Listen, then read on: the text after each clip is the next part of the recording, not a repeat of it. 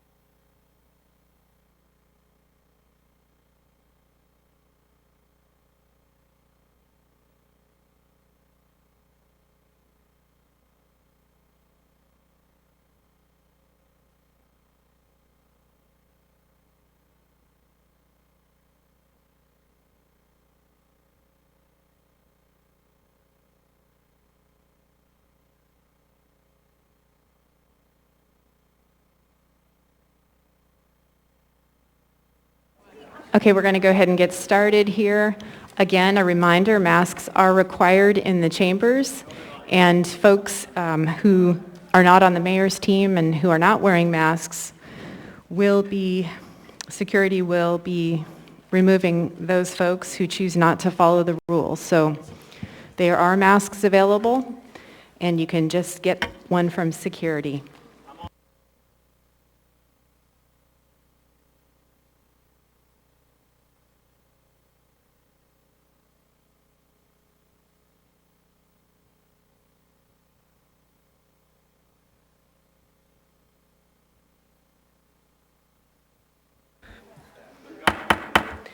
I now call to order this regular meeting of the Anchorage Assembly. It is Tuesday, November 23rd, 2021.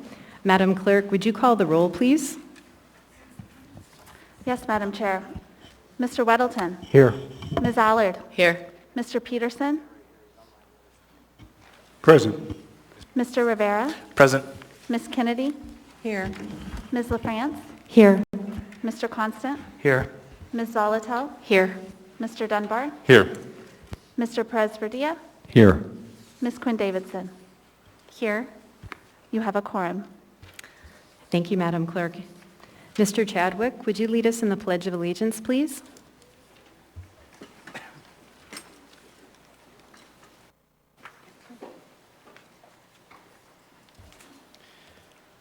I pledge allegiance to the flag of the United States of America and to the republic for which it stands, one nation, under God, indivisible, with liberty and justice for all.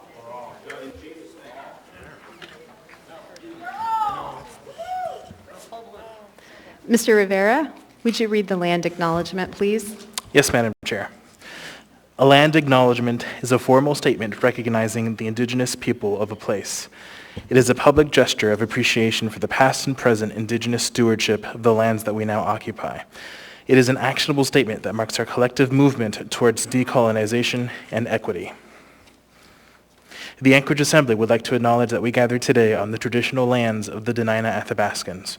For thousands of years, the Dena'ina have been and continue to be the stewards of this land. It is with gratefulness and respect that we recognize the contributions, innovations, and contemporary perspectives of the Upper Cook Inlet Dena'ina. Thank you. We have minutes from previous meetings. Could I get a motion, please, to approve the minutes of the regular Assembly meeting of July 13, 2021? I move to approve the minutes of the meeting as just read by the chair. Second. Moved and seconded. Is there any opposition to approving the minutes from the meeting of July 13, 2021? Seeking unanimous consent. Seeing no opposition, the minutes are approved. Next, we have the mayor's report. Mr. Mayor?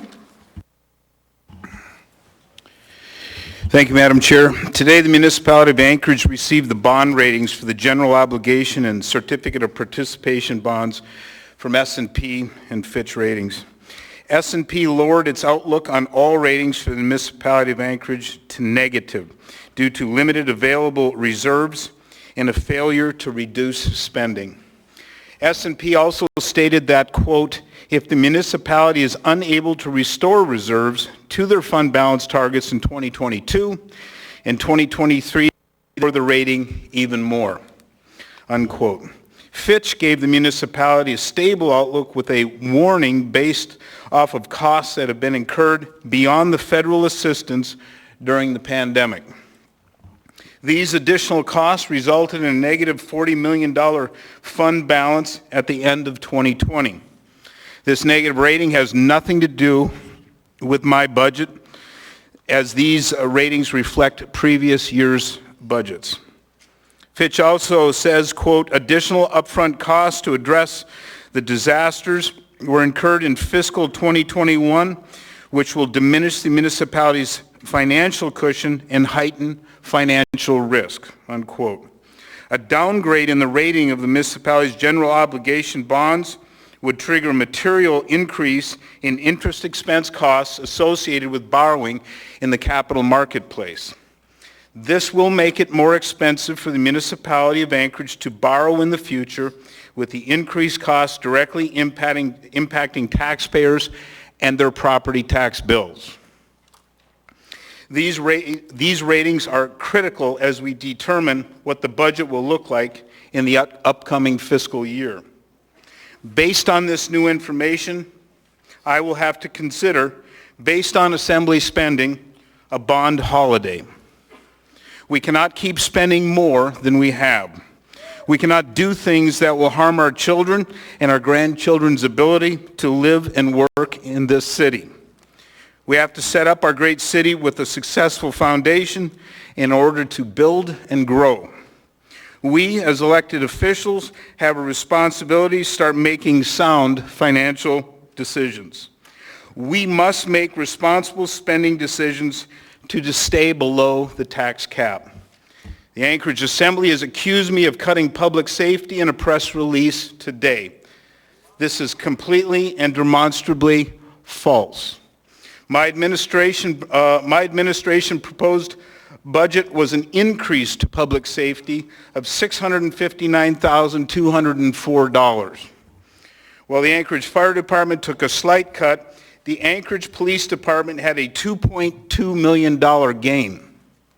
Largely, the Fire Department's decrease was an $823,000 savings created by moving the mobile crisis team to integrate with the APD's mobile intervention team.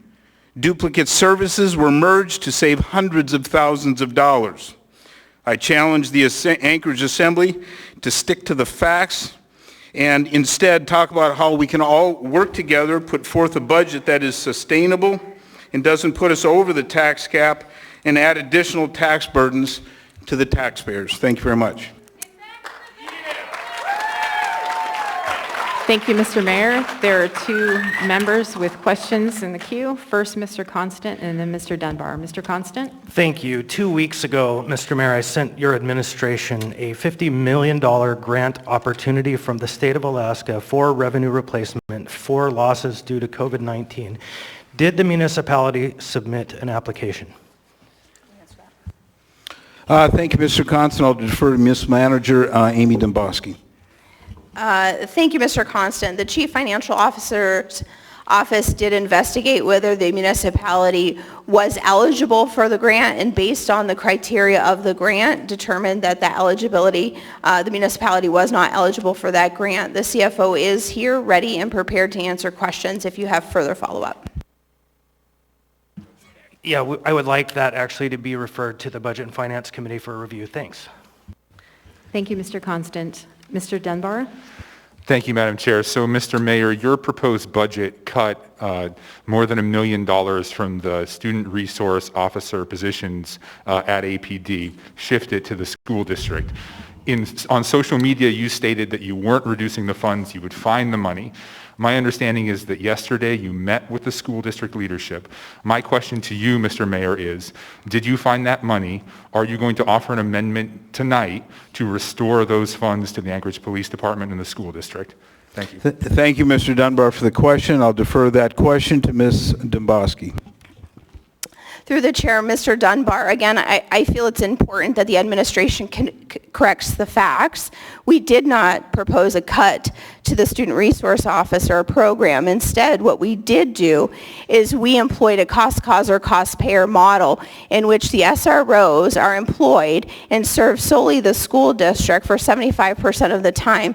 As historically done, at times the school district has paid for those officers, so we are proposing the same cost allocation that they employ in the Mat-Su Borough, which is a 75% 25 split, where the administration, the city, pays 25%.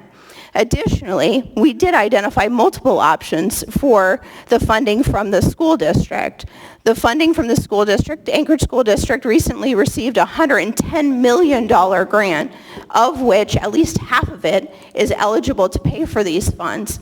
Furthermore, we also identified that the Anchorage School District is currently holding a $30 million fund balance, whereas we reported today in the press release, the 2020 audited financials of this municipality showed a $40 million deficit, and that's not even including 21 spending. So yes, we did identify the funds that could be paid from the school district, and no, we did not propose to cut that program in any way, shape, or form. We simply asked for the school district to pay their share of the cost of the program.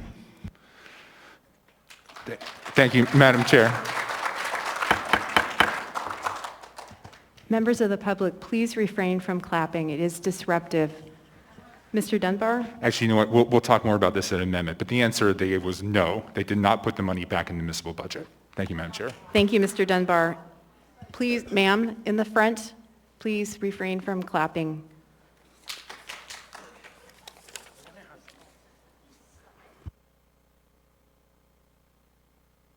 Next, we have the Assembly Chair's report.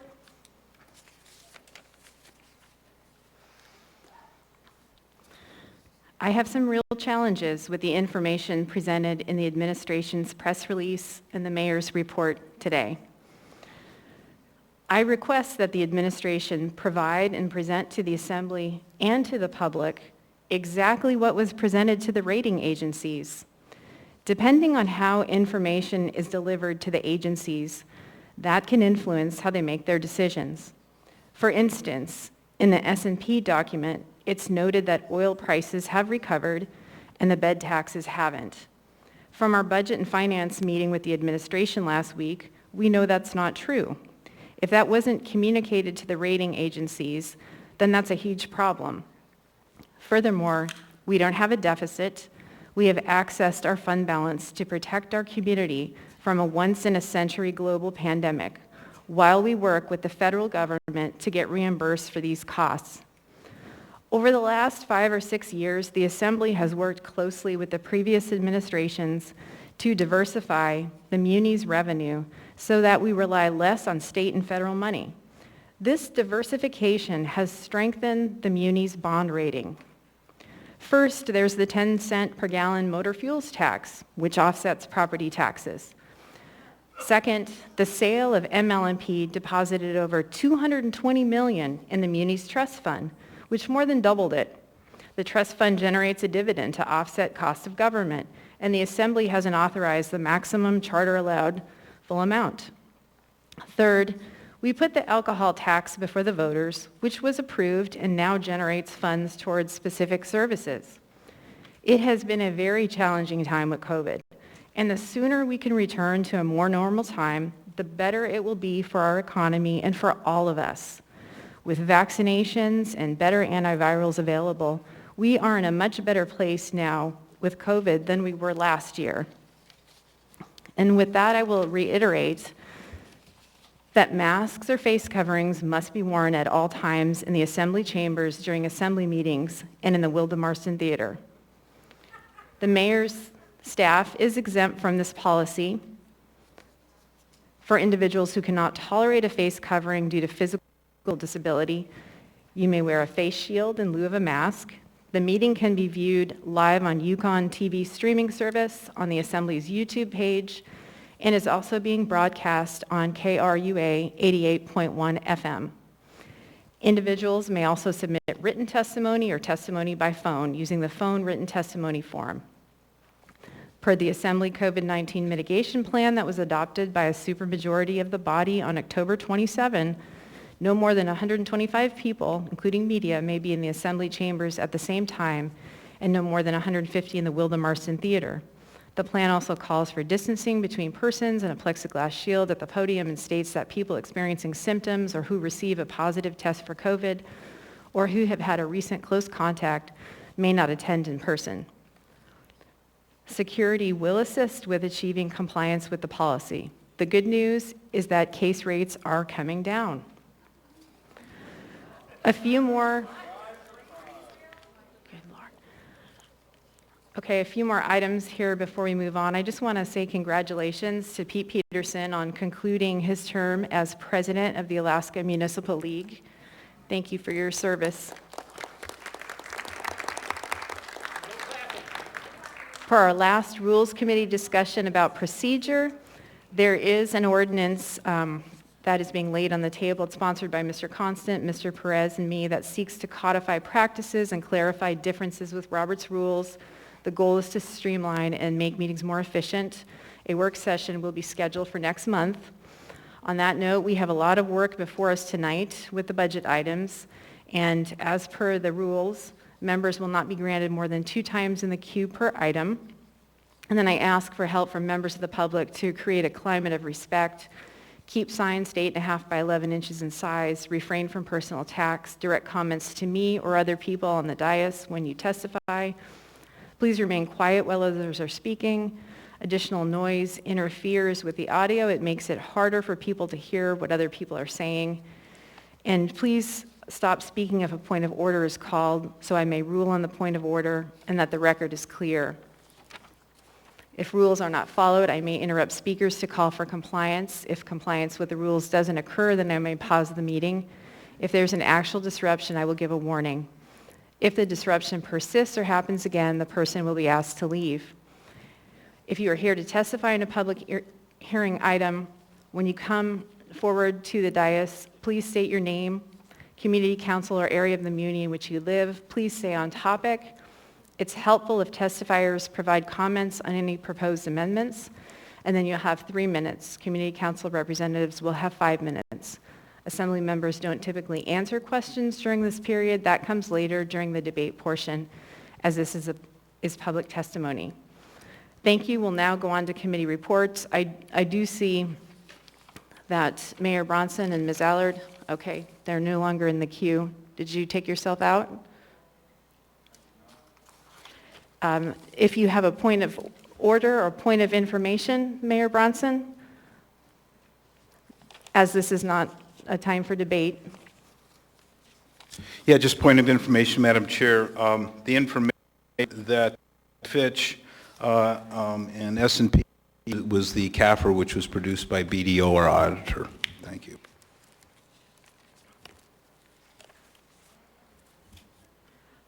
Thank you, Mr. Mayor. I just want to remind folks that a point of information is regarding a procedural question and not subject matter or content. Ms. Allard, do you have a point of order or a point of information? No, it was just other members had asked the mayor a question, and mine was basically, how did they come up with the rating? And I was going to ask the CFO. Oh, okay, so you had wanted in the queue during the mayor's report. Yes, I apologize. Oh, that's fine. If you want to go ahead. Well, I was just asking how they came up with the rating for the agencies and how they made their decisions. And that was going to go to Mr. Frisk, sorry. Thank you. Travis Frisk, CFO, through the chair.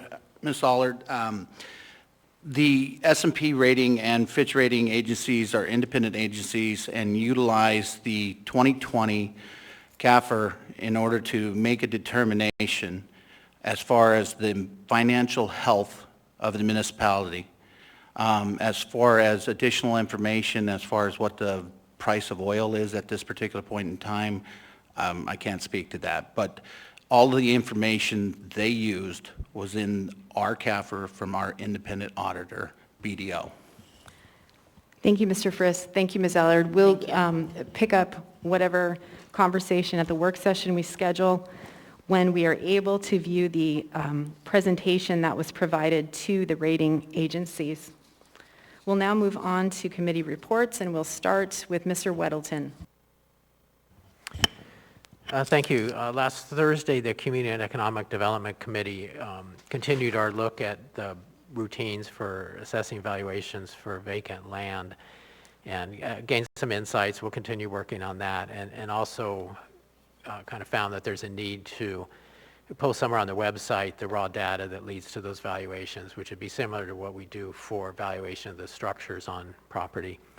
The AMATS, the Anchorage Metropolitan Area Transportation Solutions, the body that allocates federal road funds, is starting work on the new Metropolitan Transportation Plan 2050, and starting December 1 through, I believe, the end of the month, we'll be taking public comment on the goals and objectives, which is a very early stage that provides quite a bit of guidance to the ultimate product. So pay attention to that. It's online. You can go to muni.org, click on transportation, and then AMATS, and you'll find it. Thanks. Thank you, Mr. Weddleton. Ms. Allard?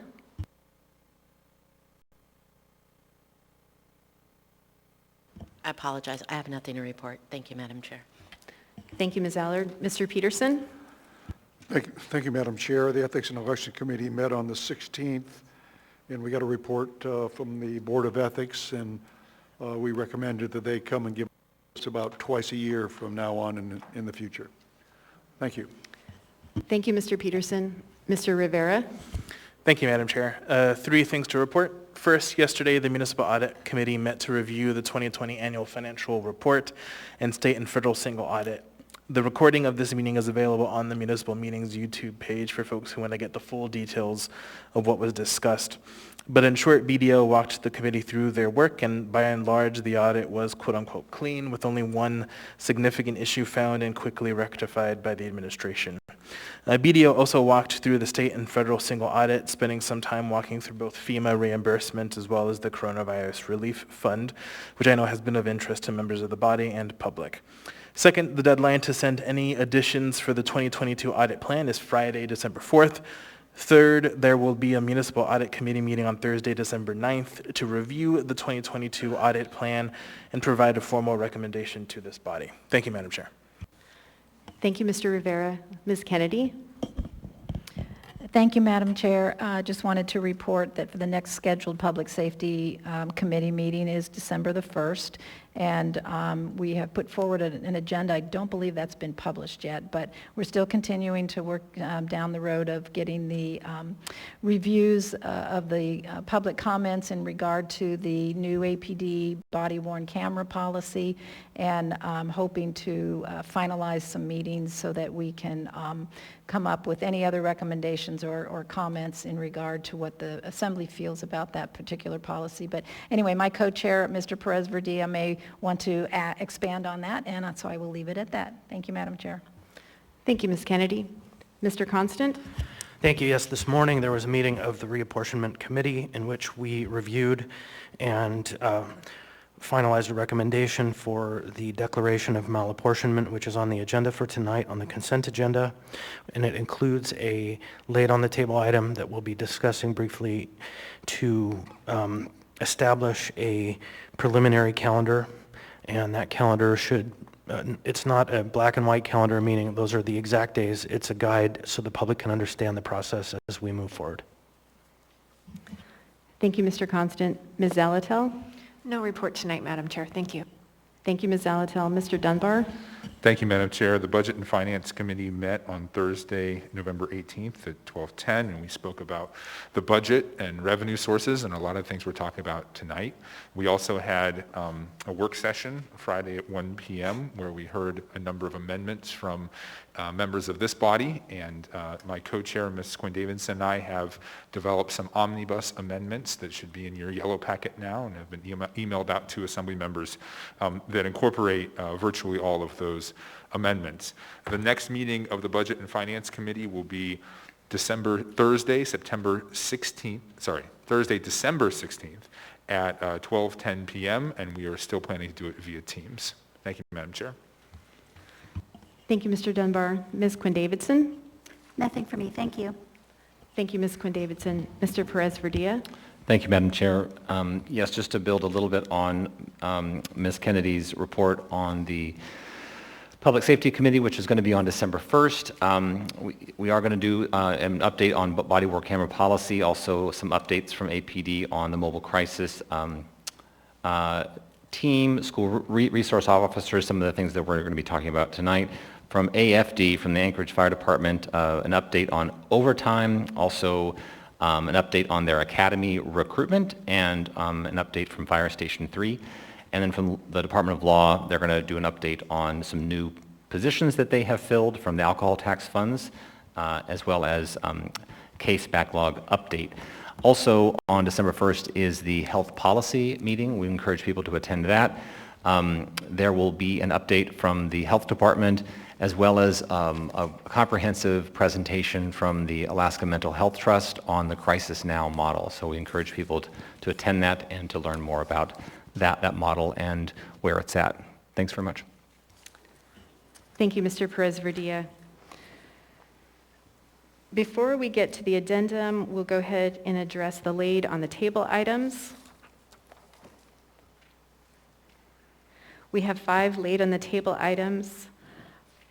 4 are supplemental, and 1 will require a vote of the members in order to lay it on the table. So I will go ahead and read through these items, and then we will vote on the final one. And does everybody have this?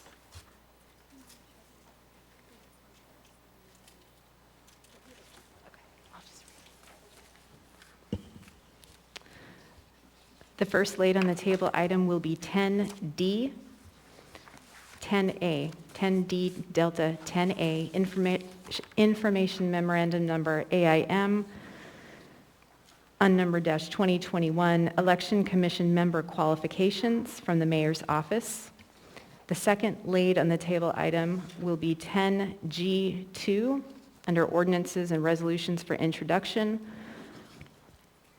Ordinance number AO 2021-unnumbered, an ordinance of the Anchorage Municipal Assembly reappropriating an amount of $6 million as a contribution from the area-wide General Capital Improvement Project SIP Fund 401800, previously appropriated for property acquisition by AO 2020-99 as amended, and now reappropriated for expenditures to implement the mass care exit strategy adopted in AR 2021-350.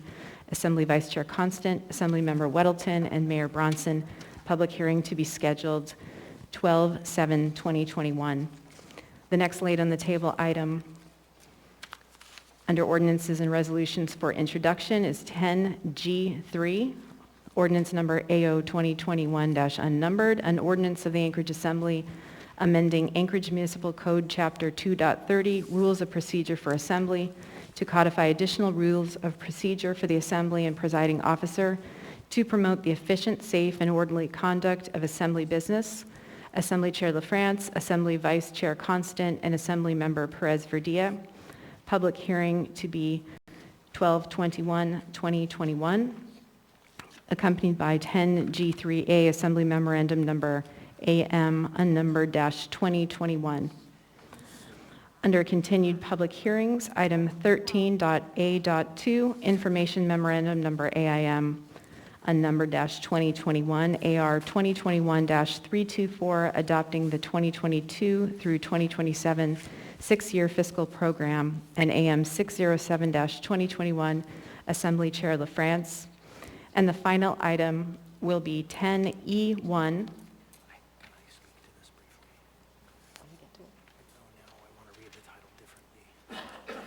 And Mr. Constant, the Vice Chair, will be reading this one into the record.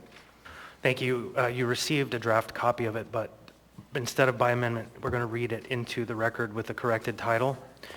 So it would be a resolution of the Municipality of Anchorage appropriating an amount of $100,000 for design of Salvation Army Treatment Center from 2021 Alcohol Tax Revenues Fund 206000. And the same change would be made to the sections down below, but we'll get to that when we debate the item or it's passed.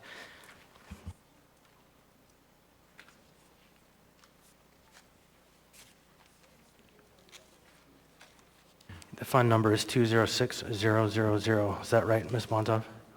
Thank you.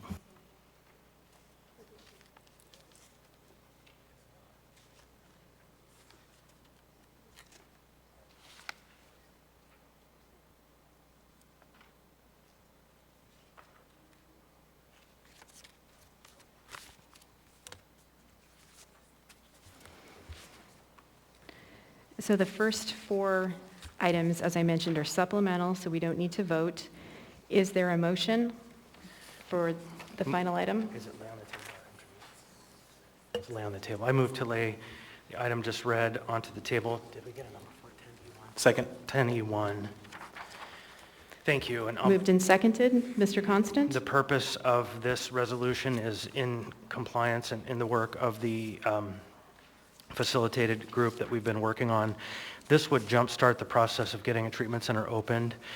And we received some feedback today from members of the public that they noted none of the funding from the alcohol tax had been spent on treatment services, and this would take from this year's surplus funds that would cover alcohol treatment services, and at the same time there was an issue with the funding source from the previous, in the original draft, because the funding source was appropriated by ordinance, and Mr. Gates has advised me that in order to reappropriate funds, you have to use the same or higher vehicle. A resolution isn't intended to reappropriate ordinance appropriated funds. And so since I heard that, had a discussion with the administration, and the intent is to instead use this year's alcohol tax revenues, which then complies closely with the alcohol tax and checks another box that we are funding from the alcohol tax. Thank you, Mr. Constant. So the motion to lay this item on the table as item 10E1 is before us and seconded.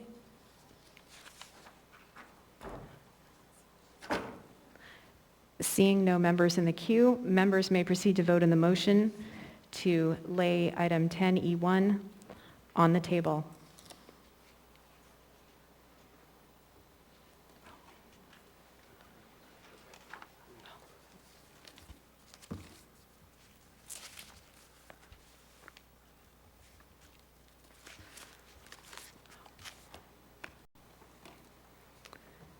The motion to lay this item on the table passes 11-0. And again, this will be item 10E1.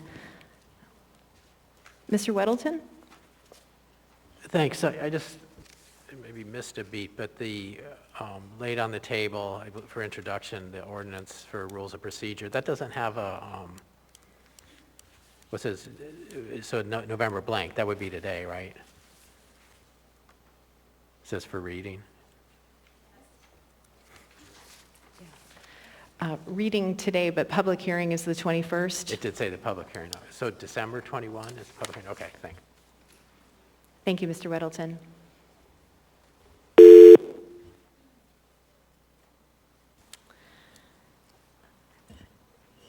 Mr. Vice Chair, could I have a motion to incorporate the addendum as printed and distributed and the laid on the table items? So moved.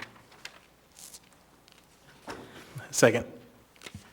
Moved by Mr. Constant and seconded by Mr. Rivera, seeking unanimous consent on the motion to incorporate the addendum as printed and distributed and laid on the table items. Seeing no opposition, the addendum and laid on the table items have been incorporated into the agenda.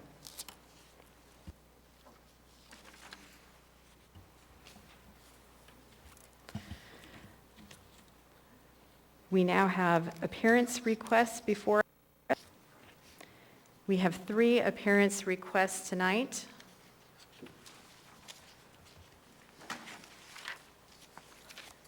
The first is Mr. Glidden.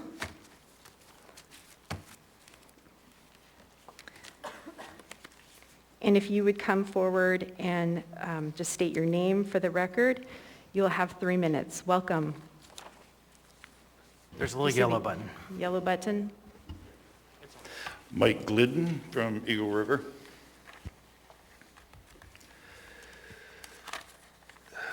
Good evening, and I am here representing the East End cul-de-sac of Harbor Point Loop. I have a petition with every affected resident's name on it. We are here to ask your help with overturning or preventing a construction permit that has been issued to an unruly resident of Harbor Point Loop. To be quite frank, we don't care that the neighbor has asked to park his toys there or that he wants to pour a pad to put his toys on.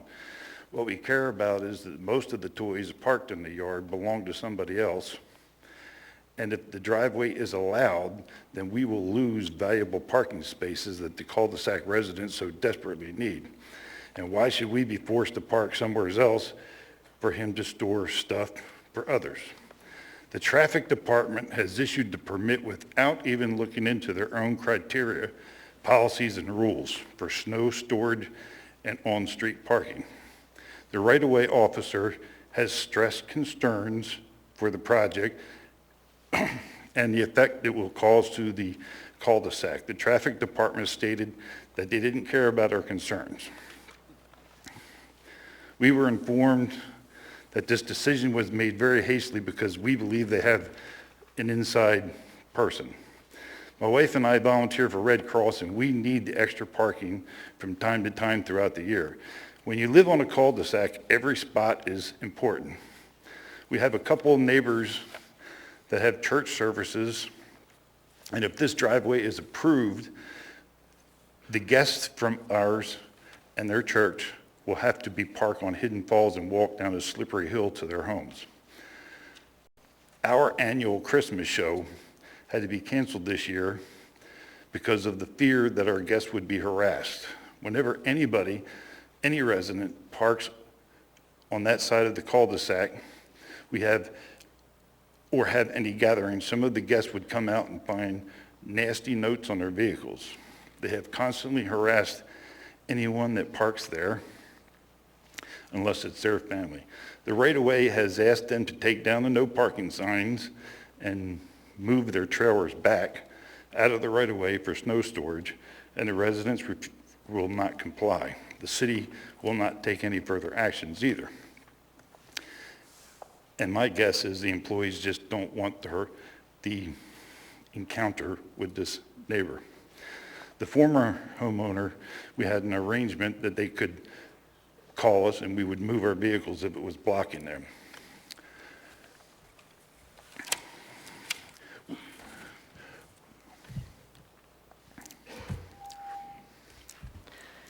Thank you, sir. I have two members in the queue for you. First, Ms. Allard.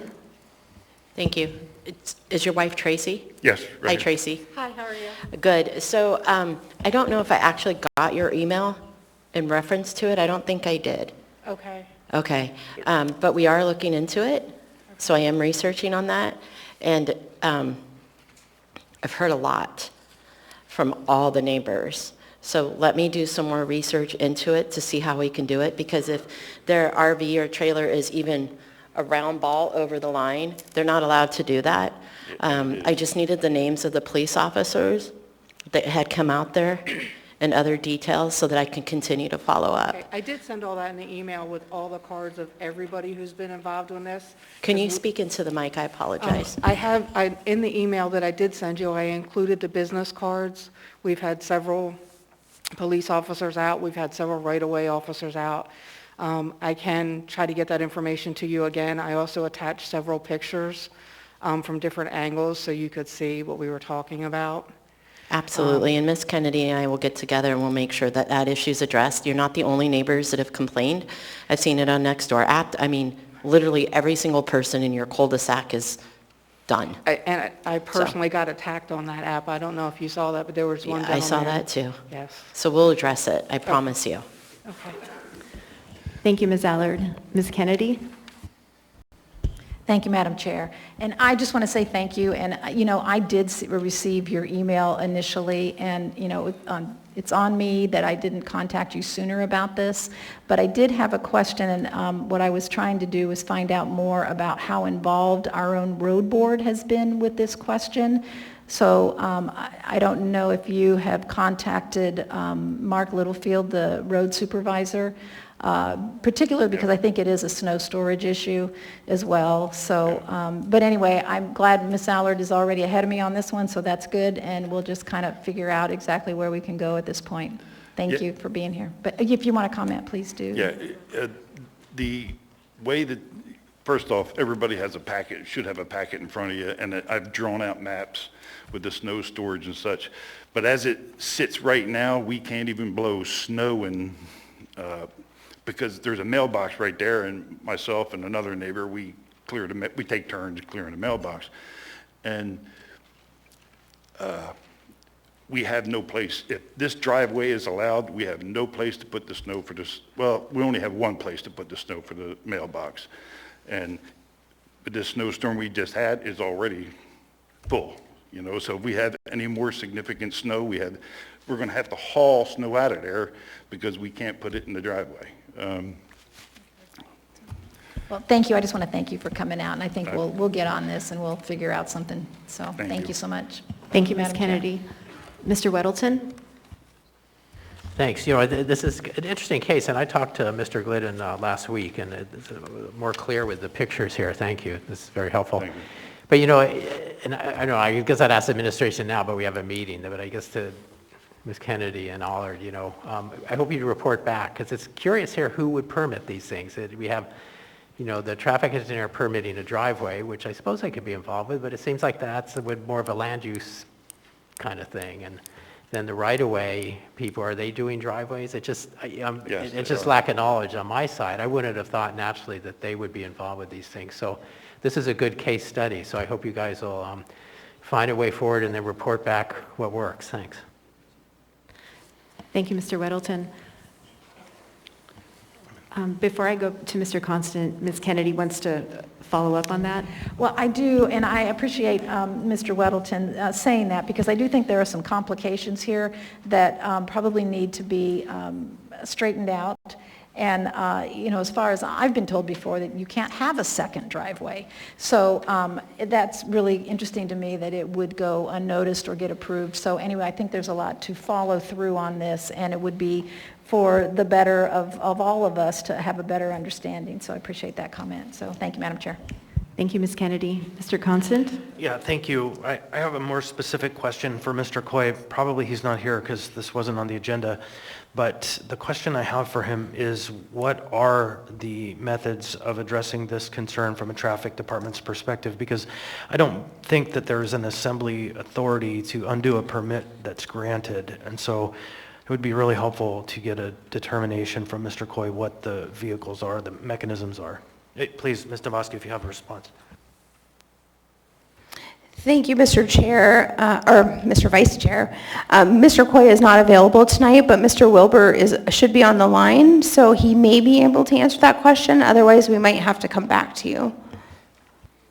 Mr. Wilbur, you're there?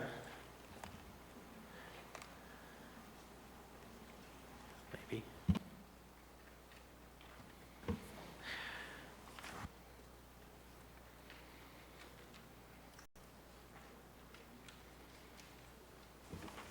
Are we sure we have him? We can move on if we don't. I texted him, he didn't answer, so Okay. he might have stepped away. Fine. That's really the process question, is what are the vehicles of opportunity here? And Mr. Wilbur, being the former everything at the Muni, he probably has a great answer. So I look forward to getting that response. Thank you. Thank you, Mr. Constant. And thank you both for being here tonight. I will just add, too, that the Ombudsman is available to assist, and Mr. Turner and Ms. Jones here can provide information as to how to reach him as well. Thank you so much for being here tonight. Thank you. Next, for appearance requests, we have Mr. Imbriani.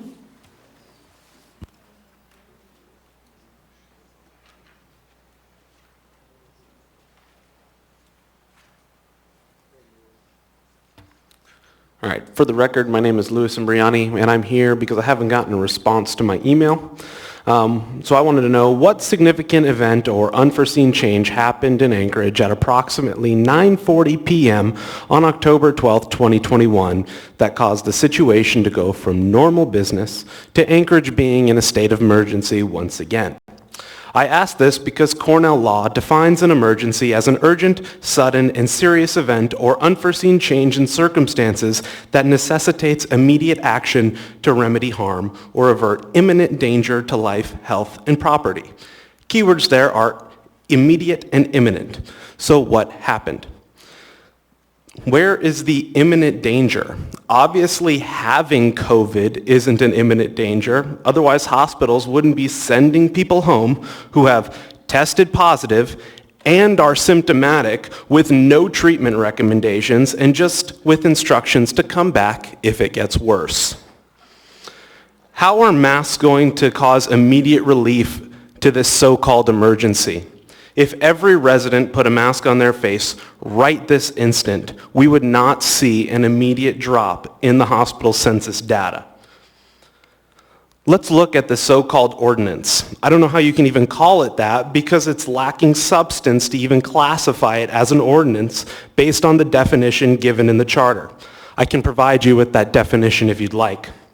Section 1 clearly states a crisis, not emergency. Your words, not mine. It also states that there is or was an unforeseen rapid increase in community transmission of COVID-19 at the time of the EO. At the time the EO was introduced and passed. However, cases were trending down. There also seems to be, stopping right there. Just in case you aren't aware, Providence Hospital downgraded their visitation status from red to orange, which means more people can come in and visit. So I'm trying to figure out what this metric is about the hospitals when they go from one standard of care to another standard of care that we have to wait for in order to, live our lives like normal, because that's what we're waiting for. Only thing keeping us from normal is you guys. All right. So, when in reality, you have done two things, or one of two things. Either there was an actual emergency that happened weeks prior to the introduction of this EO, when all those doctors came in and were talking about it, and you neglected to take action, or this emergency came without any event or unforeseen change and was fraudulently declared. So have you been neglecting your duties by not acting, or have you been fraudulent in declaring the emergency? If you want to know mandates don't help the economy, I have Wasilla's sales tax records to prove it. Thank you for your participation. Next, we have for our final appearance request, Imagine Girdwood, and this will be via phone, I believe.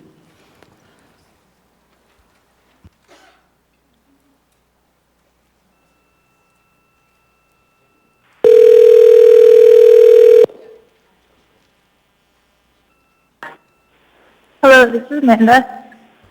Hi, this is Suzanne LaFrance with the Anchorage Assembly, and Imagine Girdwood is on for an appearance request. If you go ahead and state your name for the record, you'll have 3 minutes. Welcome.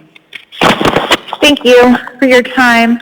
My name is Amanda Sassy. I'm the vice chair of the Imagine Girdwood Committee, and we are working to update the Girdwood Area Plan.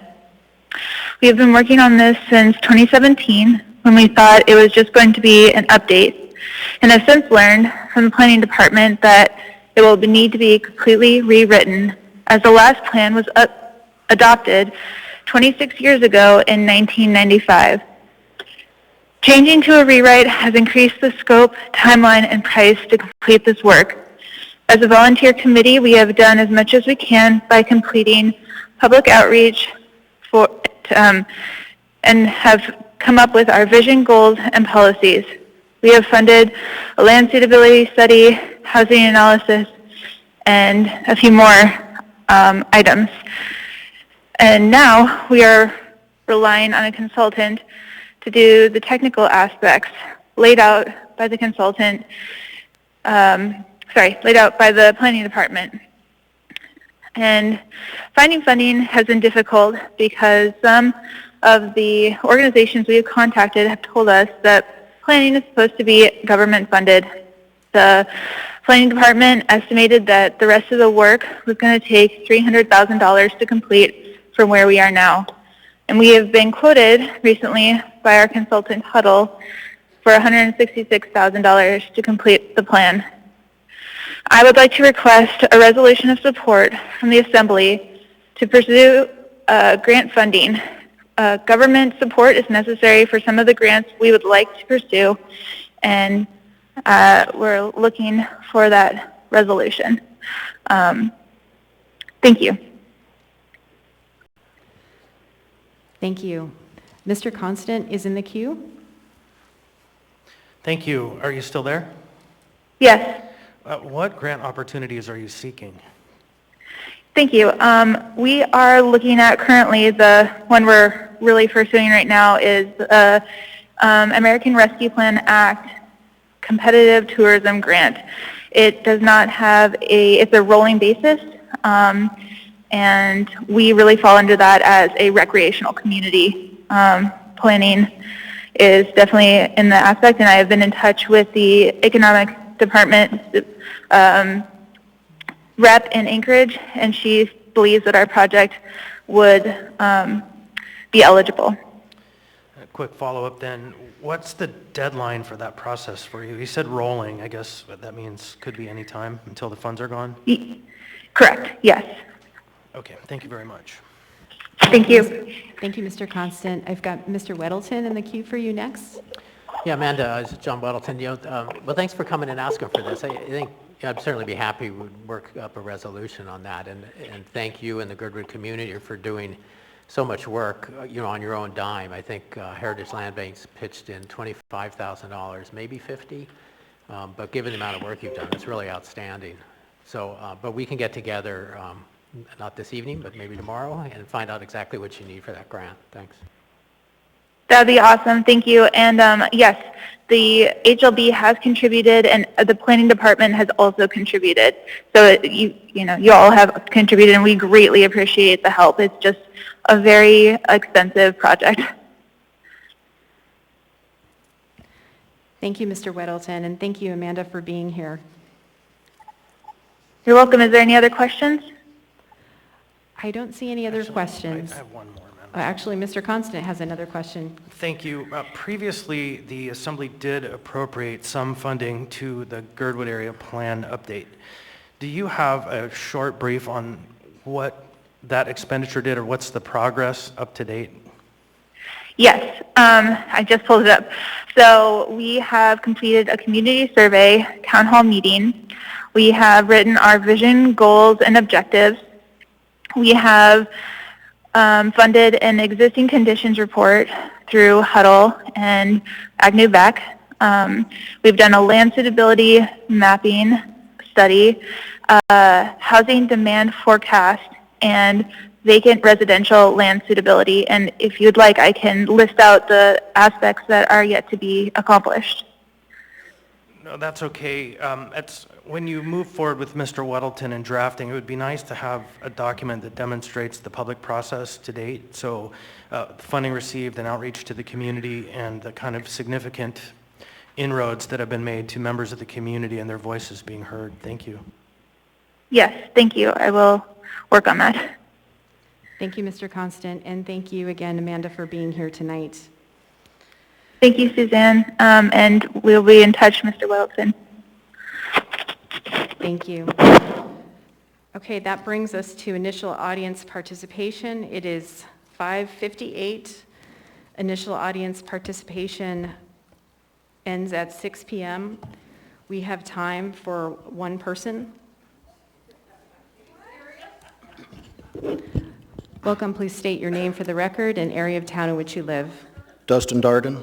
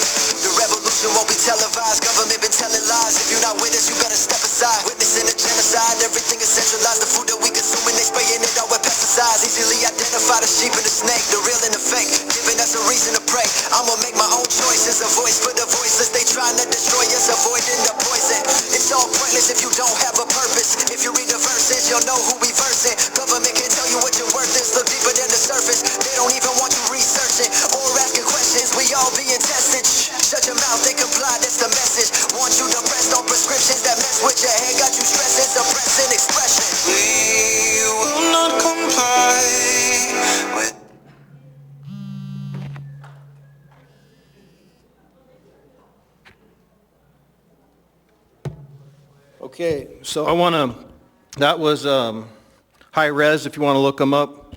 He's got a lot of good music that is rebellious against your tyrannical actions. I want to talk about a little hero here in town. His name's Johnny Mack. He works with the municipality of Anchorage. He's been there about 8 years. Johnny Mack is one of the hardest working individuals that I know that works for the municipality of Anchorage. Shows up early, stays late, barely even goes to the dentist. Well, Johnny Mack was recently in the proposed budget. If you look on line 149, he's a maintenance worker too. And Johnny Mack was actually, his position was written out of the budget. And I think I'd asked for an amendment to line 149 under municipality. It's under fleet there. That's Johnny Mack. He's a maintenance worker 1. I just think that we should keep him on board, being that under his job descriptions, he can do any other tasks, like he changes every single one of the police tires that you see. He does all the hard work. And I'm a maintenance worker too, also being removed from the municipal budget. So if you could amend that, that'd be great. Okay, that concludes appearance requests and initial audience participation.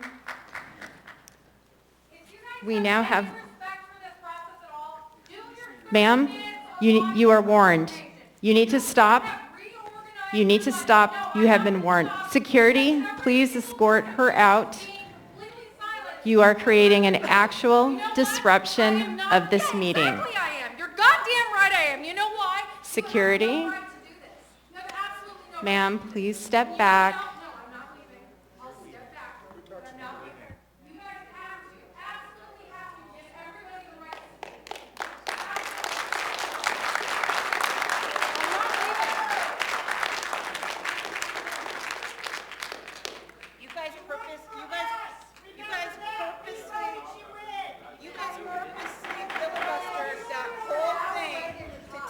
Members of the public, ma'am, this is a warning. If you do not stop, security, please escort the woman in the front. I need someone from security, please, to come forward.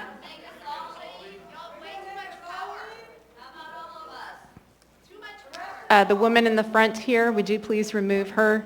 Yes, she was warned. She refused to stop shouting.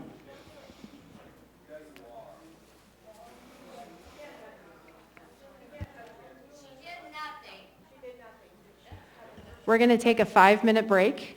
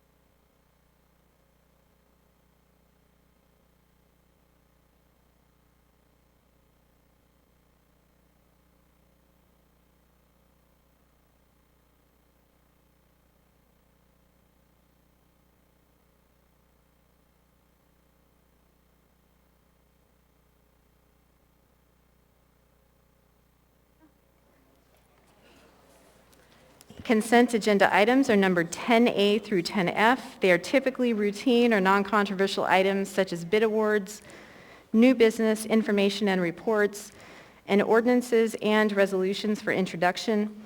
The items on the consent agenda may be approved by the Assembly by a single vote on a motion to approve the consent agenda. Prior to approval, items may be pulled by an Assembly member for discussion and separate vote on each of those items. Under the Assembly Rules of Procedure, all ordinances and some resolutions will have an opportunity for public hearing on a future date. So I'm going to go down the dais and ask each member if they would like to pull any items off of the consent agenda. Madam Chair. Ms. Kennedy? Thank you. I was in the queue before we stopped and took the Oh, break, and... I'm sorry. Go ahead, Ms. Kennedy. You have a point of order or information? Well, it was a motion to go back on the agenda, back to the public testimony time. I wanted, and I should have done this, I was trying to do this before everything broke out and got a little crazy. I apologize. I think I could have saved us all a little pain and anxiety if I had just moved to extend that for about 15 more minutes. And so I'm asking if we can move back on the agenda to that item for that 15 minutes worth of allowing some of the public testimony that we obviously ended up cutting short because of other things running long. Thank you.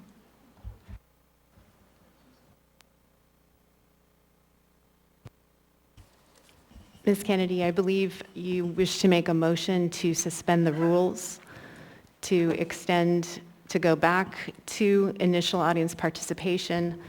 Correct. And I thought that was being typed in at some point, so I thought somebody had actually already suggested that or something. But anyway, I saw it on the screen and it didn't actually get moved. So anyway, like I said, I was in the queue a couple of times, but it wasn't acknowledged. So I'd just like to do that now if we could. Thank you.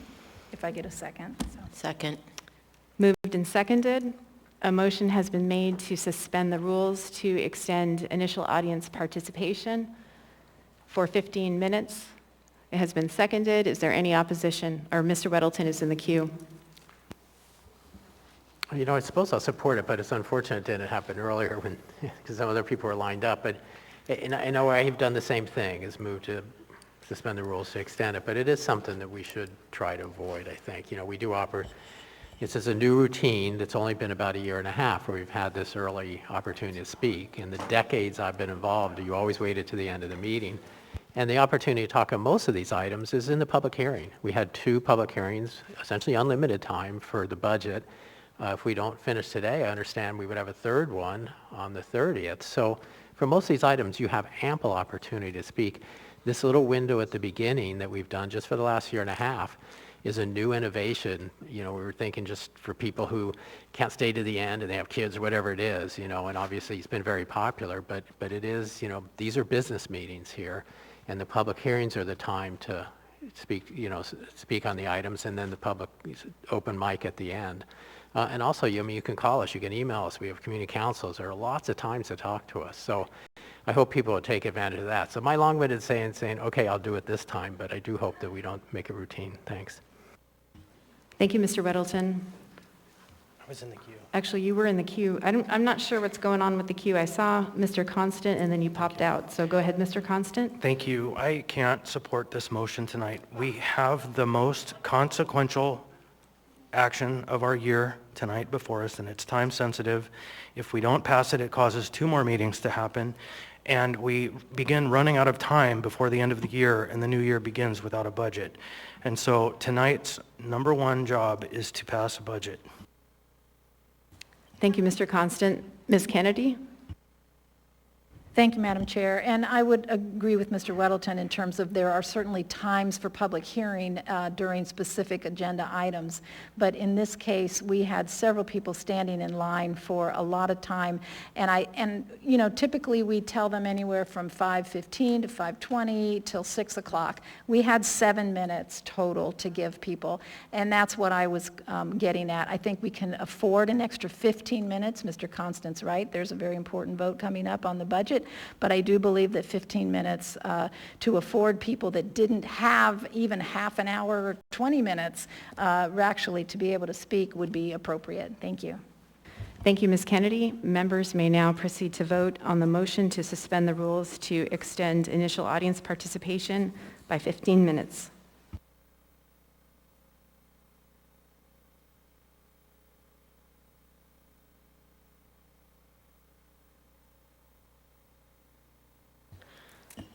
This motion fails 5-6. We will now proceed with the consent agenda. I will go down the dais and members may pull items. We'll start with Mr. Perez-Verdia. I need to pass. Can you come back to me, please? We will come back to you, Mr. Perez-Verdia. Mr. Constant, are you in the queue for? That is A1.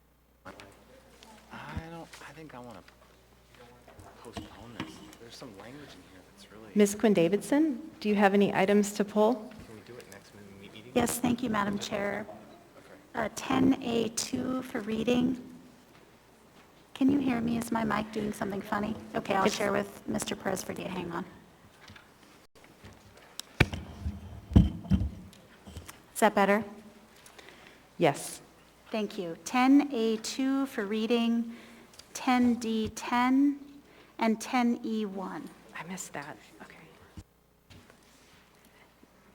Ms. Quinn Davidson, that was 10A2. I'm sorry, would you repeat those again, please? Try this again. 10A2. It sounds good, right, this time? Yes, okay. you're good. 10D10 and 10E1, please. Thank you, Madam Chair. Thank you, Ms. Quinn Davidson. 10A2, 10D10, and 10E1. Mr. Dunbar? Thank you, Madam Chair. 10A1, I think we need to pull it, and then also 10D8 off the addendum. 10A1 and 10D8. Ms. Zalatel, any items? Thank you, Madam Chair. I'd like to be added as a co-sponsor to item 10A2, please. And then I would like to pull item 10 Delta 6 and 10 Delta 7. Thank you. So to be added as a co-sponsor to item 10A2, and then you would like to pull 10D6 and 10D7. Thank you, Ms. Zalatel. Mr. Constant? No items tonight. Thank you, Mr. Constant. Ms. Kennedy? No additional items, thank you. Thank you, Ms. Kennedy. Mr. Rivera? Thank you, Madam Chair. My items have been pulled. Thank you, Mr. Rivera. Mr. Peterson? Thank you, Madam Chair. No items this evening. Thank you, Mr. Peterson. Ms. Allard? No items, thank you. Thank you, Ms. Allard. Mr. Weddleton? Nothing to pull, thanks. Thank you, Mr. Weddleton. And then we'll go back to Mr. Perez Verdia. Thank you, Madam Chair. My items have been pulled, but I would like to be added to item 10A2, please. Thank you, Mr. Perez Verdia. So a request to be added to item 10A2 as an additional sponsor. I'll go back over the list. Madam Chair, I apologize. Ms. Allard? I can't find where I'm supposed to be at. Can I get one item pulled, please? And that would be 10G1, please. Item 10G1. Is that ordinance? And just to confirm, Ms. Allard, this is an item for introduction.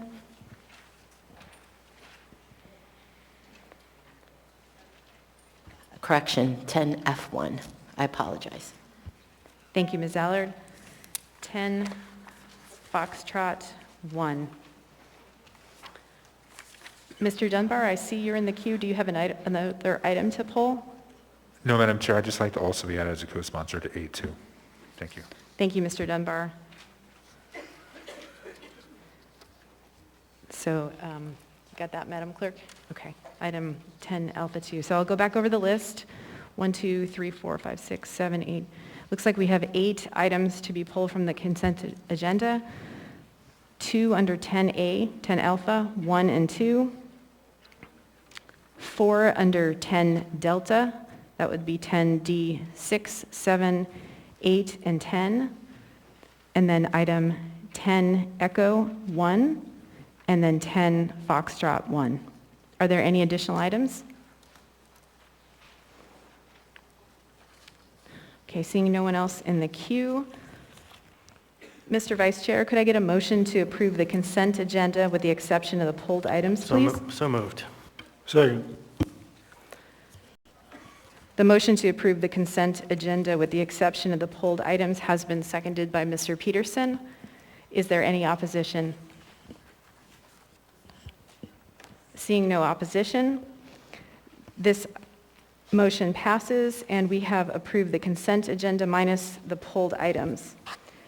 For the public's information, we have now passed or accepted all items in 10A through 10F, other than the items that were just pulled, which we will take up later in the meeting, or that have been introduced for a future public hearing, which are all the items in 10G. If you were here to see action on an item listed on the consent agenda that was not pulled, those items have been passed or accepted. So we will go through we'll begin with the resolutions for recognition. Mr. Vice Chair? Thank you, Madam Clerk. I am going to make a little bit of a complex motion to change the order of the day. So please follow along with me. The motion is to take up the following items in the following order. 10A1 and 10A2, recognition resolutions. 14A, public hearing recognizing Eugene Carl Haberman. Then 10 Delta 6. And then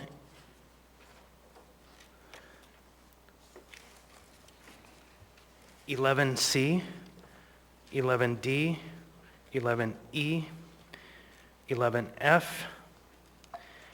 11A, 13A, 15A, B, and C, followed by the remainder of Section 11, followed by the remainder of the consent agenda pulled items. If I could get a second, I could second to that.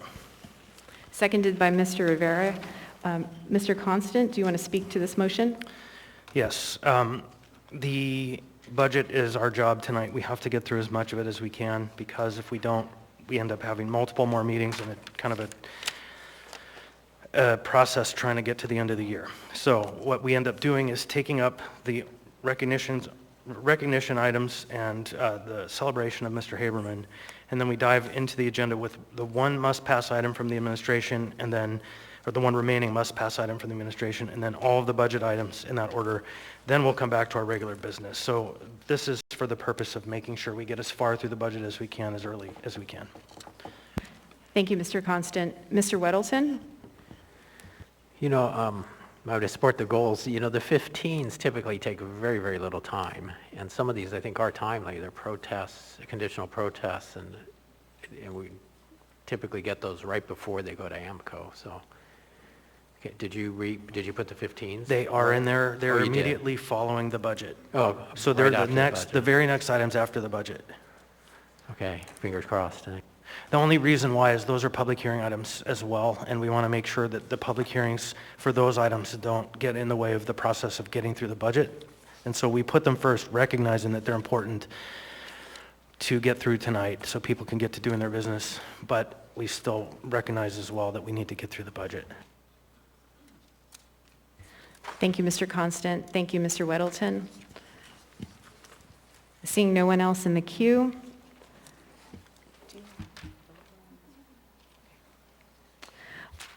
seeking unanimous consent for the motion to change the order of the day. Is there any opposition? Seeing none, the motion to change the order of the day passes. We will now take up the recognition resolutions, starting with 10A1.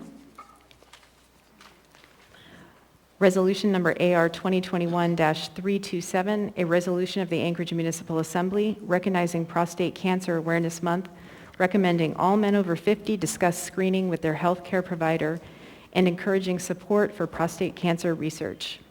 Move to postpone to the meeting of December 7th. I'll second for discussion.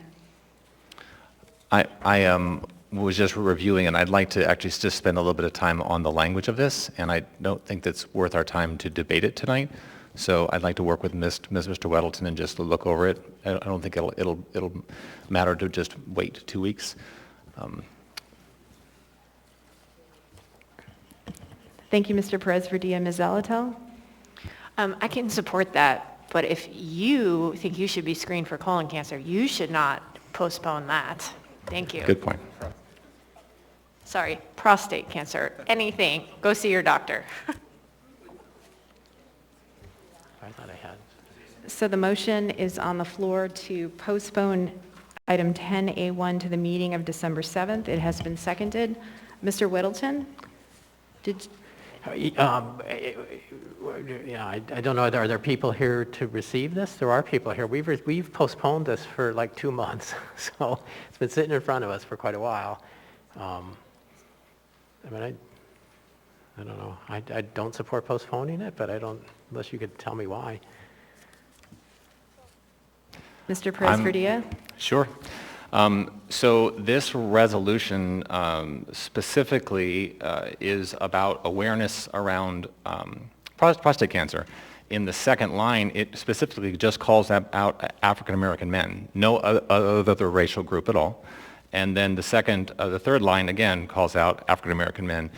And there's not a real purpose beyond just sort of making a point at which the higher rate that particular group has.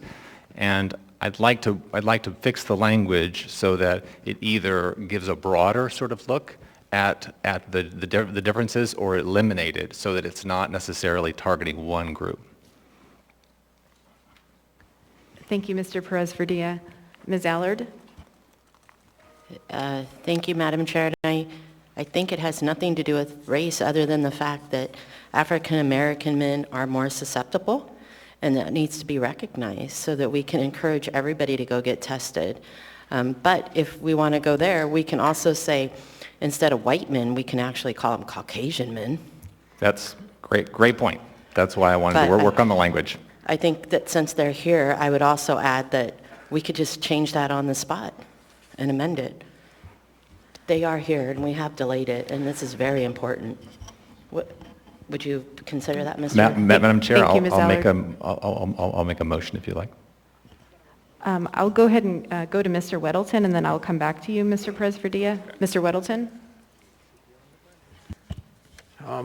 Yeah, I mean, pretty much anywhere you go looking on prostate cancer websites, you're going to see high-risk groups, or any kind of cancer, high-risk groups highlighted, and I think the word target is incorrect. It's highlighting that they have a higher risk, and when short white guys are more at risk, I want to know. Tell me when I have double the risk as someone else. It's not a negative. But I'm a short white guy. Maybe I'm insensitive to these things, but we've had this for months. It's pretty, I mean, this is not odd. This is pulled right off the internet. It's not many prostate cancer websites, and it's all pretty simple, but it's, some groups are more susceptible, and this is to highlight that and say, hey, watch out, and get people to get tested. So I don't get it. I'm sorry. Thank you, Mr. Weddleton. Mr. Perez-Verdia? Yeah, then I'd like to move to amend, eliminating the first sentence in the Mr. Perez-Verdia, actually, we don't have a motion to approve on the floor. Okay. And we have your motion to postpone. If you want to withdraw that motion, if the second agrees. I would like to withdraw my motion to postpone. And substitute a motion to approve? Yes, I would like to move to approve. Second, and seconded by Ms. Zalatel, and now... Now I'd like to move to amend. Go ahead, Mr. Perez-Verdia. Okay. I would like to eliminate the first sentence in the second whereas, and I would like to eliminate let's just make sure I'm getting this right. The words for African American men and in the second whereas.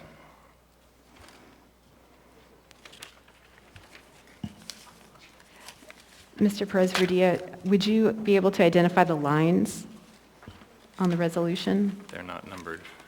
Oh, not numbered. The ones that are packed. Wanted to postpone.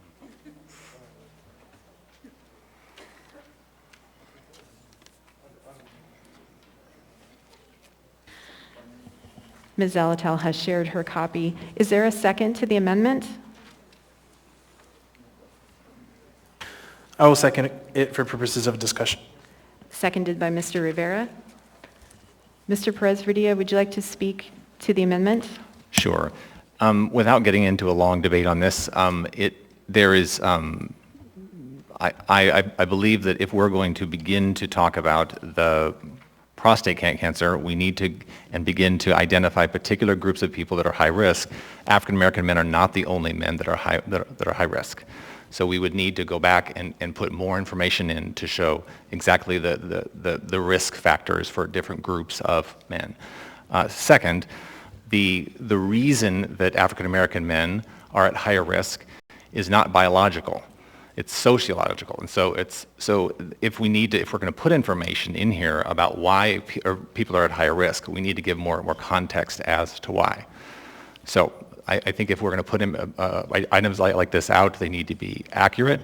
And so I think just eliminating that particular part of it makes it not about a particular racial group, but just about the fact that men need to go out and get tested, and that it's very important. Thank you, Madam Chair. Thank you, Mr. Perez-Verdia. Mr. Weddleton? Yeah, in the interest of not providing booklets when we do a resolution, but trying to keep it down to one page, we have included a whereas that has links to www.cancer.org, where all the details will be there, and also to www.us2ak.com, where all the details would be there, rather than having multiple pages of scientific details on something as important as this. Thanks. Thank you, Mr. Weddleton.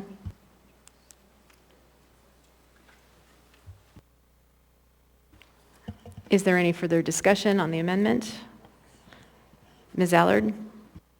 Thank you. I just kind of pulled up a little bit about the prostate cancer, and they said it's a very complicated issue with black men, African American men, and they're 50% more likely to develop prostate cancer, twice as likely to die from the disease. I think it's super important that we identify that.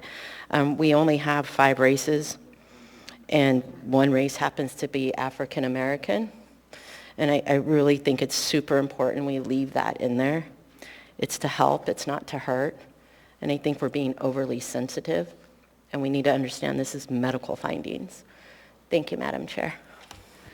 Thank you, Ms. Allard. Mr. Rivera? Thank you, Madam Chair. So I'm just going to read here. Prostate cancer is the most commonly diagnosed cancer among Hispanic Latino men in the U.S. Why isn't that information in here? I think that's exactly the reason why Mr. Perez-Verdia was asking to postpone this, so that we could accurately convey the information in a way that encompasses all parts of our community. Thank you. Thank you, Mr. Rivera. We are going to need to move on. Ms. Allard, are you back in the queue? Yeah, it's just super quick, Madam Chair. Go ahead. I recognize what Mr. I forgot your last name. Felix Rivera. Sorry, I apologize. I'm just trying to think. Hispanic isn't a race. It's an ethnicity. It's white or black. So Hispanics have to identify with one of those 5 races. But if you want to throw Hispanic in there, I mean, really, it's kind of getting over, especially since Mr. Weddleton really just took this from the internet. Thank you, Ms. Allard. Seeing no other members in the queue, members may proceed to vote on the amendment to eliminate the first sentence and the second whereas, beginning at line 11 to delete African American men, and in line 18.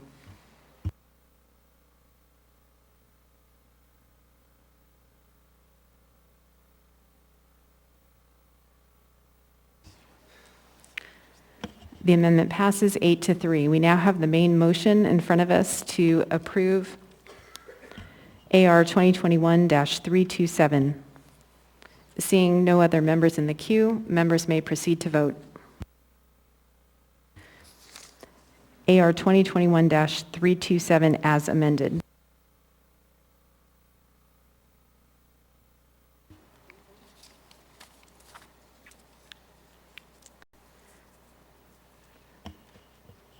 The motion to approve passes 9-2.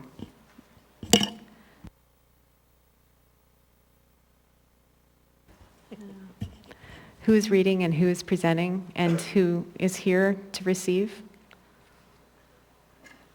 I'd like to think this prolonged discussion has helped to raise awareness of this important issue.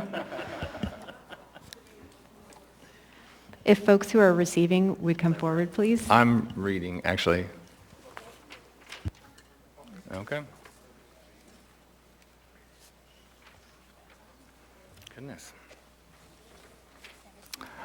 A resolution of the Anchorage Municipal Assembly recognizing Prostate Cancer Awareness Month, recommending all men over 50 discuss screening with their healthcare provider and encouraging support for prostate cancer research. Whereas prostate cancer is the most common cancer in American men other than skin cancer. About 1 in 8 men will be diagnosed with prostate cancer during their lifetime. Prostate cancer is the second leading cause of cancer death in American men, behind only lung cancer. The developing prostate cancer rise rapidly after age 50. And whereas having a father or brother with prostate cancer more than doubles the risk of a man developing prostate cancer, with a higher risk of men who have a brother with the disease and the highest risk of men with several affected relatives. And whereas all men should talk with their healthcare providers about prostate cancer screening starting at age 50 for average risk and those at higher risk due to family history, and at age 40 for those men with multiple family members with the disease. And whereas early prostate cancer usually causes no symptoms, most prostate cancers are found early through screening. With early detection, prostate cancer 5-year survival is nearly 100%. More research is needed to refine prostate cancer screening tests. The U.S. government is the largest funder for cancer research, and the American Cancer Society is the largest funder of cancer research in the United States. And whereas further information and resources may be found on the American Cancer Society website at www.cancer.org or by calling 1-800-ACS-2345. And whereas Us Too is a local men's cancer support group promoting education, information, and opportunity to meet and talk with other men in Anchorage who are living with prostate cancer and related diseases. www.us2ak.com. Now, therefore, the Anchorage Assembly resolves to highlight Prostate Cancer Awareness Month to bring attention to prostate cancer, the need to continued research investments, and the likelihood of survival when prostate cancer is found and treated early. Passed and approved by the Anchorage Assembly this 23rd day of November 2021.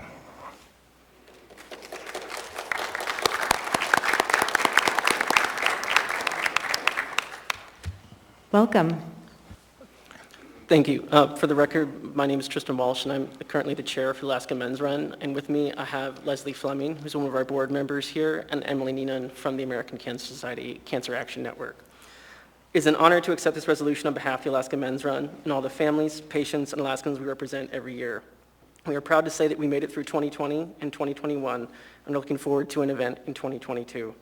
In a normal year, or in prior normal years, one of the leading causes of death in those with prostates and testicles would be cancer. With leading causes of death in Alaskan men would be cancer. Specifically, one of the most prevalent diagnoses would be prostate cancer. In 2021, the American Cancer Society estimated there would be 440 new cases in the last frontier. Of those, they estimate there will be at least 50 deaths. Unfortunately, one of these struck home very close this year, and one of our own board members, Jim Fleming.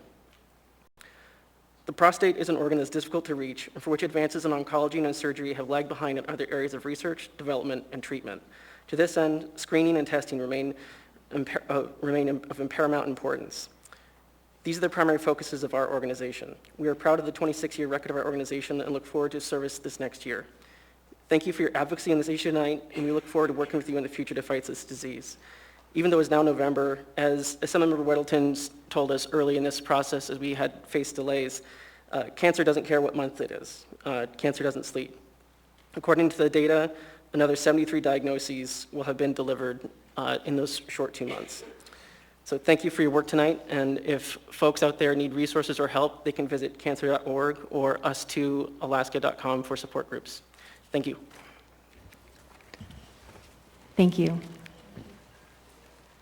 Welcome. Thank you. I'll just add to that for the record. My name is Emily Neenan. I'm the Alaska Government Relations Director for the American Cancer Society Cancer Action Network. Very pleased to see this issue getting highlighted today, and actually really interested in the conversation that went on just now, because it really highlights how much more work needs to be done. One of the whereases in your resolution calls for further investments in cancer research. I will point out we've made such great strides in reducing cancer mortality But prostate cancer is one that drop in mortality has flattened out in the last few years, and that's concerning.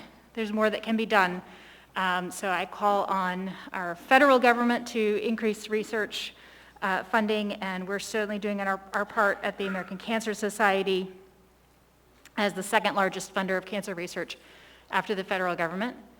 I also want to remind everyone within earshot, get your cancer screening, all of them. During the pandemic, we've seen a dramatic decline in people getting their routine cancer screenings, breast, colorectal, cervical, lung cancer screening for those who are eligible, and we certainly need more research to improve prostate cancer screening. Get your screening. I'm very concerned about what that's going to look like going forward, but there's a lot that can be done if you can catch things early. Thank you for your time. Thank you.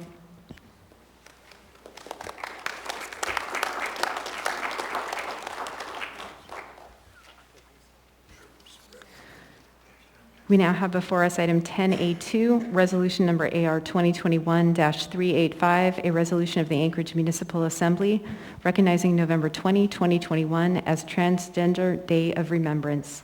What is the will of the body? Move to approve. Second. Moved and seconded. Seeking unanimous consent, is there any opposition? Seeing none, AR 2021-385 is approved. Who is reading and who is presenting? I'm reading, and I believe Mr. Rivera is presenting. Either that or he's had enough. He's out of here. A resolution of the Anchorage Municipal Assembly recognizing November 20th, 2021 as Transgender Day of Remembrance. Whereas Transgender Day of Remembrance is an annual observance on November 20th that honors the memory of transgender, non-binary, and gender-expansive people around the world whose lives have been lost to anti-trans violence. And whereas Transgender Day of Remembrance was established by Gwendolyn Ann Smith in 1999 to honor Rita Hester, a transgender woman of color who was killed in 1998, and other trans people whose lives were lost to anti-trans violence. And whereas Transgender Day of Remembrance provides a forum for the trans and gender-expansive community and allies to raise awareness of the threat of violence faced by trans people and the prejudice and discrimination that they face in their daily lives. And whereas 2021 is on track to be the deadliest year on record for trans people. As of the end of October, 43 transgender folks in the United States have been murdered. These numbers do not include deaths by suicide, poverty, or the many other ways that transgender lives can be cut short. And whereas violence against transgender people, particularly Black, Indigenous, and Latina transgender women of color, is a rapidly escalating systemic, I believe that means to say, and societal issue that we must collectively commit to ending. And whereas transgender people experience discrimination and are disproportionately affected by hate crimes, violence, high levels of unemployment, homelessness, and barriers to accessing adequate quality health care. And whereas we recognize and honor the bravery and resilience of Anchorage's transgender and gender-expansive community, our family, friends, neighbors, and colleagues who live, work, and play in Anchorage as their authentic selves.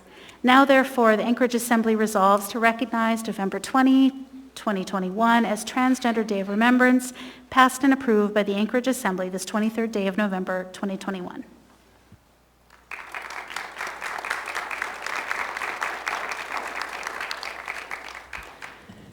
Welcome. Thank you.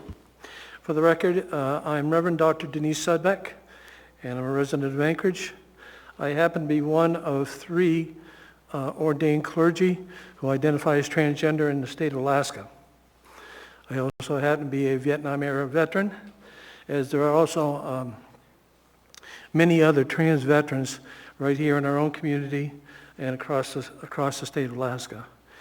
So it's my honor to be able to receive this on behalf of the trans-identified community here in Anchorage, in the municipality of Anchorage, and I want to express our appreciation to the Assembly for taking this public step.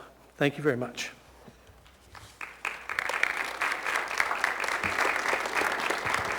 Actually, if you'd hold on a second, Reverend, Mr. Constant is in the queue. Denise, I just wanted to apologize that we missed the day. It should have been at the last meeting that we moved and passed this, that we missed it by just a handful of days, and that the community did, in fact, have a commemoration, and it was worthy. So I just want to apologize that we missed the mark by the calendar, but here we are, and thank you.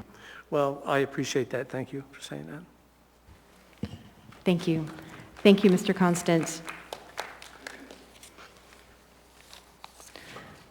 Okay, because we changed the order of the day earlier, we're going to move to item 14A.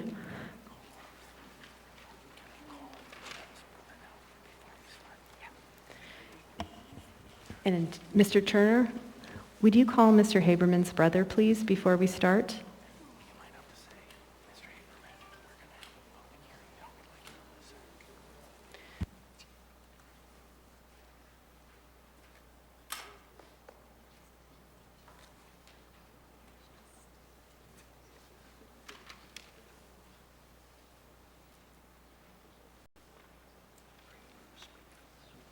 Press 9 to connect your call.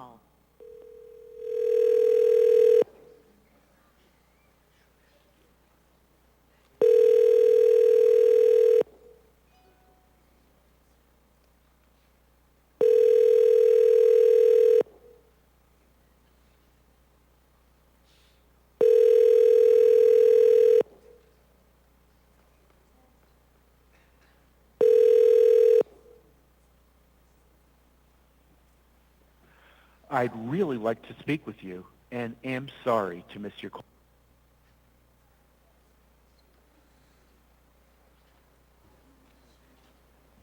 We'll try him back in a little bit here. Actually, I just want to take one step back. Mr. Whittleton, I apologize. My queue is being a little weird tonight. Were you in the queue? No. Thank you. We now have before us item 14A, resolution number AR 2021-381, a resolution of the Anchorage Municipal Assembly recognizing Eugene Carl Haberman for his years of support for the public process and advocacy for appropriate decisions by government bodies. Public testimony in this item is now open. Welcome. Please state your name for the record and area of town in which you live. Mr. Butler, are you speaking on behalf of the Federation? No, ma'am, I'm not. Mark Butler, B-U-T-L-E-R. I live in the North Star Community Council area. I rise tonight to ask for unanimous consent for this resolution honoring Eugene Haberman, community organizer, extraordinaire, and public process advocate. This spot right here is hallowed ground. Previous Anchorage leaders, like the current mayor and this assembly, wisely placed this room in a place of learning, the library, our main library. And they made it accessible by bus line, by people in wheelchairs. Everyone could participate in it. It's said that all politics is local. And this exact spot right here is where we get to share our thoughts with our elected officials. Anchorage folks, of course, are not shy, retreating people. It's often said that they often pack the House with issues of importance. Now, mask mandates debate was preceded with huge crowds debating issues as diverse as the bike plan, full room, labor contracts, full room, equal rights, full room, teen strip clubs, full room, and of course, the granddaddy of them all, cat licensing, full room. It's thought that and through it all, there was a man, usually in this corner, a heavy-set man in a charcoal gray suit, dressed better than anyone else in the room, I dare say, Eugene Haberman, self-appointed defender of the democratic process. Eugene, I'm going to put this on the record, Eugene was a royal pain in the ass. The air often went out of the room when he showed up and monitored the process of meetings of all sorts. But he was usually right, and he was always persistent in his efforts. He was a classic community organizer, putting the people over his personal gain. We're all better for his commitment to our democratic process. Thank you. Thank you.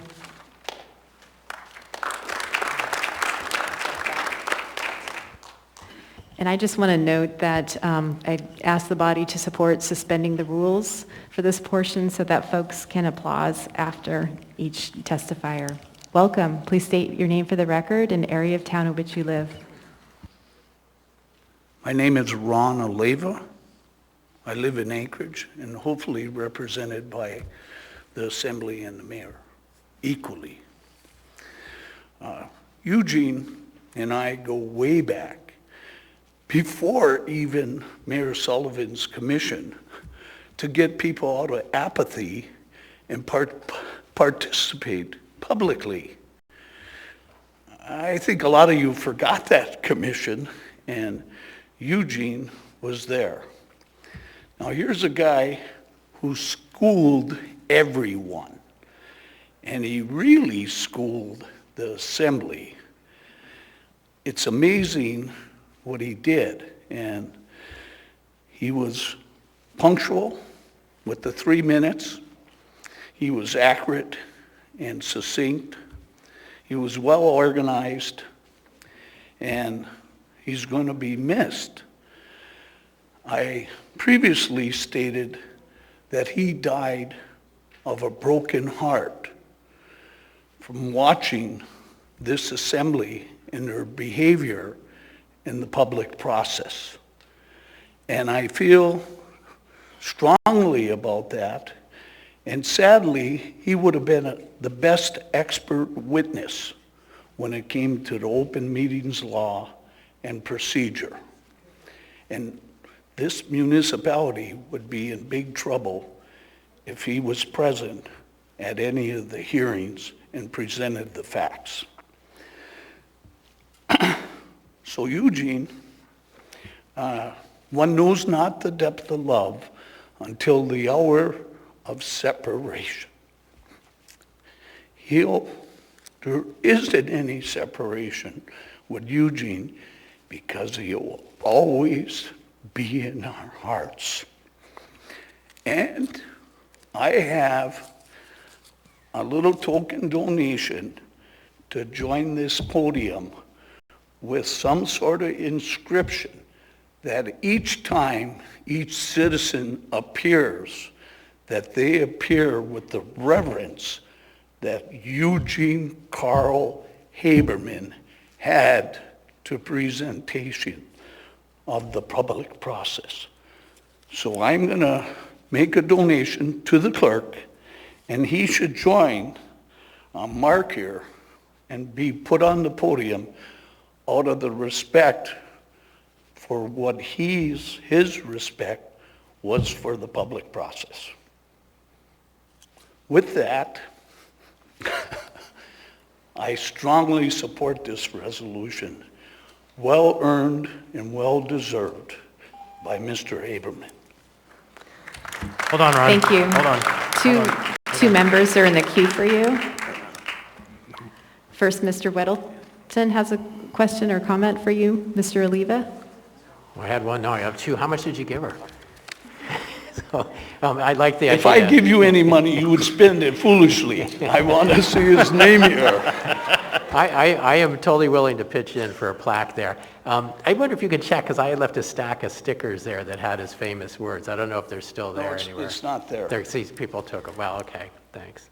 Appreciate your thought. Thank you, Mr. Weddleton. Mr. Constant? So, Ron, I totally appreciate the donation. I'm hoping instead of handing it to the clerk, you would hand it to the CFO, who is the proper recipient of funds for the municipality. Well, I thought it was the clerk because I tried to buy the clock.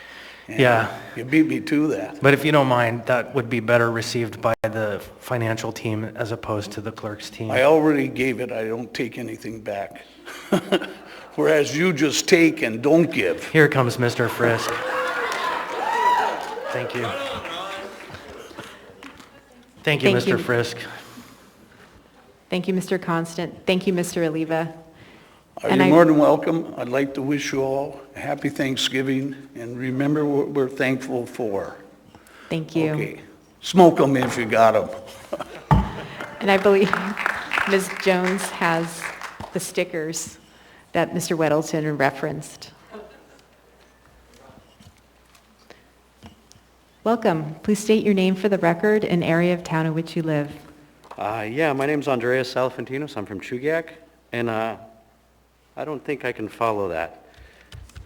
I just wanted to come up and say something nice about Eugene and appreciate you guys recognizing him here tonight. I don't think you knew Eugene the way we did. If you thought Eugene was a pain in the neck here, you should have tried him after hours when he came and talked to us about everything that happened here. So I just wanted to make you aware that, and I should have brought some Clorox wipes just to honor Eugene, but Eugene believed in the mask. He thought that everybody had the responsibility. It wasn't a freedom, it was a responsibility to wear a mask. And when it came to the mask mandate, he disagreed with that. And I would like for you all to think about that and what that means coming from Eugene. So what Eugene was trying to do is he wanted more people to be aware of the public process and for most of us, all of us, to have a voice. And I sure do wish that Eugene still had a voice here. So thank you for honoring him, for recognizing him, and I think I beat Eugene to the end of the 3 minutes. Thank you. Thank you for your testimony. Ms. Allard is in the queue for you. Andreas. Sir, please come back. Hey. So I know you said a little bit about Eugene, but there's more to him than you're letting people know. Could you tell us a little bit how you know Eugene, where he came to talk to you at? And, you know, I received a call from Sarah. Yeah, kind of absolutely. I'm a little shaky. I know, and I thought I could just ask you a little question. Give a little more history if you could. A little emotional. So Eugene started coming to my family's restaurant, Bella Vista out in Chugiak, back in the late 70s, early 80s. I think he had a magazine, and he had met my father there, and he had a complimentary magazine that he would put up, and he always made sure it was called Complimentary. I wasn't born yet. And he just wanted to make people aware of the local businesses, small businesses, promote small businesses, and that was his whole goal back then. I don't know when he started coming to the assembly meetings, but back in '06, we did a remodel, and we closed the open kitchen in the restaurant, and the kitchen wasn't visible from the public anymore.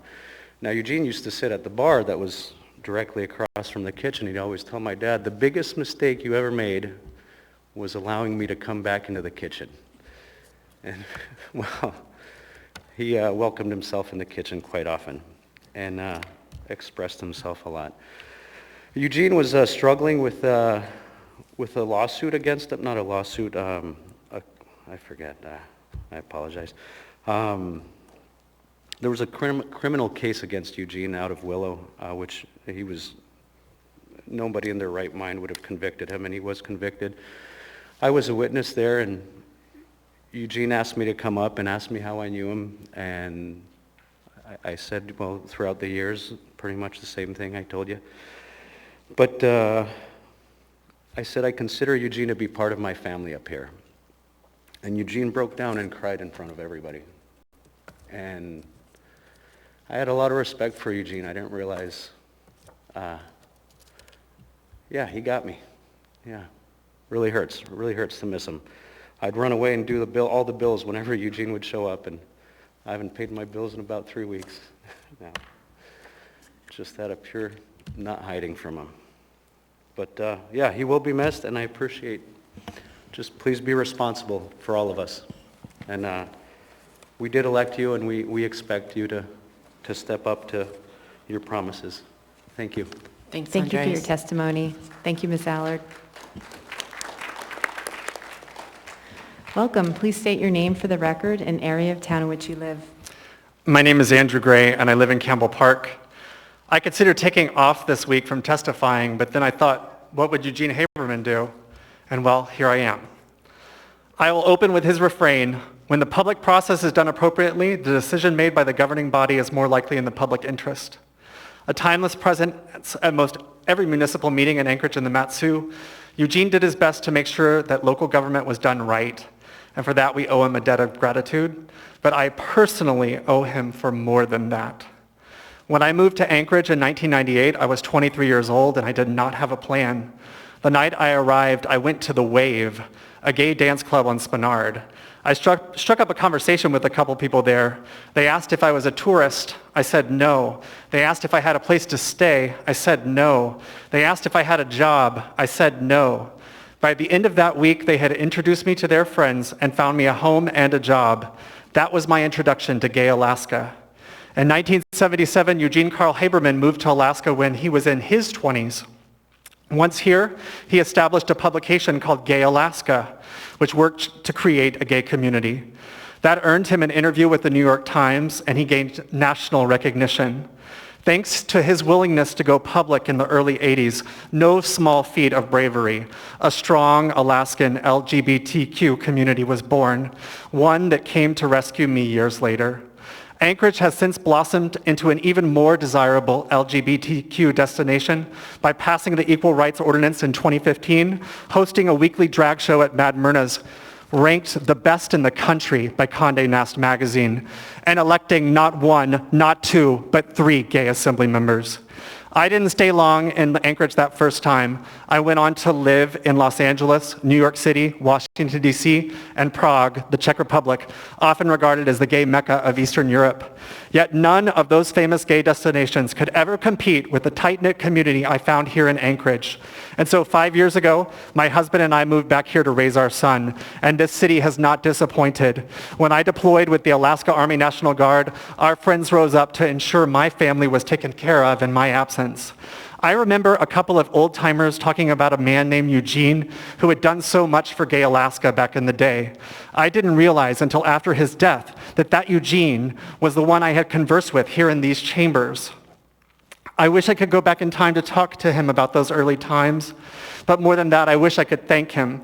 Thank him for helping create my personal gay mecca here in Anchorage. This city has given so much to its LGBTQ residents, and specifically to me and my family. Thank you for your dedication, Eugene Carl Haberman. Thank you for your dedication to the public process, your example for what it means to be an involved citizen, and for your lifetime of service to all that is important to me. Thank you. Thank you for your testimony. Welcome. Please state your name for the record and area of town in which you live. My name is Dustin Sherman. I live in the Abbott Loop community, represented by Ms. LaFrance and Mr. Weddleton. I represent myself. I follow the public process. When the public process is done more appropriately, it is more in line with the public's interest. That is a line that most of us in this chamber's heard over and over and over again. And to be honest with you, I miss it. It was kind of comforting to hear Eugene say it. I do support this 100%. I'm going to tell you the story how I originally met Eugene. It was not here. It was in the Valley.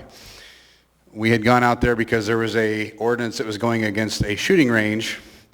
And Eugene, as he did in here, he didn't take one side or another. He was more interested in hearing and stating his opinions on how the process should work. And it ended up working like it should. The range was actually approved and everything was saved. And Eugene was just always one of those guys that you almost expect to see when you come in here. There's been several people that are like that, and I can't imagine losing any of those people. So I do support this, and I applaud whoever put it forward, so thank you. Thank you for your testimony. Welcome. Please state your name for the record and area of town in which you live. Hi, I'm Anna Brawley. I live in the West Anchorage neighborhood of Turnagain. And I wasn't planning to speak tonight, but I feel that I want to say a few things about Eugene. One is that I appreciated the dedication and the time that he took to participate in the process, and not only to watch, but to be an active observer. I also appreciate the fact that he did focus on process and not a specific outcome. I think that's important. And lastly, I want to remember some of the things, not just that he did, but that he did not do in this room. So he did not intimidate other testifiers. He did not make personal attacks even when he disagreed with an issue. He did not speak or speak out of turn when others were speaking. He didn't yell out obscenities. He didn't yell out in general. He didn't clap during meetings or cause a disturbance. And basically, he understood the decorum that public meetings require so that the business can get done. So I just want to, again, recognize the importance of what he didn't do as well as what he did do and the tone that it set in this room. Thank you. Thank you for your testimony.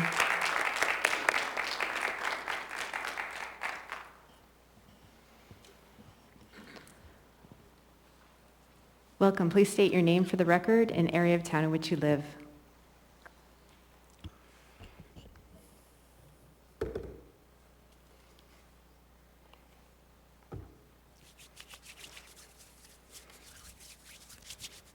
Niall Sherwood Williams, for the record.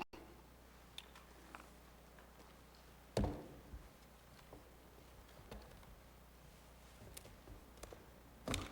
live in District 3.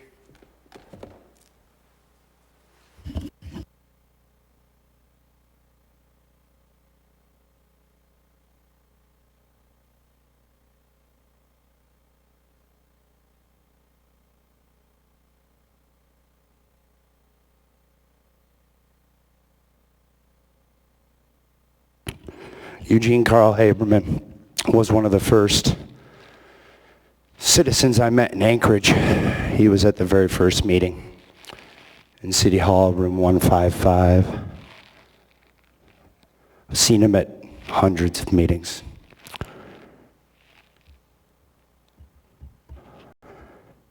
He was a good man, humble heart. He wasn't paid for what he did. He did it because he cared. Because he cared about holding the people in elected office accountable for their actions, and especially respecting the public meeting process, such as the Alaskan Open Meetings Act, Alaskan Public Records Act, and many other policies and procedures. If you're going to play on the football field, play by the same rules, both teams. Have the judge be fair.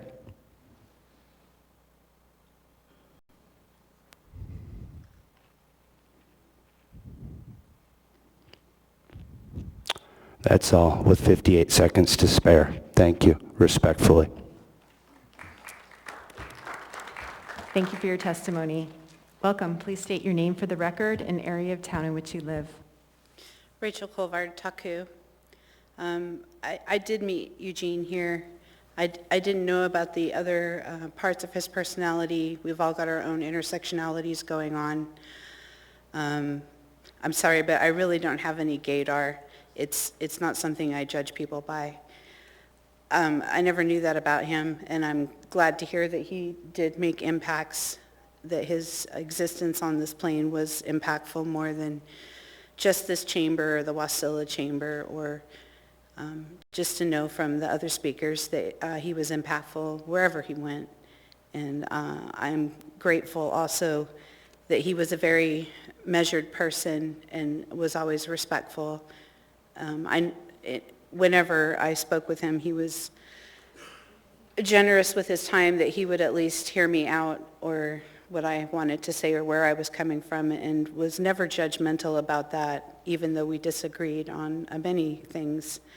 And I remember that he would always help any of the new speakers with the yellow button.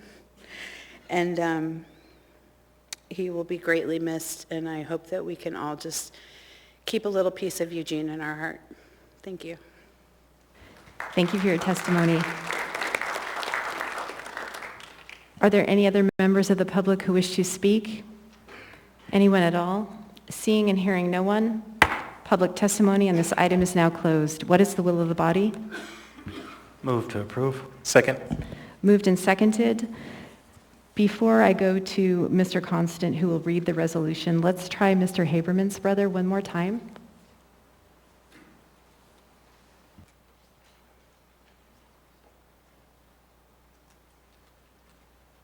Press 9 to connect your call.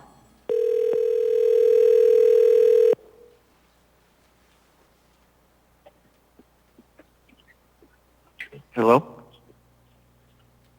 Hello, Mr. Haberman. Yeah, who's this? This is Christopher Constant, the Vice Chair of the Anchorage Assembly. Have you by chance been watching the video stream? Oh yeah, I watched a lot before, but every minute, and So we are about to start deliberating the resolution and then we'll read it. And so we wanted to have you on the phone in case so you could hear it and in case you wanted to comment. Okay, appreciate that. Welcome, Mr. Haberman. Am I on now? You are on and you'll see yourself on TV any second. Or you'll hear yourself. Okay. Welcome. This is Suzanne LaFrance, the chair of the assembly, and I'm going to actually watch the queue here for any folks who wish to speak, and then Mr. Constant, the vice chair, has reminded me our normal process is to read the resolution after we vote on it. And so if any members would like to get in the queue, we'll go ahead and do that and vote and then read the resolution. So when do you want me to talk? At all? If I might, after we voted on the item and read the item, okay, fair enough. Is the normal time we would have someone we're presenting it to speak. And so we just wanted to have you live while we went through our process so you could hear it real time. Oh, thank you. Thank you. Mr. Constant, you're first in the queue. Thank you. I will keep my comments brief before reading the resolution. First, I want to thank Chair LaFrance, whose idea it was to set a public hearing to honor Eugene Carl Haberman. In my years of following the process, I've never seen a public hearing set for an individual in this manner, and I think it does the legacy of Mr. Haberman great honor. There's a bit of history Mr. Haberman and I share in that at the time Mr. Trainey was the chair and he termed out. His long season, or second long season on the assembly, was finally over, or third maybe. He had introduced an ordinance that would have restricted in some ways the public's opportunity to speak on procedural matters. And this item particularly made Mr. Haberman unhappy.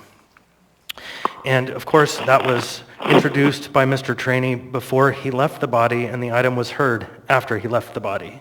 So it was on our plate without the mover. And I, in fact, was the only member who supported the ordinance.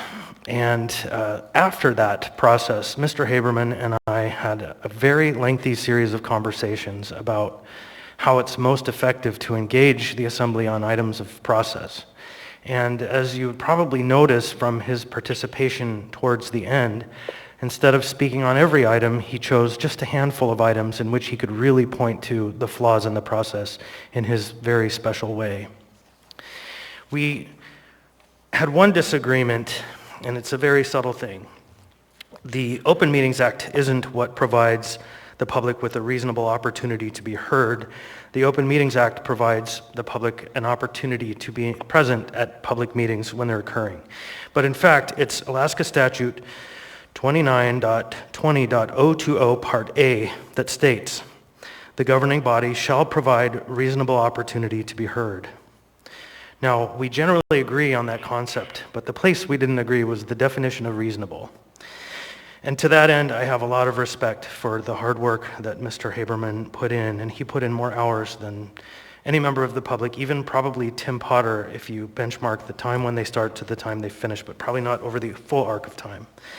So to that, I say thank you to Mr. Haberman, and to his brother, Howard, I say, I'm glad you could be here, and we'll be reading this resolution soon.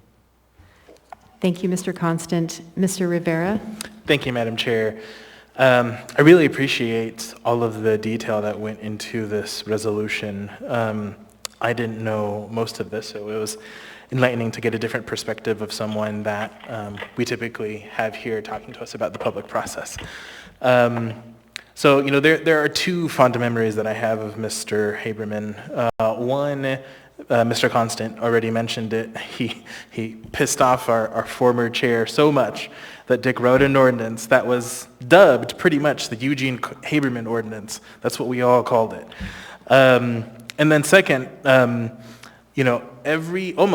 maybe every single member of this body, if not almost every single member of this body, used Eugene's name and testimony in their arguments. And Eugene loved that. He would beam and glow whenever we used his name in testimony in support of whatever argument we were trying to make.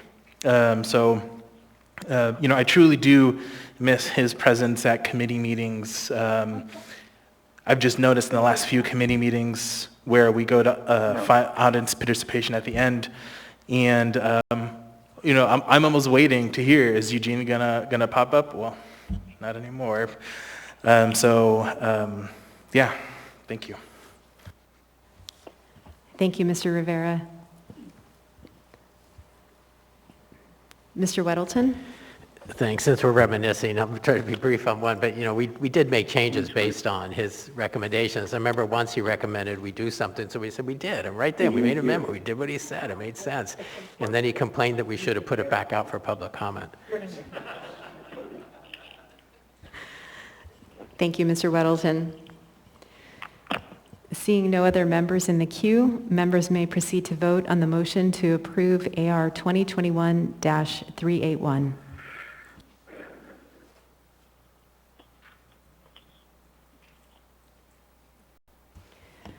The motion passes 11-0. Mr. Vice Chair.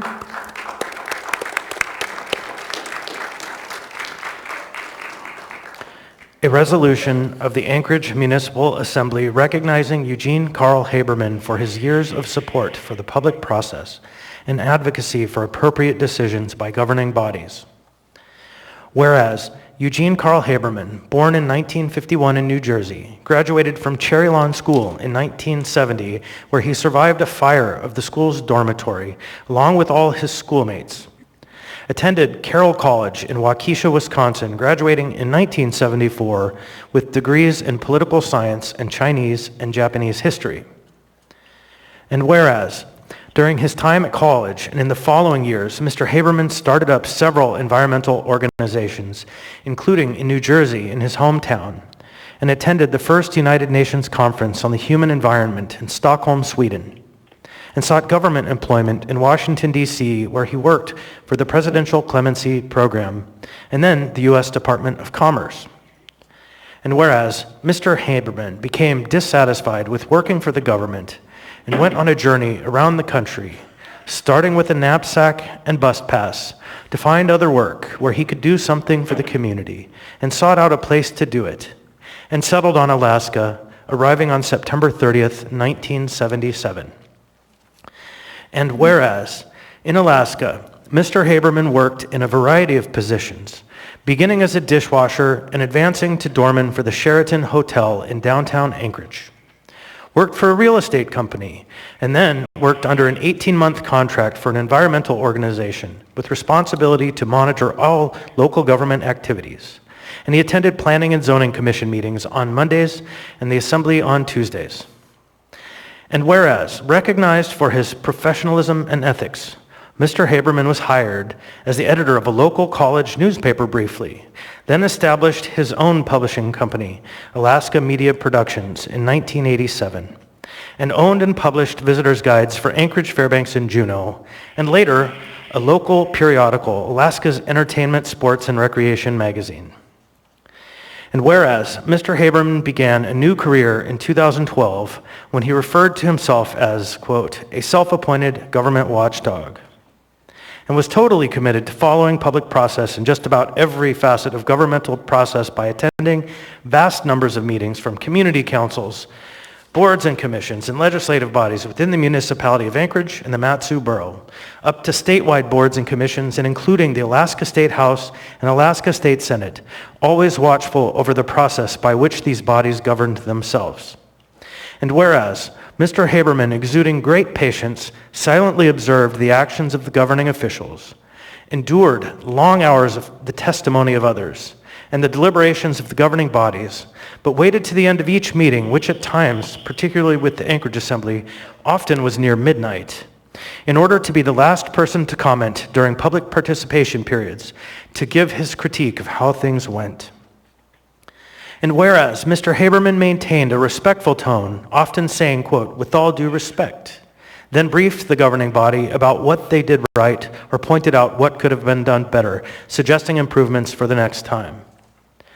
And whereas Mr. Haberman kept a very busy schedule, attending as many meetings as he physically could, but he always had time to discuss all things at length if anyone had the time to continue the conversation.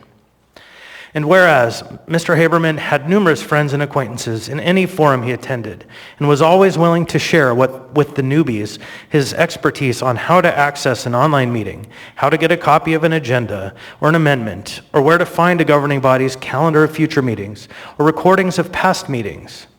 And whereas Mr. Haberman devoted the past 10 years in examining public process and recognizing the needs for improvements in governmental processes, and his tireless efforts have made their mark on various governmental groups around the state, which in many cases resulted in improvements being implemented. And whereas one of Mr. Haberman's legacies is his words of wisdom, which will continue to resonate in the spaces where governmental activities take place in this municipality and in others throughout the state. When the public process is done appropriately, the decisions made by the governing body are more likely to be in the public interest. Now, therefore, the Anchorage Assembly honors and recognizes Eugene Carl Haberman for his advocacy for appropriate public process, passed and approved by the Anchorage Assembly this 23rd day of November, 2021.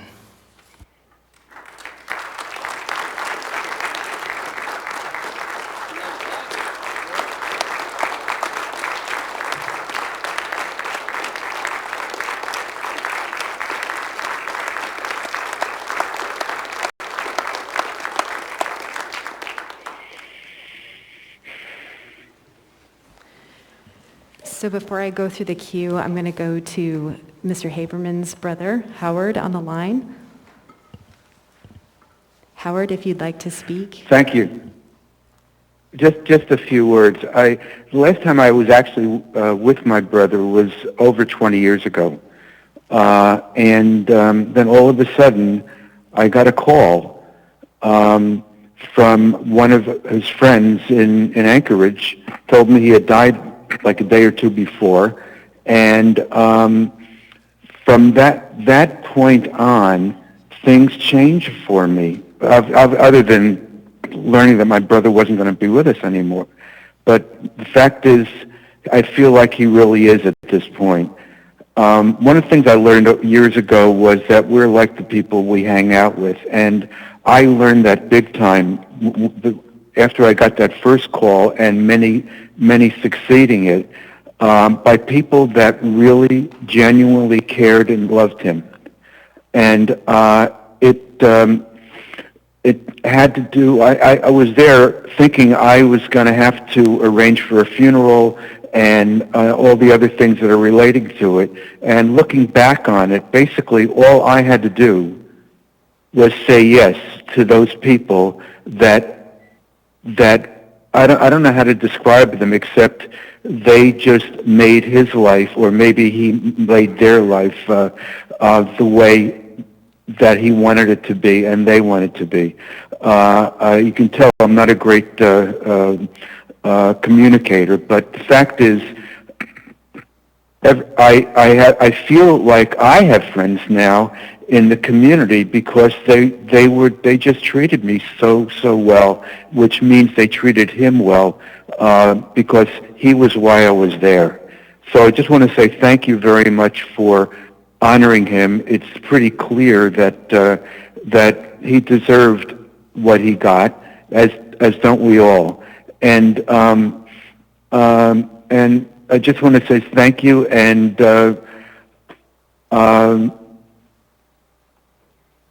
that's it for now.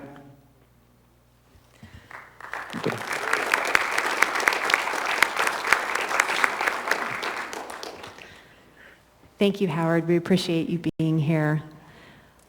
Ms. Allard? Thank you, Madam Chair. What I wanted to say was that Mr. Haberman when I first came on board, would call me regularly and tell me what I was doing wrong, and I really appreciated it. But what I also wanted to state is that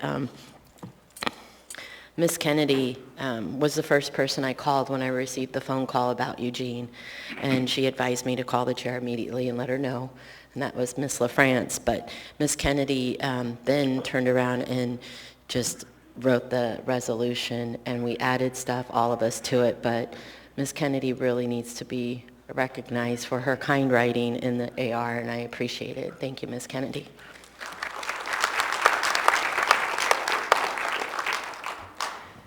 Thank you, Ms. Allard, and thank you, Ms. Kennedy. And thanks to all who testified tonight. We will surely miss Eugene.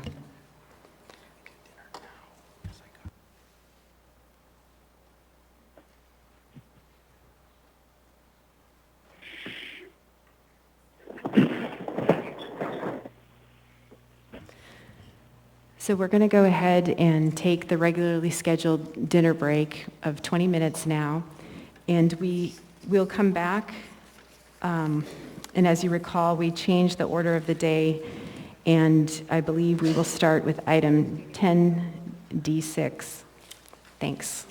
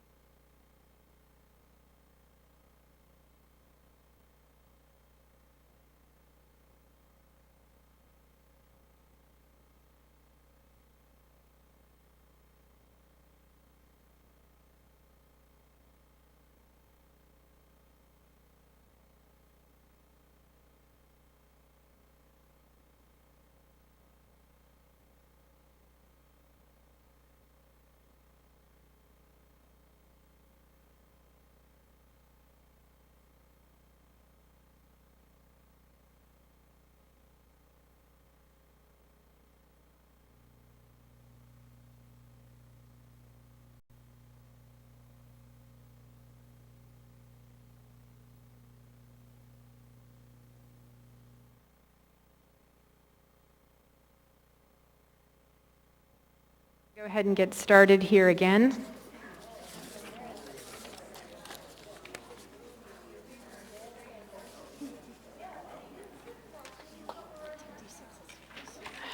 Where did Chris go?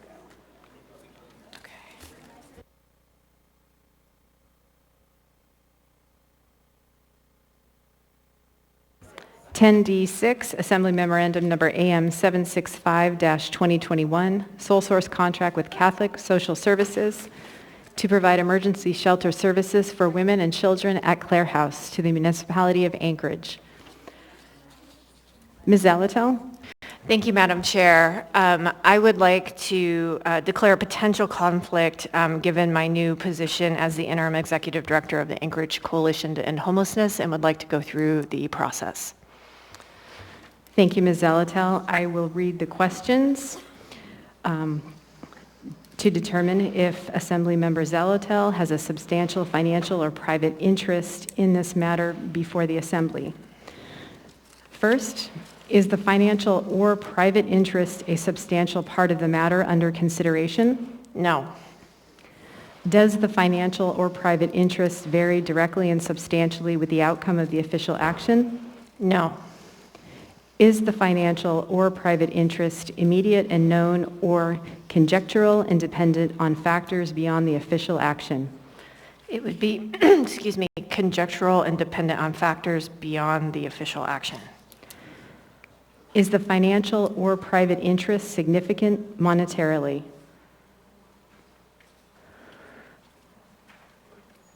No. Is the financial or private interest a type which is generally possessed by the public or a large class of persons to which the elected official or household member belongs? No.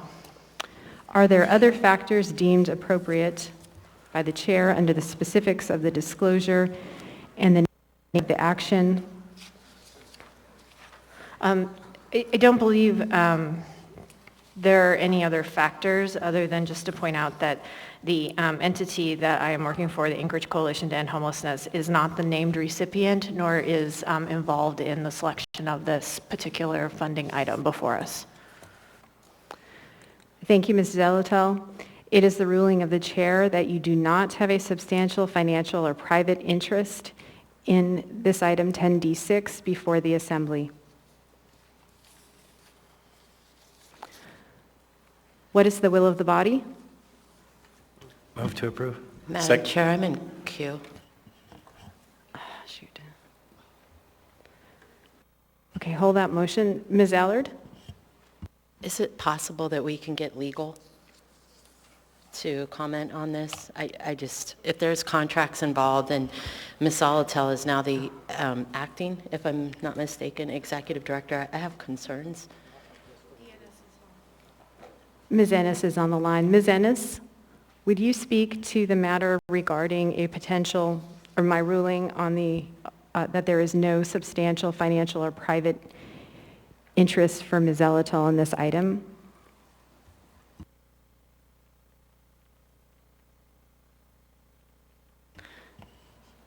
Ms. Ennis, are you still there?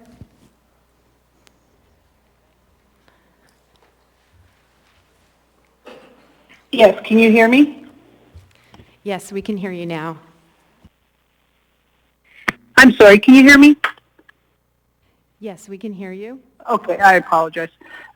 Yes, first of all, it is a case-by-case basis, so it would be this one particular item for this particular question for the Assembly to figure out whether there's a conflict.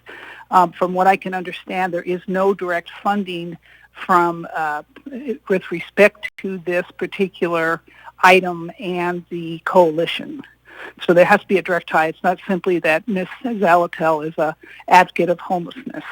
All elected officials can have their own opinions, but it's whether there's a financial direct tie to this particular item and the coalition.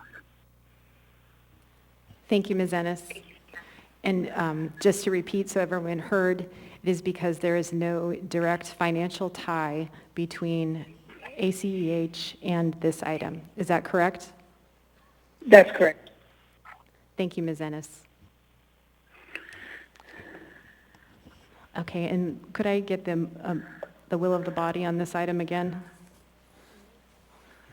Move to approve. Second.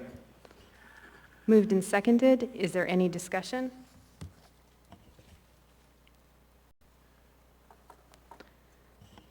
Seeing no members in the queue, members may proceed to vote. Madam Clerk, Madam Chair, Madam Clerk, it looks like there's two motions up there. Thank you, Mr. Vice Chair.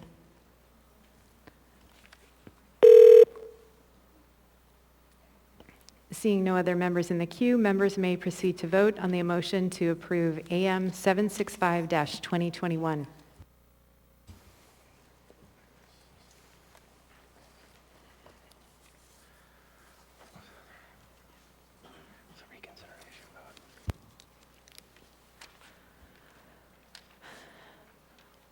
Ms. Allard?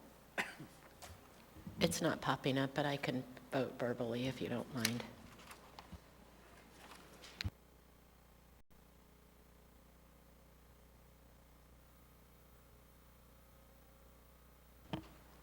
Member Allard, how do you vote?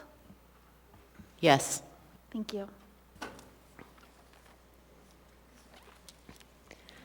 Item 10D6 passes 11-0. Mr. Vice Chair? Thank you. I'd move to immediately reconsider this item. Second. I urge a no vote, please. The motion has been made for immediate reconsideration by Mr. Constant and seconded by Mr. Perez-Verdilla.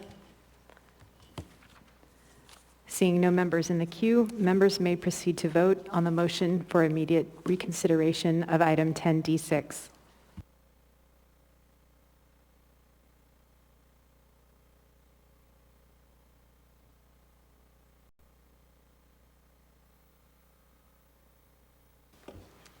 Madam Chair. The motion for immediate reconsideration fails, 0-11.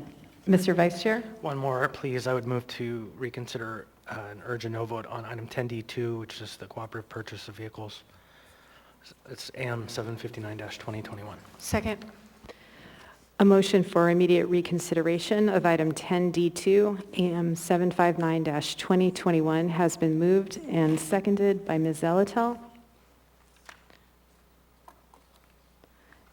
Seeing no one in the queue, members may proceed to vote on the motion to immediately reconsider AM 759-2021.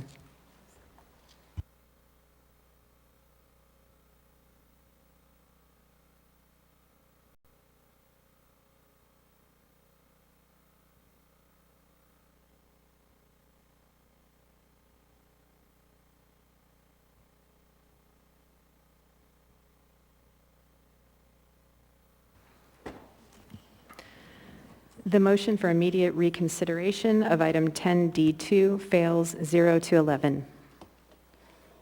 Mr. Weddleton? Yeah, I wonder if I'd like to move to reorder the day so that we take up 10E1. Second.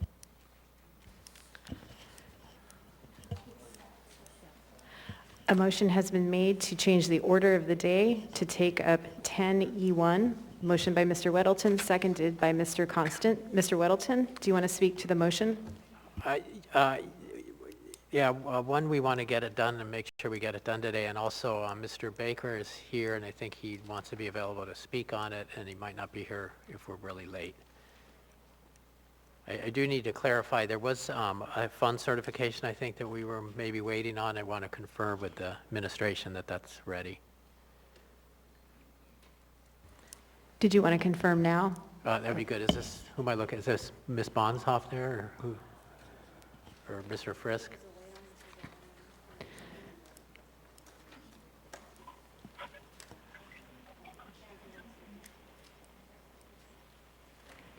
Is, okay.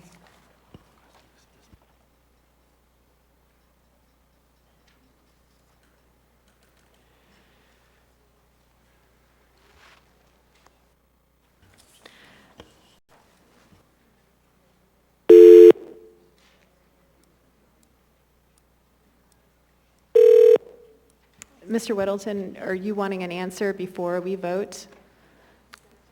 I think we need to clarify that it's, that the funds were certified for this. Sorry for the delay. I thought we'd be ready.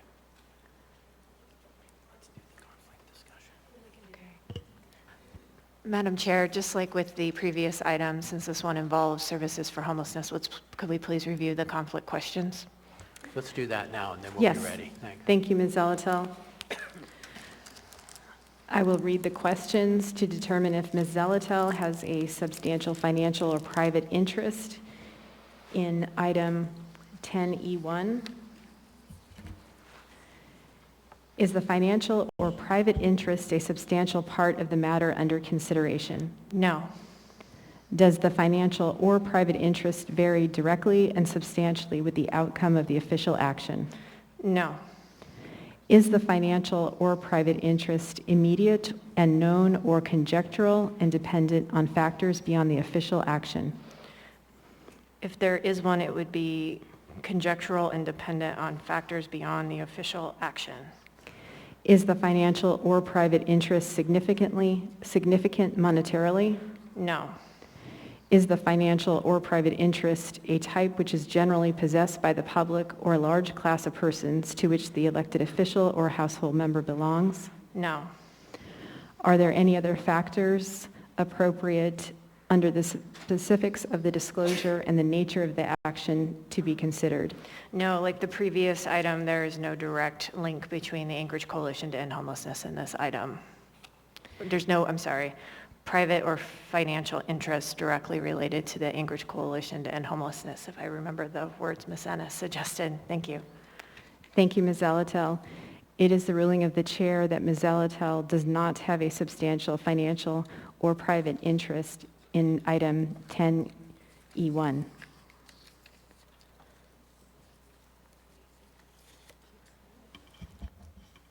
Well, I guess we'll go ahead and get it rolling. I move to approve 10E1. Actually, Mr. Weddleton, we haven't officially changed the order of the day. I'm sorry. But we I could did. go ahead and do that while, Okay. assuming the Sorry. administration is ready to take up 10E1 next. Okay. So I believe the administration, Ms. Dembowski, is ready to take up item 10E1 if we change the order of the day? Okay, so seeking unanimous consent on the motion to take up item 10E1 now. Seeing no opposition, we'll take up 10E1. Mr. Weddleton? Move to approve 10E1. Second. Moved and seconded. Mr. Weddleton? Yeah, and I want to make clear, so we have, okay, so that's the correct wording up there, that's from alcohol tax revenue. This is something I hope that we would all be excited about, because this is a concrete step moving forward with the kind of facilitated plan to address homelessness that we talked about. The Salvation Army operation ended, I think, 3 or 4 years ago, partly when the earthquake revealed structural deficiencies in the building that were far too expensive for them to fix, but it was a very successful alcohol recovery program for women. It was in an area the neighbors had no problem with it. So it was just a really good thing. So we have an opportunity now to help rebuild that building. They are poised to start that program back up. There's a need for it, and it's a major component to moving out of mass care at the Sullivan Arena. Thanks. Thank you, Mr. Weddleton. Ms. Quinn Davidson? Thank you, Mr. Chair, and thanks, Mr. Weddleton, for that information. All I got in the queue to say was just that I wasn't aware of this before seeing the document before us. So just a reminder to the facilitated group, to which we have great appreciation, thanks for all your work, to just try to keep us in the loop on things that are coming forward and exciting things happening in the community. But thank you for your work. Thank you, Ms. Quinn Davidson. Mr. Dunbar? Thank you, Madam Chair. And sort of a follow-up to that, so Mr. Weddleton, you said it was a program for women related to alcohol misuse. Is the new program that we might help fund broader, because of course we have people other than women in Sullivan, and we have a lot of drug, not just alcohol use. So is the intended program at Salvation Army, the site, broader than just women and alcohol?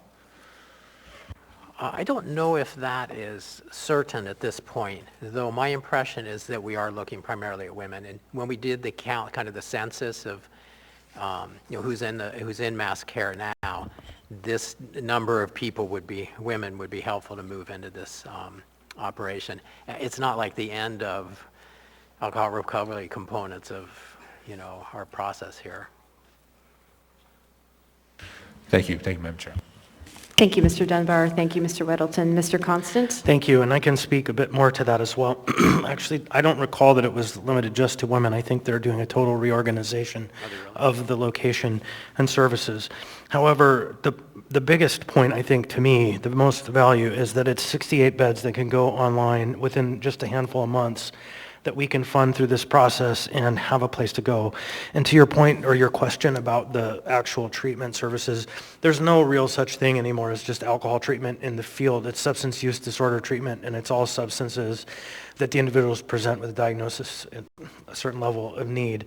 And so this is similar to one of the other projects that we previously approached, and this is a very short-term opportunity that we can all get behind because it starts to take that set of people and give them a place to go. So it's this really solid plank of the mass care exit strategy as we go towards zero. Thank you, Mr. Constant. Ms. Quinn-Davidson? Yeah, thanks. And sorry, I'm speaking again. I'll try to be really quick. Do you think it would be possible at the next homelessness committee meeting or in written form or some way to give all of us a little more information about, when it would be up and running, sort of those sorts of services things? Because it's just really useful for us, with no AM or anything, for us to remember this, and then we want to go to our community councils and tell the story of this good work. So if you can just keep the info coming, that would be great. Thank you, Ms. Quinn-Davidson. Mr. Baker? Madam Chairman, so many members, on behalf of the mayor and part of the facilitation committee, this is the first step that we've taken towards one of the planks that that your policy adopted a few weeks ago. This is a major step, has been pointed out, because the revitalization of this building and the Salvation's involvement and the 68 beds that we could desperately use today if we had the ability is just. You will see a lot of things, I think, from our group coming forward in the next few meetings, but this is the first step in that process, and we'd be very thankful for your support this evening. Thank you, Mr. Baker. Mr. Perez-Verdia? Thank you, Madam Chair. I just want to echo Ms. Quinn-Davidson's both her thanks to this group and the appreciation I have for the work that you're doing, and just a small concern on process. I think, knowing that this is a first step and you're planning on having other things come forward, to the degree that we can know about these things as soon as possible, and there can be an opportunity for us to have more information about, what the rationale is, what the process was, how you came to get to this place, and then how this fits into a larger plan of what buildings and what services and that sort of thing. So I think it's really helpful knowing that ultimately we have to vote on this. And so it does feel a bit like there was a number of meetings that the rest of the assembly were not involved in, and then this came last minute. So it would be helpful in the future, to the degree that you can, to have that information coming sooner and in a more comprehensive way. Thank you. Thank you, Mr. Perez-Verdia. Mr. Constant? Thank you, and briefly to that point, I apologize that this came in this way. It was originally part of the other item that was introduced for a public hearing that will be on our next meeting agenda, and a work session is scheduled for larger appropriation. But there's this pressure of time that we all felt relating to the 0 and minus degree temperature and the fact that we're continuing to hear reports of people outside, and we wanted to take a really concrete and measurable step. And so I do apologize again that it didn't come out kind of in a broader package, but this presented itself in a manner that we could expedite action to get people off the street. So the other item will have a public hearing, and we will have a work session, and there will be a conversation about how that's going, and that will hopefully allay concerns, and we'll make sure to have a broader presentation then. Thank you, Mr. Constant. Seeing no other members in the queue, members may proceed to vote on item 10E1, which I'm going to read into the record since I skipped that part after we changed the order of the day. This is unnumbered resolution AR 2021, a resolution of the Municipality of Anchorage reappropriating an amount of $100,000 for design of Salvation Army Treatment Center from 2021 Alcohol Tax Revenue Fund 206000 Office of Management and Budget, laid on the table. Members may proceed to vote on the motion to approve.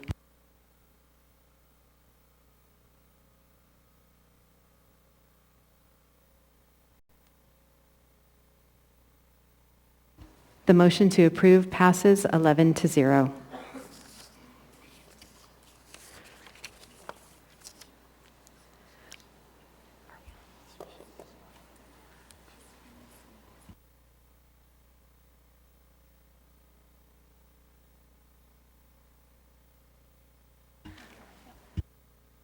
Mr. Vice Chair? Thank you. Previously, I made a mistake and did not add one item to the list of budget items to take up. And so I'm going to make another motion to change the order of the day to take up 11B, which is the CIB, before we take up 11C. Second. The motion to change the order of the day to take up item 11B before taking up 11C and the other items that were changed in the previous motion to change the order of the day has been moved and seconded. Is there any opposition? Seeing no opposition, the motion to change the order of the day passes, and we will now take up item 11B.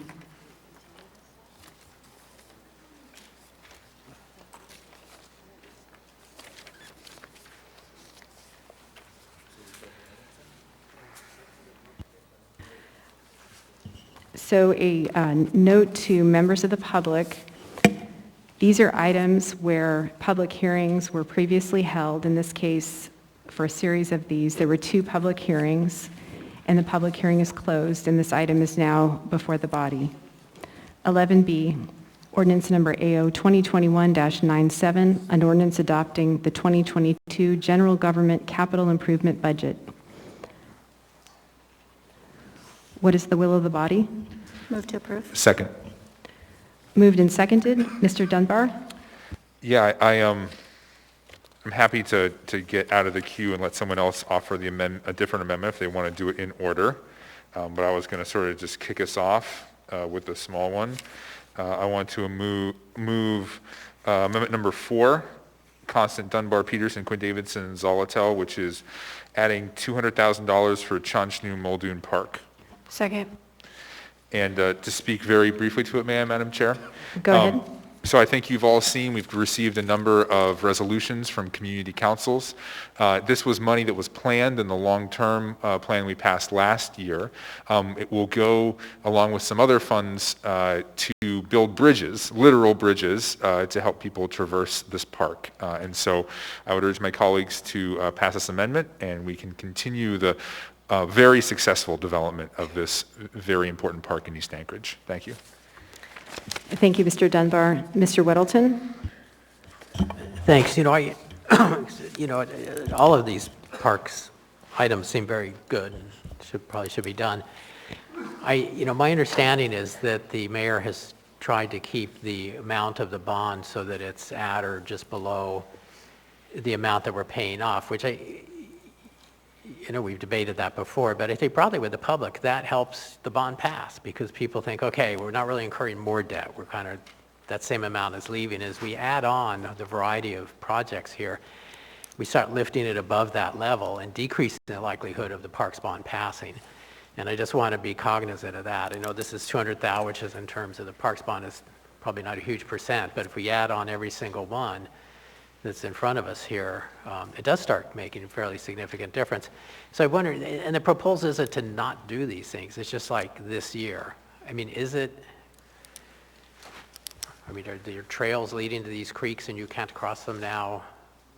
So we need it this summer, or could it wait till 2023? May I, Madam Chair? Mr. Dunbar?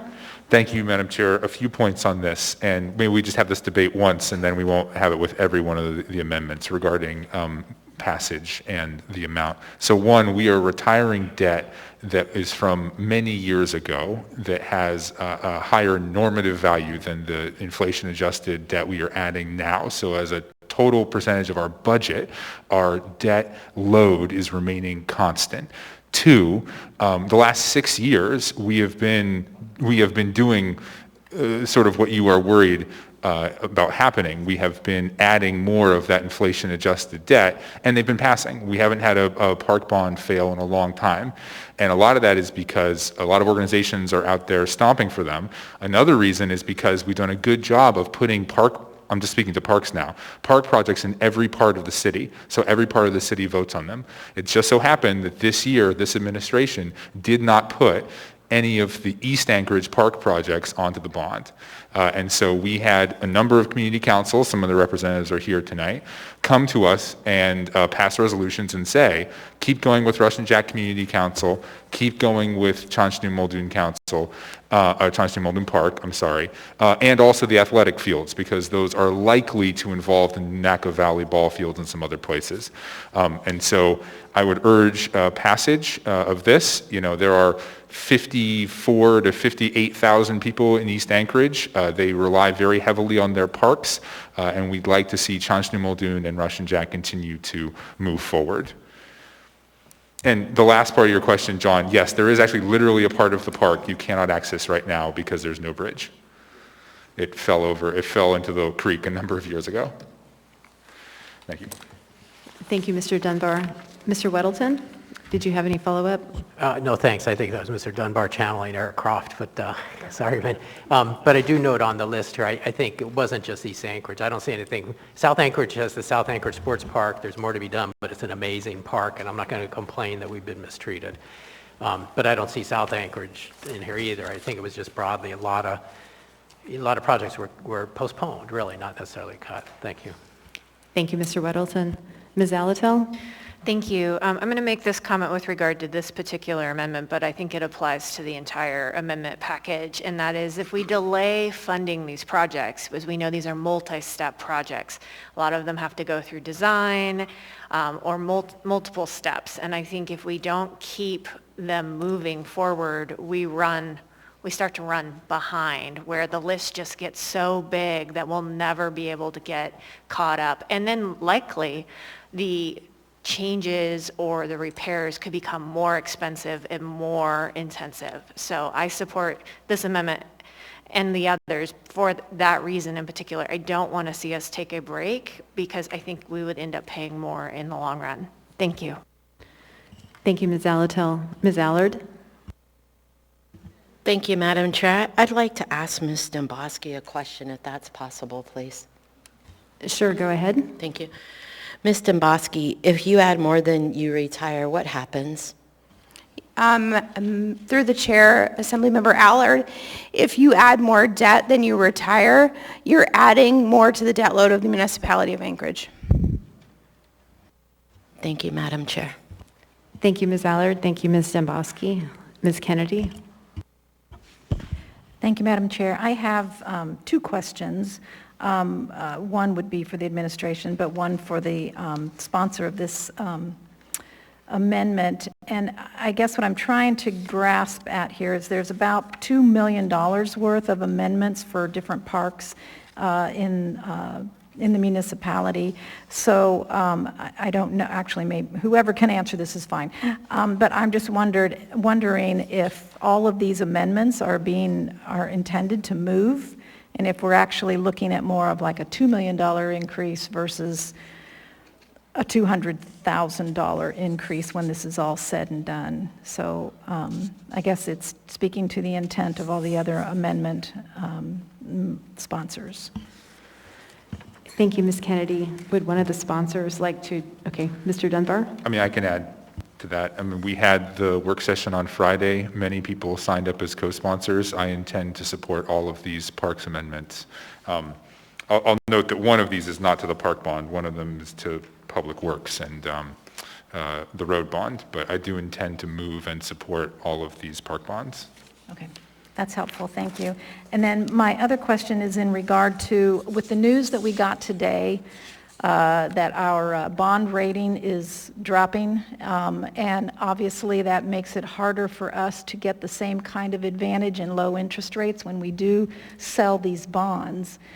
And these will all be new bonds, So we will be basically selling them at whatever higher rate we will now be docked with, if you will. So I'm just, even though we might be able to say that we are really just replacing these bonds with bonds that are being sold off, that's not really true, because these new bonds are going to be costing us more. So I just wondered if the administration would actually have you done any preliminary numbers with these particular amendments and understanding what might be the interest rates that we will be charged now with our lower bond rating, how much that might actually cost us in additional bond costs to the taxpayer. Thank you. Thank you, Ms. Kennedy. Ms. Dembowski? Thank you, Madam Chair. Through the chair, Ms. Kennedy, the CFO's office is in the process of doing that analysis. We just got this rating and it was just announced today, so the news is very fresh. But to your point, there is no question, when the municipality puts out new bonds, it will cost us more than it did previously. And the other thing that I think it was S&P said, one of the bond rating agencies made it very clear that if the municipality continues to spend in the manner in which it's been spending for the past few years, they could further downgrade our bond rating next year. So we don't have an endless credit card that we're charging here. It will cost taxpayers more money. Sure, go ahead, Ms. Kennedy. Thank you, Madam Chair. Just to follow up on that a little bit, what is the likelihood, if we continue with this downgrading of our bond rating, is it potentially, is it possible that we could actually not be allowed to sell bonds? Is that ever kind of a question that comes up in the bond market? They would just say your rating is continually dropping, we have more concerns over what's happening, we're just not going to allow you to sell any. Is that a potential? Thank you. CFO Travis Frist, through the chair. Ms. Kennedy, we would have to drop down significantly to have that occur, as you just described. But we have just recently received that downgrade. As Ms. Dembowski said, there's a negative outlook attached to it, which means we will be reviewed again in 12 months. And if there isn't marked increased reserve balance at that time, there could be another downgrade. So we just got knocked off the top, a AAA rating, down to a AA+. The next step would be AA. There's 17 different levels, okay? So it would take a while to get to the situation, but it could happen if we keep going down this path, but it would probably take 4 or 5, maybe 6 years. Ross Risvold, the head of public finance, explained to me that in his 40 years of experience in this, both at the municipality and at Alaska Housing Finance Corporation, that he said this is the first time he's ever seen S&P actually do a downgrade and an outlook change all on the same entity. That's how significant this is. Thank you, Mr. Frisk. And so just for clarification, this doesn't mean we wouldn't be able to sell bonds. It just means we're going to pay more for them. Thank you. Thank you, Ms. Kennedy. Mr. Dunbar? Thank you, Madam Chair. And I know I've been in the queue a bunch of times, and I won't repeat this with the other bonds, but I want to be clear about why our bond rating fell. We're in a really unique position with FEMA. That is the majority of the issue. And in fact, in S&P's own document, they say we have a manageable debt burden with rapid amortization, good management, with comprehensive long-term capital planning. I just think that we're going to have conversations in the coming weeks about why the bond rating changed. I think it has a lot to do with the way the data was presented to the rating agencies. I think it has a lot to do with the FEMA issues and the lack of reimbursement there. It is not because we have been rapidly increasing the number of bonds. That is just not the case. We've still been pretty reasonable in the bonds we've put forward, even though we've had hundreds of millions of dollars fewer in state capital grants in the last number of years. We have crucial infrastructure needs. in this city, and we're no longer being financed by the state, so we've taken some more of that on. And to top it all off, in addition to servicing important infrastructure needs, it provides real construction jobs every summer. And then with the park bonds, it increases the quality of life in these neighborhoods. So apologize for monopolizing the conversation. I urge my colleagues to vote for this amendment and the amendments to come. Thank you. Thank you, Mr. Dunbar. And just a note to members, I am tracking the number of times folks are in the queue. However, with these amendments, it gets more complicated when there are questions to the sponsors and requests for information, but I am tracking that. Seeing no other members in the queue, members may proceed to vote on the motion to approve amendment number 4.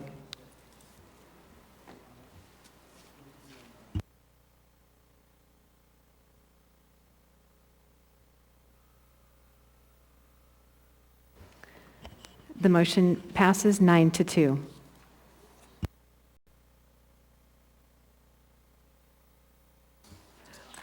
We'll go back to the beginning of the packet here with amendment number 1. I move amendment number 1. Second. Moved and seconded. Ms. Zalatel? Thank you for the reasons I spoke previously and that we discussed at the work session. This is to return the funding for the athletic field safety improvement projects, and I urge your support.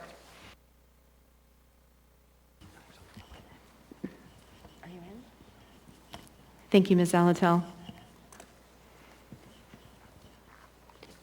Seeing no other members in the queue, members may proceed to vote on amendment number 1.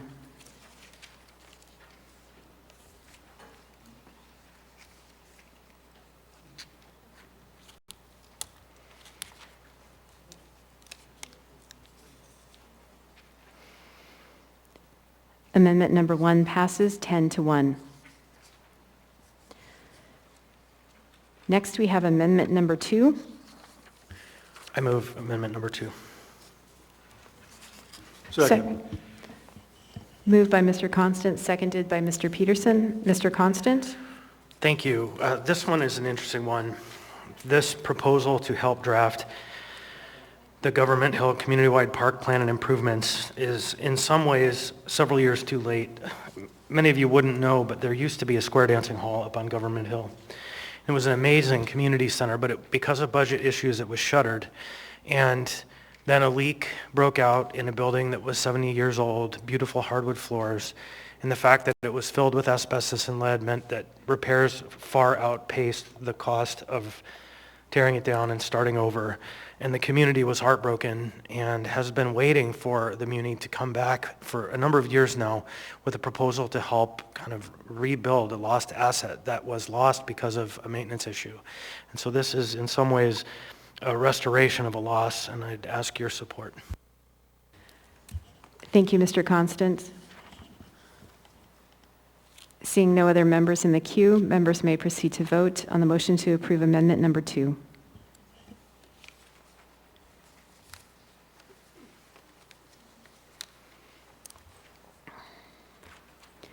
Amendment number 2 passes 8-3. We now have before us amendment number 3. Move amendment number 3. Second. Moved by Ms. Zalatel, seconded by Mr. Constant. Ms. Zalatel? I urge your support. This is to return the Eastchester Park project with a project start date of June 2022, and it was originally approved in the 2021 capital budget. Thank you, Ms. Zalatel. Seeing no other members in the queue, members may proceed to vote on amendment number 3.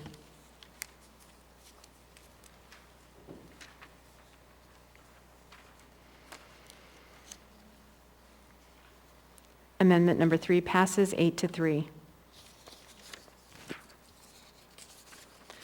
Next is amendment number 5.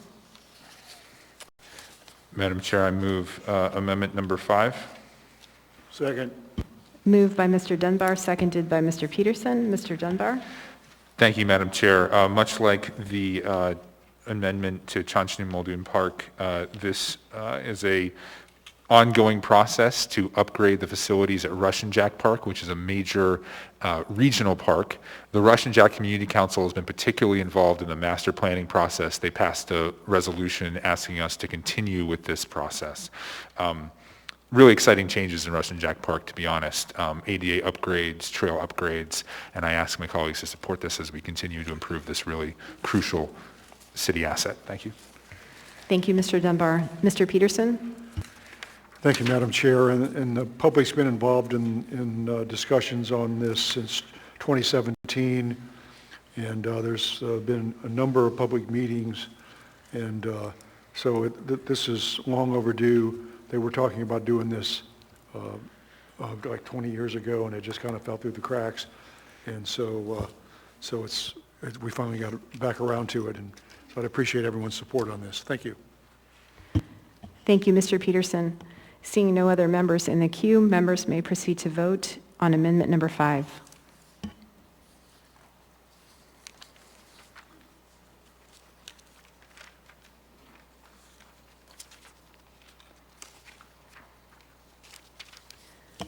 The amendment passes 9-2. Next is amendment number 6. Mr. Dunbar? Thank you, Madam Chair. I'll move amendment number 6. I also want to note, because, thank you, Madam, thank you, Ms. Quinn-Davidson. Obviously, there are 2 bites at the apple with the bond. So if folks didn't have their bond project tonight, when we actually send it to the voters is via ordinance we pass in January. So similarly, we could pass this tonight and it could still fail in January. So there will be ongoing discussions about these amendments and others, I am sure. We have had an increased commitment to traffic calming in Anchorage the last couple of years. I believe last year we did fund it at $1 million. And I'll say, at least in East Anchorage, and I imagine for many of you, it's one of the top requests we get from every community council, from almost every neighborhood street, is the need for traffic calming. Unfortunately, a lot of Anchorage streets were built at a time where they didn't have proper pedestrian facilities, didn't have proper traffic calming, and so they are too straight, they are not well lit, they don't have the traffic, the cushions and things like that to slow down traffic. There was actually a planned project on and this is on the road bond, by the way, not the park bond. There was a planned $550,000 project just for East Anchorage that was supposed to go forward this year. Myself and Mr. Peterson did not put forward that amendment. We put forward something broader to add back in the $500,000 for the whole city, in the hopes that we can get through some of the backlog.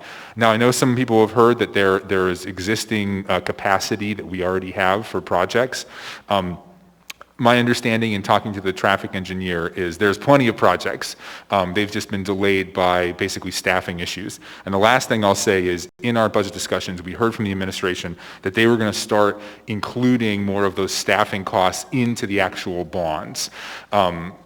Previously we hadn't done that as much, the sort of operating costs, or what do you want to call it, the staffing issues. So hopefully we can start to work through that backlog of traffic calming issues. Thank you, Madam Chair. Thank you, Mr. Dunbar, and I'll just note the amendment was seconded by Ms. Quinn-Davidson. Mr. Perez-Verdia? Thank you, Madam Chair. Just 2 quick points. One is that I encourage my colleagues to support this. Certainly, this is a very high request in West Anchorage for traffic calming. I think it's important that we're investing in that. And second, just to build off what Mr. Dunbar had said about the 2 bites of the apple, Ms. Quinn-Davidson and I have every intention of bringing forth a number of capital projects that are important to West Anchorage on that second bite. And so there's projects that are not included tonight because of the work we're doing on the operating budget. So just a note that more to come on that second bite. Thank you, Madam Chair. Thank you, Mr. Perez-Verdia. Mr. Weddleton? Thanks. So I'm a huge fan of traffic calming, and I actually think a few years ago I might have been, they had it at $500,000 for many, many years, and I bumped it up and that passed to $1 million, and we stuck with $1 million for a number of years. But I'm going to be a no vote on this. And I hope people don't know, we absolutely need traffic calming, but we do have over $1 million that we haven't used yet, and we're falling behind. So we're not using what we've already been authorized to, bond for. So I'm willing in this year to try to keep this bond overall bond package lower and, finish up that $1 million that's sitting there and then pick up the rest in 2023. Thanks. Thank you, Mr. Weddleton. Seeing no other members in the queue, members may proceed to vote on amendment number 6.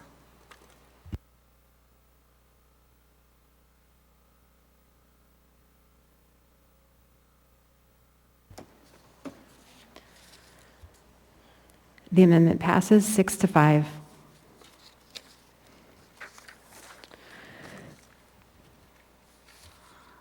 So that completes the packet of amendments for the capital improvement budget. We now have the main motion before us.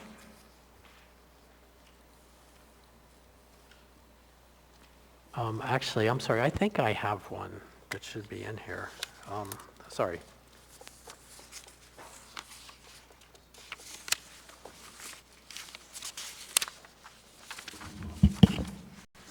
Oh, let's get a new one.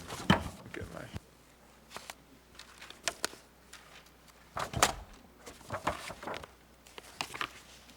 Mr. Weddleton, are you looking for the one on the next packet? No, because, there should be one here to add to this, the Vanguard project for the South Vanguard for 2023, but that should be in this, I think. It's in the next one. Okay, it First should- amendment, next That one. was my Sorry, mistake. sorry, Madam Chair. I think there's 2 Vanguard amendments, and one should be in here. I'm sorry to... Is that,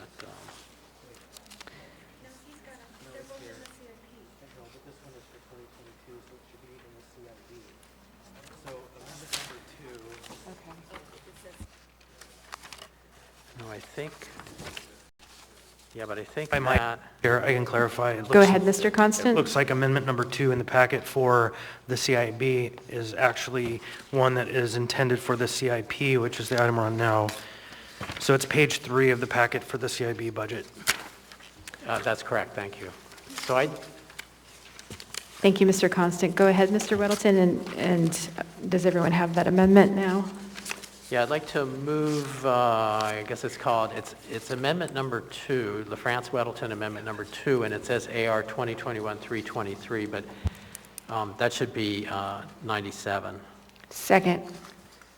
And this is to add in 2023 $1 million for a project. It's Vanguard Drive. It's well related to this. Point of order, or point of information, I should say. You mean 2022, correct? No, 2023. Thank you, Mr. Constant. So you have one that says 2023, and you have one that says 2022. This item that we're on the main motion is for 2022. Oh, I need to amend that. Yeah, that's wrong. It should say 2023. Sorry. So then we should take it up on the next one. I will amend this. Sorry, got ahead of myself. No, this item should be in the CIB for 2021-97 because it's for 2023. It was incorrectly shown as 2022. There's 2 Vanguard projects. So this is on the floor then for approval. Then I'd like to amend it. Is that correct? So I move to amend so that the $1 million is scratched out in 2022 and is added to 2023. Second. Desiree's walking this way, perhaps to correct me in all that I've done in the last 5 minutes. This does need to stay in the CIP. The CIP is, it's because it's the plan. It's the plan. So the CIB is for bonds for 22, and the CIP Well, why does it have, is the future plan. I revoke my motion on this and put it back where it was. Thank you. I withdraw my second. But there's still the error. Okay. Wisdom tapped on my shoulder here. So you withdraw your... I withdraw the motion to approve this, and we'll hit it when we get to the next item. Thanks. Sorry about that, folks. Thank you, Mr. Weddleton. And I heard that the seconds agreed. So we are back on the main motion as amended. Mr. Constant? Thank you. We hear a lot of talk in the community about fears of crime and trouble in neighborhoods, and we hear conversations about important investments in prevention in services in the community that help people not be in trouble. But the number one way people don't get in trouble, young people in particular, kids, is to have a place to play. It's give them a place to be out in public where they can socialize with their neighbors, learn good skills, have fun in the playgrounds, and just simply be in our community in a place that's free and doesn't cost them anything. The investment in our parks is probably the number one investment we make in helping people, young people, children, grow up to be good members of our community. I strongly urge support of these. Thank you, Mr. Constant. Seeing no other members in the queue, members may proceed to vote on the motion to approve AO 2021-97 as amended.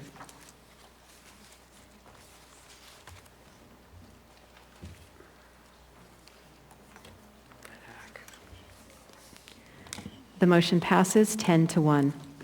We now have before us item 11C, resolution number AR 2021-323, a resolution adopting the 2022 through 2027 General Government Capital Improvement Program, Office of Management and Budget.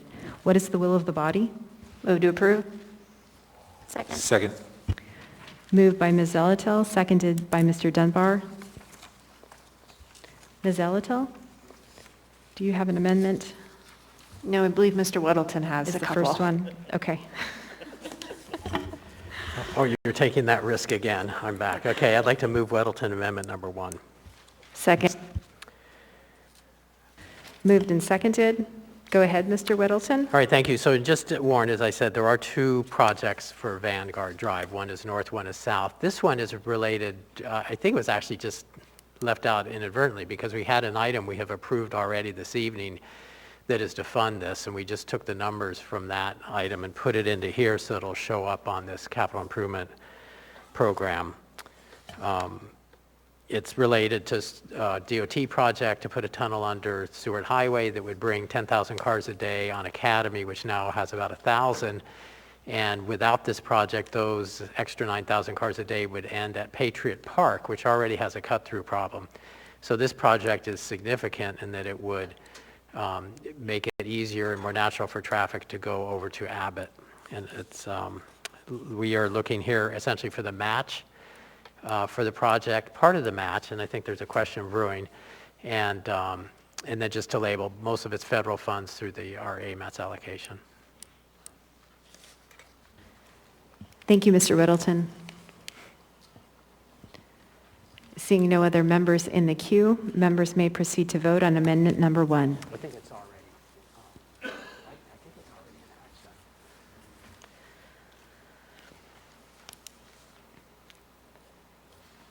Amendment number 1 passes 11-0. Next is amendment number 2. Mr. Weddleton. I'd like to move LaFrancis and Weddleton Amendment number 2. Second.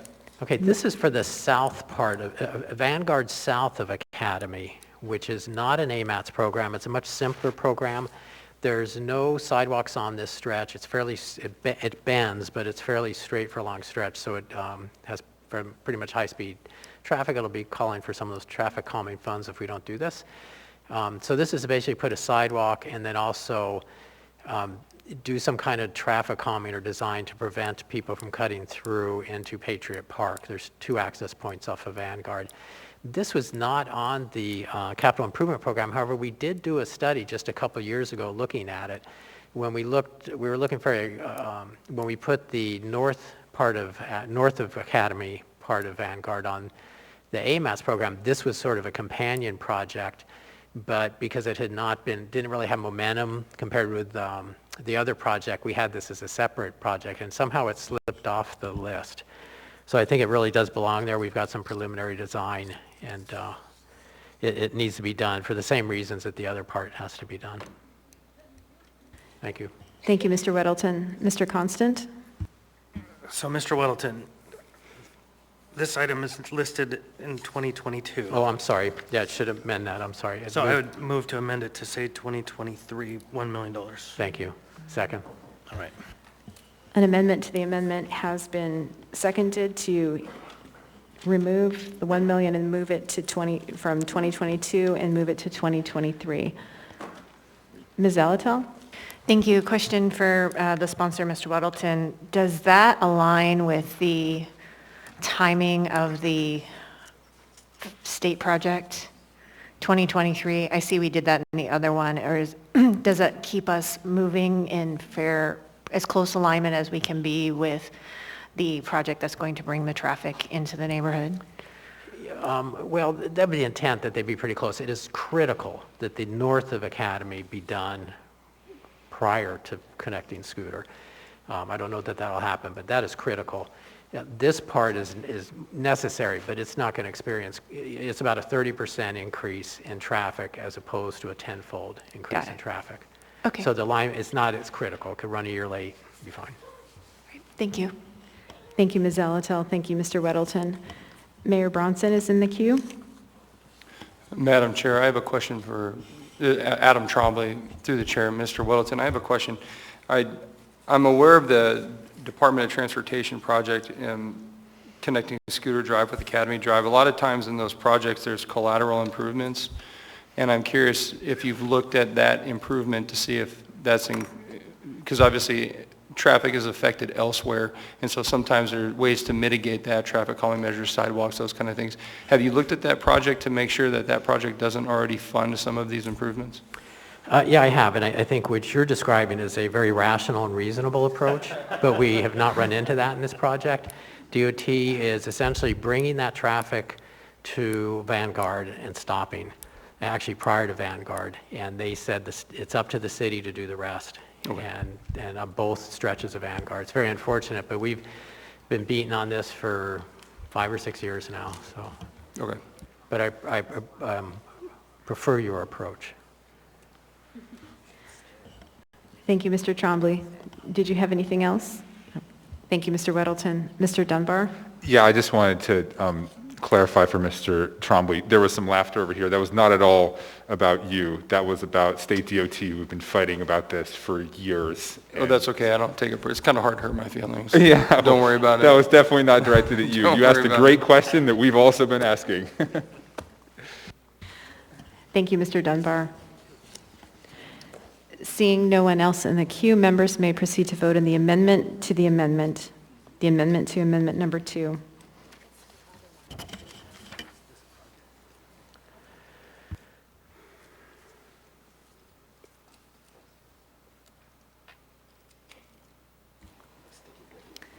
The amendment to the amendment passes 11-0. We now have amendment number 2 as amended before us. Ms. Zalatel? Thank you, Madam Chair. I think it's important that we pass this amendment and we really take care of this area of the neighborhood down that's just going to have this kind of collateral set of consequences due to a highway project. The municipality has been trying to problem solve this for quite some time. Last year, we had money on the bond to purchase the Christian Health Associates building for right-of-way acquisition when it was going to be a municipal project on the north end. And so there is a question if that right-of-way acquisition will end up being able to offset the amount from the First Amendment, but we don't have something similar for this one. And so it's really important, I think, for both of these to go, because as soon as more traffic is introduced, even though it's 2 different parts, it all finds a way, and it's all going to have effects. And I know Abbott Loop Community Council has been monitoring this closely. It comes up nearly every community council meeting that they want an update on this project. So this is a good step forward. And hopefully we can align as quickly and as closely with the state project as possible. Thank you. Thank you, Ms. Zalatel. Mr. Constant? I probably speak to this too often, but this is the project that we cut off the budget that was millions and millions and millions of dollars that the state attempted to move through us and have us and our taxpayers pay for, but we moved it off the books to the state.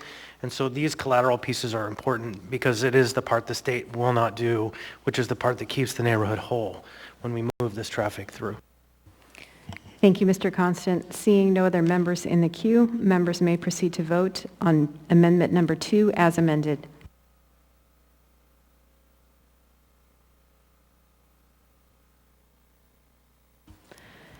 Amendment number 2 as amended passes 11-0. We now have the main motion before us. Is there any further discussion?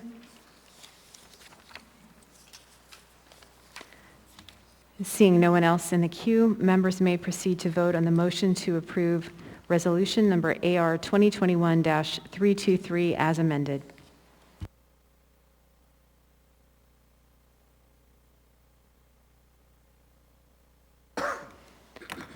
This item passes 11-0. We now have before us item 11D, ordinance number AO 2021-98, an ordinance adopting and appropriating funds for the 2022 municipal utilities enterprise activities operating budgets and the 2022 municipal utilities enterprise activities capital improvement budgets. Office of Management and Budget. What is the will of the body? Move to approve. Second. Moved by Ms. Zalatel, seconded by Mr. Dunbar.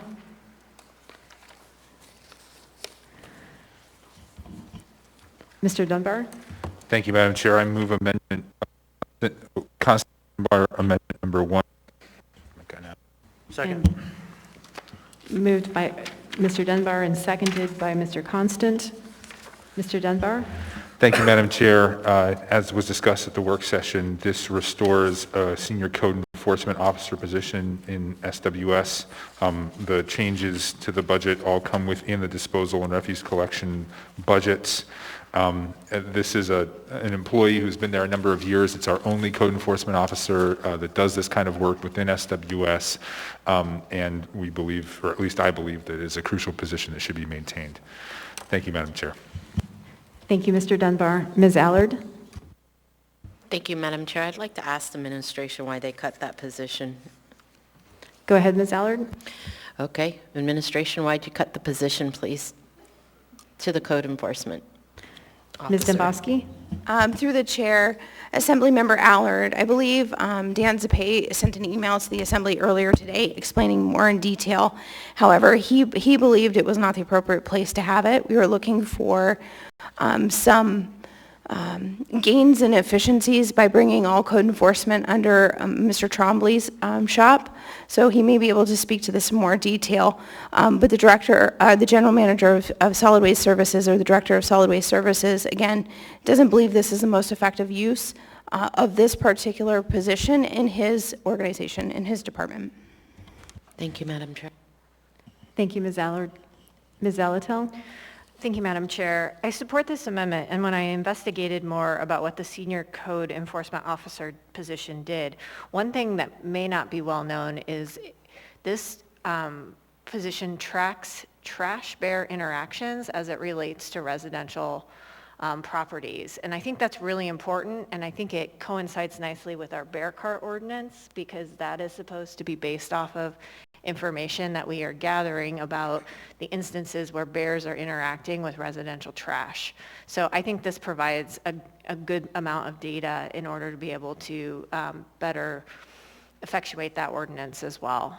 I also don't think our other code enforcement officers have the ability to subsume these duties. Thank you. Thank you, Ms. Zalatel. Seeing no other members in the queue, members may proceed to vote on amendment number 1.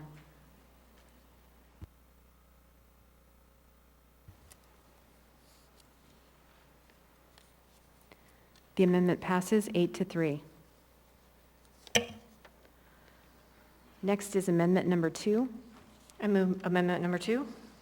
Second. Moved by Ms. Zalatel, seconded by Mr. Rivera. Ms. Zalatel? Thank you, Madam Chair. This amendment retains the $130,000 cost for the composting program. To put this amendment in a little bit of context, I think it's important to retain these funds in the SWS operating budget right now while we wait for the report that's forthcoming on the composting program so we can learn more. I think when we take funds out pending an evaluation of a program, it's always harder to find all of the funding to add it back in. Also, I think it's important to note that the composting program is rather inert during the winter months. And so we can take this back up as we head into first quarter. The email we saw from Mr. Zapay about this, that there's an additional $89,000 fee associated with this, I don't think is something that we need to necessarily take on in this moment. If we determine the efficacy of the program and it should be moving forward, we can take up any cost gaps at that time at first quarter. Thank you. Thank you, Ms. Zalatel. Mr. Weddleton? Excuse me, so to Ms. Zalatel, so if it's, I mean, essentially inert in the winter, I mean, it almost seems like this is something better to wait until first quarter budget revisions and just see where we are at that point. I think it's hard to find this amount of money at first quarter budget revisions, and if we take the program away, I don't know what we will actually lose. I don't think because this money will be spent at the beginning of at the beginning of the year, it will just be there in the budget held, that there's no risk or harm there. I am more concerned, depending on how first quarter shakes out, trying to find $130,000 plus maybe an additional $89,000 that was identified by Mr. Zapay today.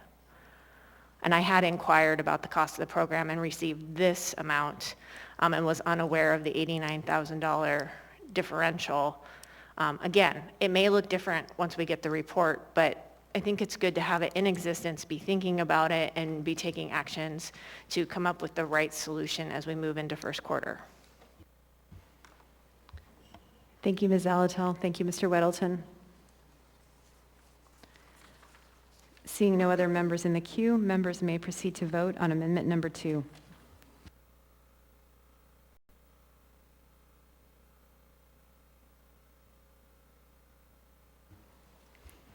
The amendment passes 8-3. Next is amendment number 3.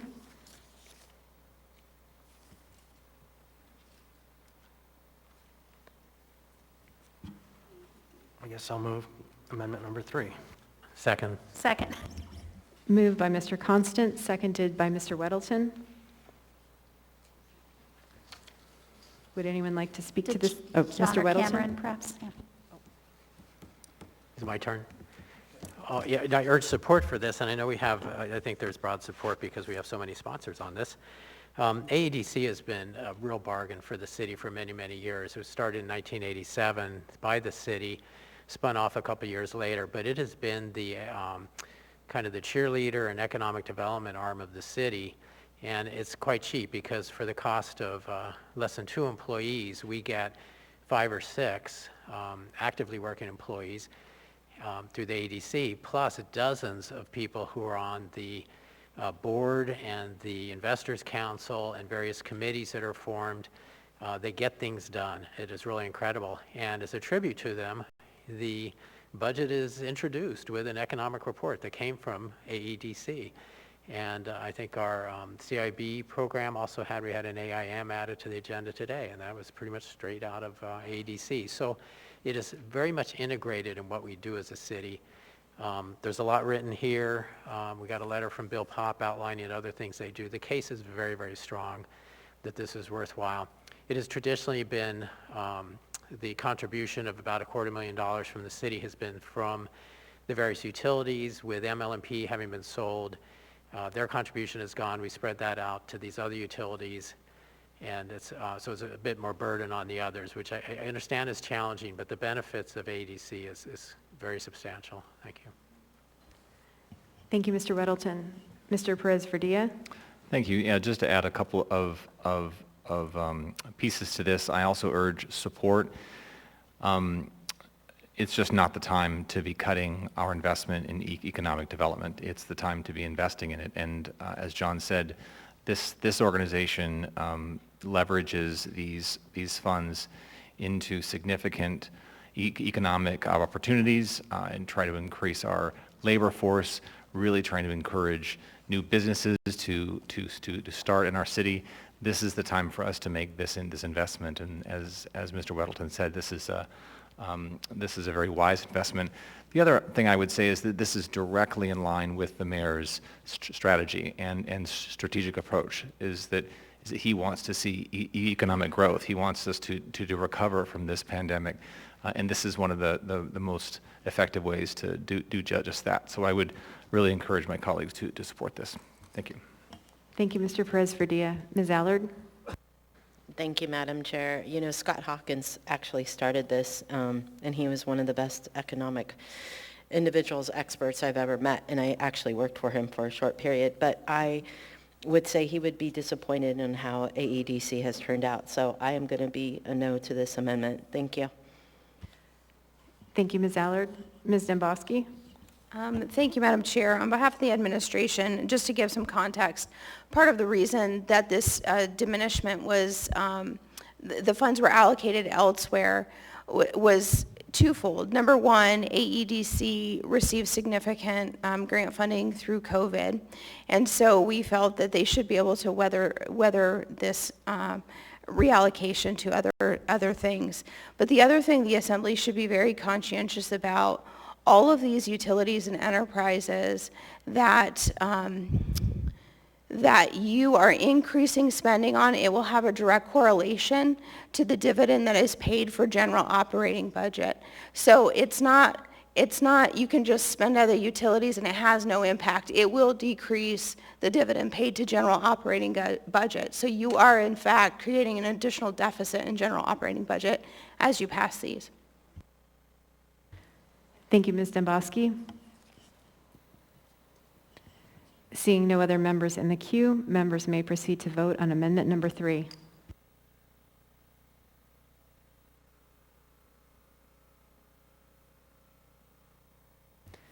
The amendment passes 9-2. Next is amendment number 4. Move amendment number 4. Second. Moved by Ms. Quinn-Davidson, seconded by Mr. Dunbar. Ms. Quinn-Davidson? Sure, thank you, Madam Chair. This amendment would fund the Director of Enterprise Services, which is currently under the municipal manager, through the utilities listed below. Although we didn't have this position in early 2021 when I was in the acting mayor role, I can see some argument for why you would need it, but given the work that the current person is doing, it really makes sense for the utilities to bear that cost. This has been done in the past. There used to be a deputy municipal manager position, as Ms. Demboski might explain as well, and those costs were billed to other departments like this. And then one other thing I'd like to mention is that our omnibus amendment that Mr. Dunbar and I brought relies on this money coming out of the operating budget so that we can fund other things. So I urge support. Thank you, Ms. Quinn-Davidson. Ms. Zalatel? Thank you, Madam Chair.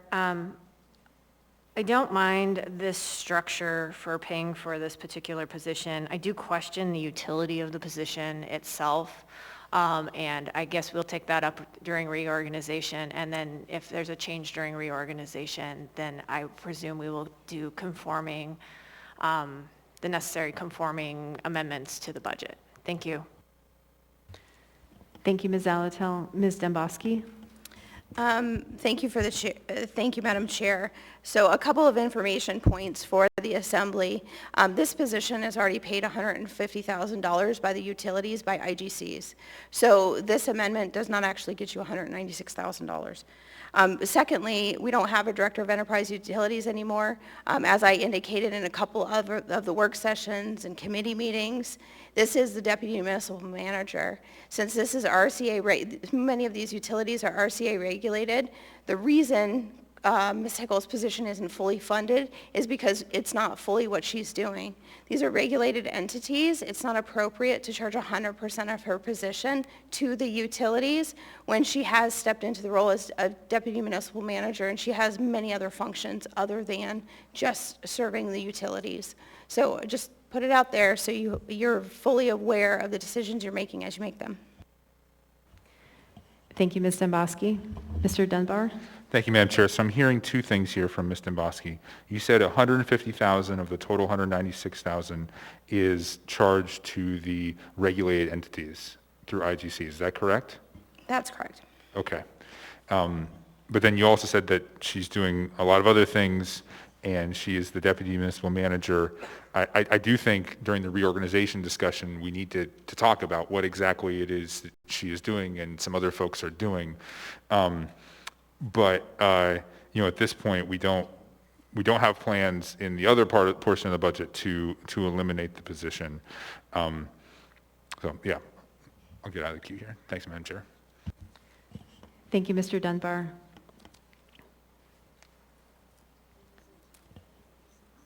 Ms. Quinn Davidson? I guess I would just quickly add that I'm interested to hear that and learn more from Ms. Demboski, but the budget documents we have don't reflect that. Thank you, Ms. Quinn Davidson. And that is in a later discussion, I assume? Yes, okay. Seeing no other members in the queue, members may proceed to vote on amendment number 4.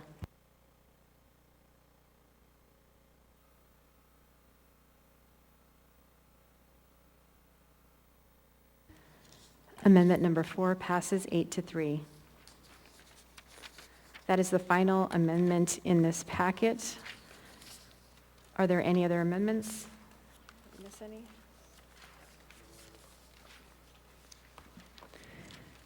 We are now back on the main motion as amended.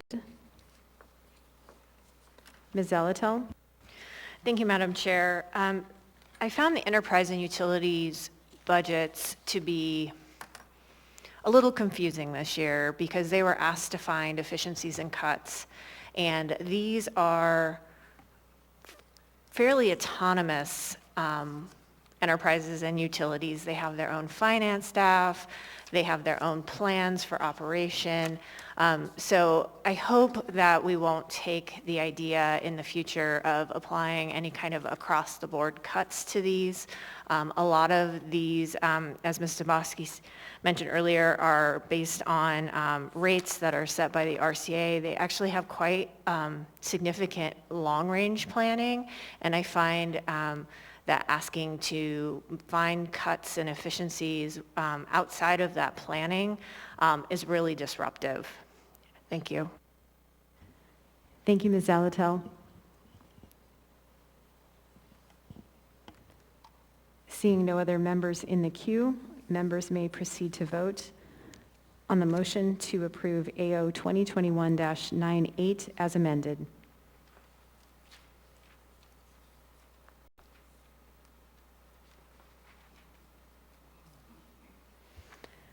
Item 11D passes 10-1. We now have before us item 11E, resolution number AR 2021-325, a resolution approving the 2022 through 2027 Municipal Utilities Enterprise Activities Capital Improvement Programs, Office of Management and Budget. What is the will of the body? Move to approve. Second. Second. Moved by Mr. Constant, seconded, I believe, by Ms. Quinn Davidson. Okay. Do we have any amendments?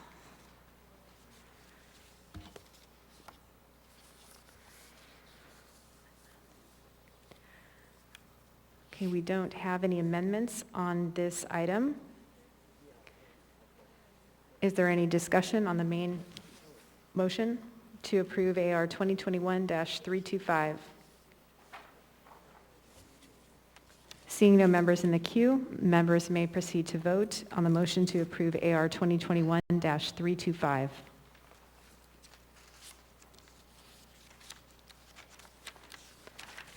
Item 11E passes 11-0. We now have before us item 11F, ordinance number AO 2021-99, an ordinance adopting and appropriating funds for the 2022 operating and capital budgets of Anchorage Community Development Authority, Office of Management and Budget. What is the will of the body? Move to approve. Second. Moved by Mr. Constant and seconded by Mr. Weddleton. We do not appear to have any amendments. Is there any discussion?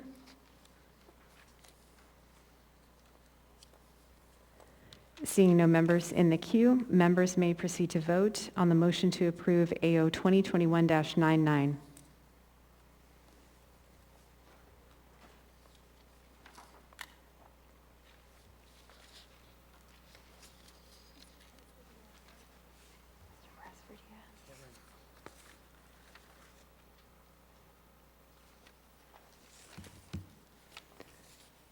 Item 11F passes 11-0.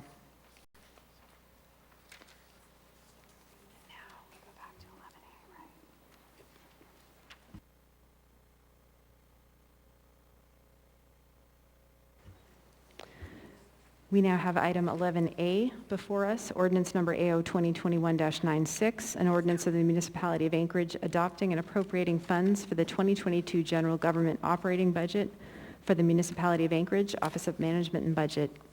What is the will of the body? Move to approve. Second. Moved by Ms. Quinn Davidson, seconded by Mr. Constant. Move amendment number 2. Madam Chair, I need to do the conflict check again on before we move amendment number 2, please. Thank you, Ms. Zalatil. Ms. Zalatil? Yes, thank you, Madam Chair. There is on amendment number 2 a line item that involves funding for homelessness with regard to the alcohol tax. It is general, but we need to go through the questions, is my understanding, with regard to that line item. Thank you, Ms. Zalatil. I will go through the questions to determine if Member Zalatil has a substantial financial or private interest. Madam Chair, just so I'm really specific, it's on page 4 of the packet, amendment number 2, that first page bottom. It is the revenue source, box 5, $500,000 Health Department, decrease amount for operational costs of shelter, day center, and/or treatment center based on startup timeline.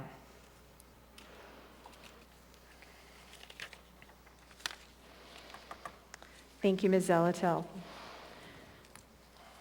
I will go through the questions to determine if Ms. Zalatil has a substantial financial or private interest in specifically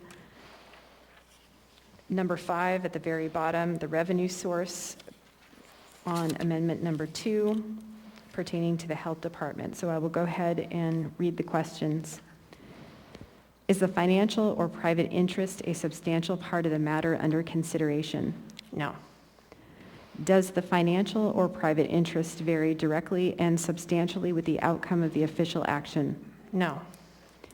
Is the financial or private interest immediate and known, or conjectural and dependent on factors beyond the official action? Conjectural and dependent. Is the financial or private interest significant monetarily? No. Is the financial or private interest a type which is generally possessed by the public or a large class of persons to which the elected official or household member belongs? No. Are there other factors that may be appropriate under the specifics of the disclosure and the nature of the action to be considered? In this instance, it would actually decrease available funding, and there's no nexus with the organization in which I work for. Thank you, Ms. Zalatil. It is the ruling of the chair that Member Zalatil does not have a substantial financial or private interest in this specific item before the Assembly pertaining to amendment number 2. Okay, move amendment 2, please. Second. Moved by Ms. Quinn Davidson and seconded by Mr. Dunbar. Ms. Quinn Davidson? Thank you, Madam Chair. So just by way of quick introduction, there are 2 omnibus amendments in front of you, and those amendments reflect our efforts to prioritize public safety and to direct services to residents. Many of these elements incorporated into the 2 omnibus amendments were also brought forward by many of our colleagues here and presented at last Friday's work session, where Mr. Dunbar and I heard all of those, took that in, and then got together and put these together into one package.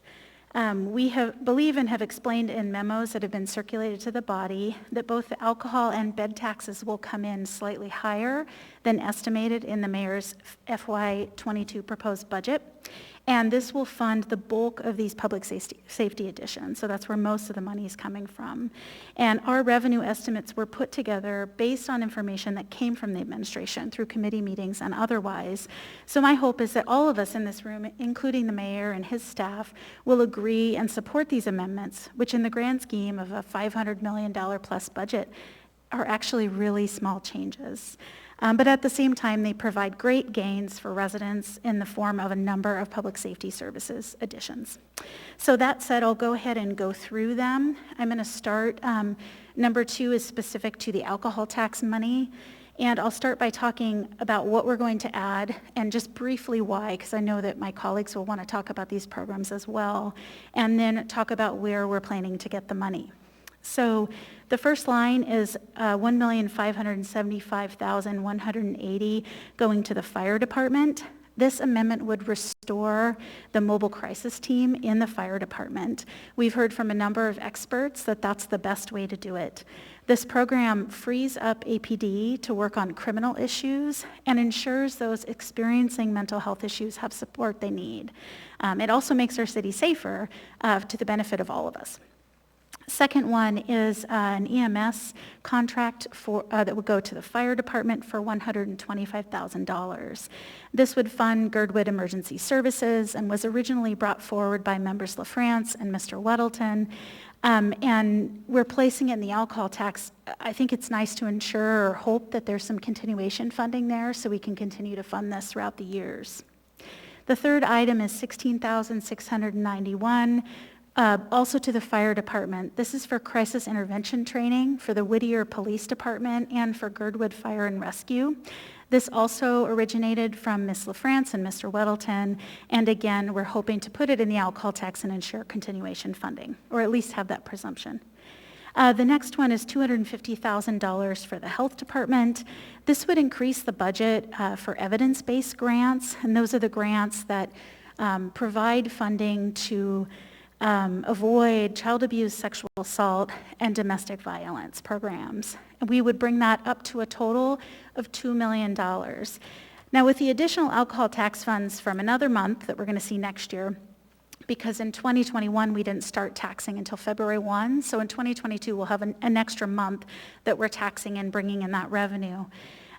With that total, it really makes sense to bring these evidence-based grants up to $2 million, which is less than a sixth of the overall alcohol tax budget. That's a promise we made to the voters and one I'd like to keep. The next item is $250,000 again to the health department. This is a fund directly to Victims for Justice and Awake. The reason for that is that both, as we've heard, members have heard from these folks who work at these organizations, that there's specific budget shortfalls due to the VOCA funds this year, and Mr. Weddleton brought a similar amendment. This amendment provides them the funds they need to serve those in need, and consistent with what the voters intended. I'd also like to point out that I believe, if I remember correctly, that the director of Awake said that there were 508 persons who they could not serve, could not shelter this year due to loss of funding. Finally, we have $1 million going to the health department. This restores the early education grants to providers. Last year in 2021, that was $2 million, and the mayor proposed cutting it to $1 million. We know that early education is an incredible investment in the future and in our kids. For every dollar spent now on early education, we save $7 later. So that's in healthcare costs, corrections costs. So it really is a good investment. And it's also what we told the voters we would do. So now for where we will get this funding. First line item is taking $1,061,897 that was proposed to be spent out of the alcohol tax on a bunch of positions: epidemiologist, senior office associate, public health nursing supervisor, and 5 public health nurses. So our amendment moves these positions to be funded by the operating budget instead. This is a big chunk of alcohol tax funds to spend on services that are more general, and as Mr. Dunbar will explain soon, we have additional revenue in the operating budget to pay for these elsewhere. Next is the $500,000 that we expect to see increased revenue in the alcohol tax itself. As I explained earlier, we're collecting more than we initially estimated in 2021. So at minimum, we should collect about $12.2 million, or maybe a little more, this year in 2021. Could be higher due to the holidays. We'll also be collecting an additional month next year. All told, and as explained in the memo we distributed, we think expecting an additional $500,000 in revenue is moderate and very reasonable. We also likely have rollover funds from 2021 if needed, and Ms. Domboski and I were just talking about that at the break. Next, we have the alcohol tax fund balance of $404,974.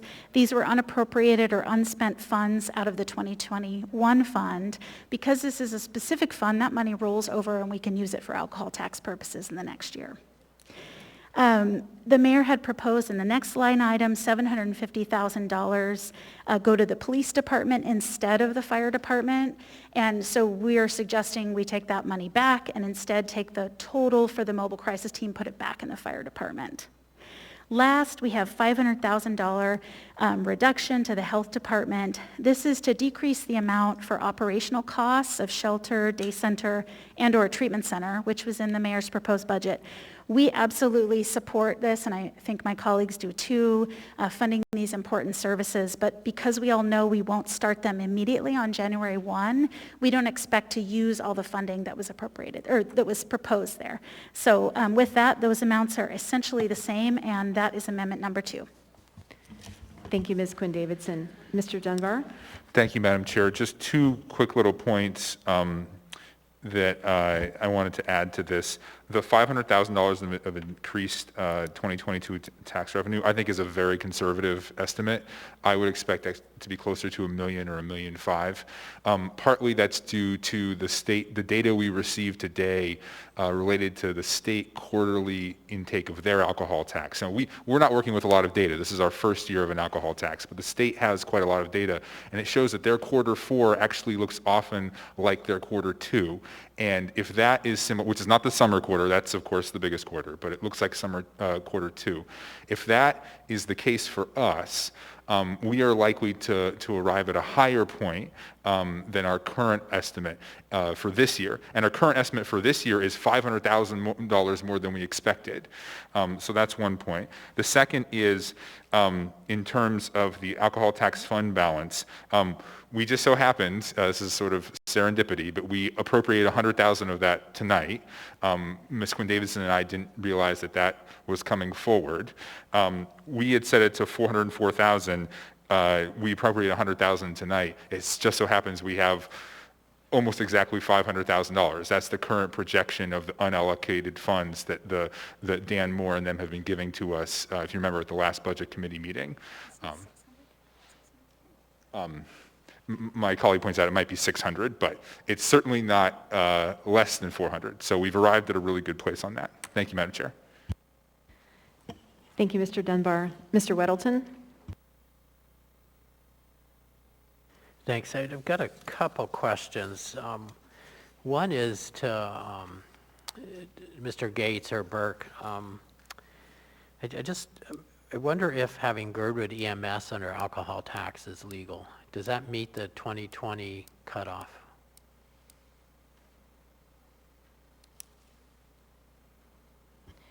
May I answer, Mr. Weddleton? Sure. Through the chair, Mr. Weddleton, previous discussions with OMB and law had indicated since Girdwood is not increasing their level of service, this is an existing level of service, that this would not be an allowable use of the alcohol tax funds. All right, thank you. Does it count for 2 if I just keep rolling? It's fine if you go ahead with your questions. Did you want to hear from Mr. Gates? Yeah, I suppose, yeah, but I kind of think that was the answer I expected. Mr. Gates?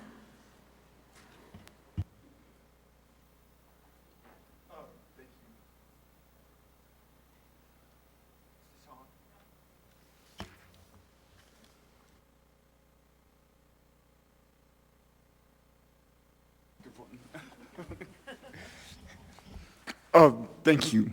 Well, the purpose of this for EMS services, it's within one of the allowed categories for the alcohol tax revenue use.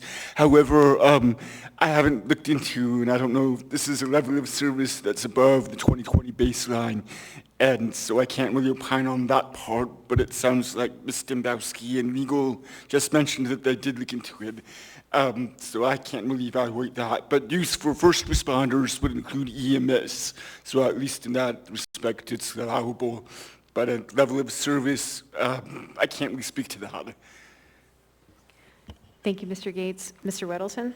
Just to provide information on that, it really is not an increase in service. What it is finally they're getting paid for the service that they've provided for quite a long time and not been reimbursed for. So I just don't think it's in the spirit of the alcohol tax to have it in here. And I've got another amendment later on that does fund really our commitment to pay them properly.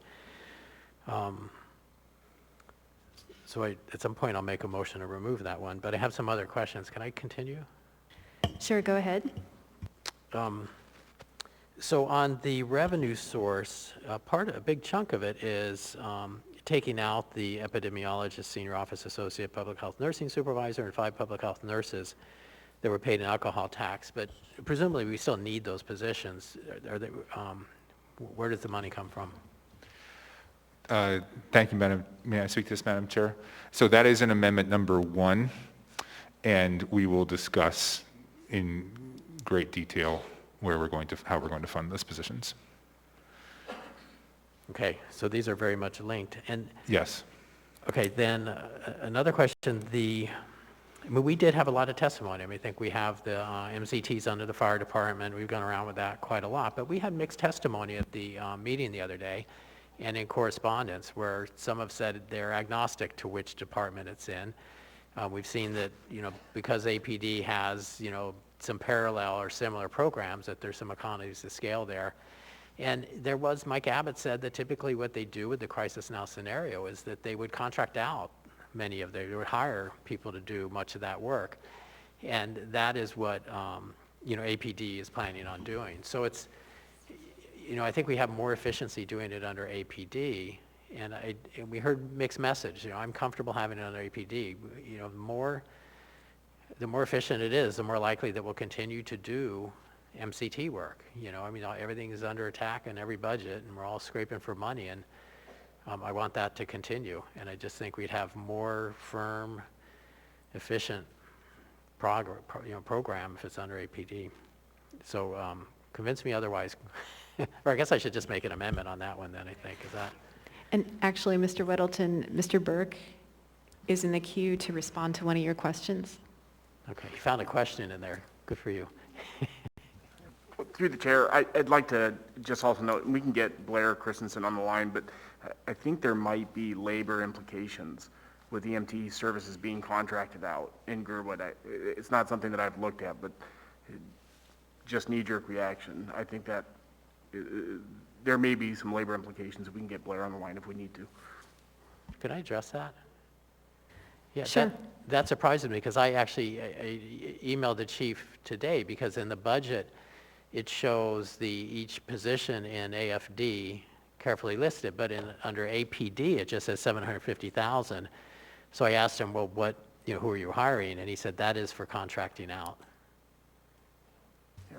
So through the chair, the umbrella of the area-wide EMS, area-wide EMS units may respond incidentally to EMS calls in the municipality of Anchorage. Likewise, Anchorage Fire Department EMS units shall respond. I think you're still on the Girdwood EMS. Yeah. We moved on. Oh. We're on the MCT. Get your acronyms right, sir. There are EMTs in the MCS, but thank you, though. Thank you, Mr. Weddleton. So I'll go to Ms. Zelatel. I believe she's in the queue with a motion. No. Well, maybe I'll make the motion to answer your question? Should I make a motion and then discuss it and do it that way? And then Ms. Zelatel would like to, yes, go ahead with your motion since it's on the mobile crisis team. I believe Ms. Zelatel wants to respond to your question. You asked to be convinced, so I got in the queue. I would love to try to convince you not to change it. I think it's really important, and the nuance here is, I don't disagree with Mr. Abbott that the idea from the Mental Health Trust, that the idea is we want to contract out with a private provider to provide these services. I think there's a fundamental difference, however, between doing that through the police department and doing that with a behavioral health provider on its own. And what's proposed here in this amendment to restore the MCT funding is to give us enough lead time to go out into the community and say, hey, community providers, do you have the capacity to do this? Do you have the capacity to do this at 12 hours? Like we've seen in Fairbanks, in Phoenix, in Oregon with the CAHOOTS model. I think that's really an important distinction because it's not then attached to either fire or police, but we have to create that ramp to get the information, to set up the structure. And I think it was really highlighted in the letter we received today from the South Central Foundation. There's a lot of infrastructure that really rolls into setting up a mobile crisis and a crisis now set of services with Fidelity that can take advantage of diversified funding streams that are coordinated. So what this does is it continues the 12-hour mobile crisis team, which I will tell you is not my preference. I'm ready for 24/7, but in the spirit of compromise and going out to the community to get the information about is there capacity for providers, what is it really going to cost, and how quick can they ramp up to 24/7. This gives us that time to do it, and we can come back in one queue with that information in hand and reevaluate. I don't think we won't be able to keep what's already become a beloved service very quickly if we shift it to police. It'd be several transitions instead of perhaps the one key transition with a little bit more time to get that information.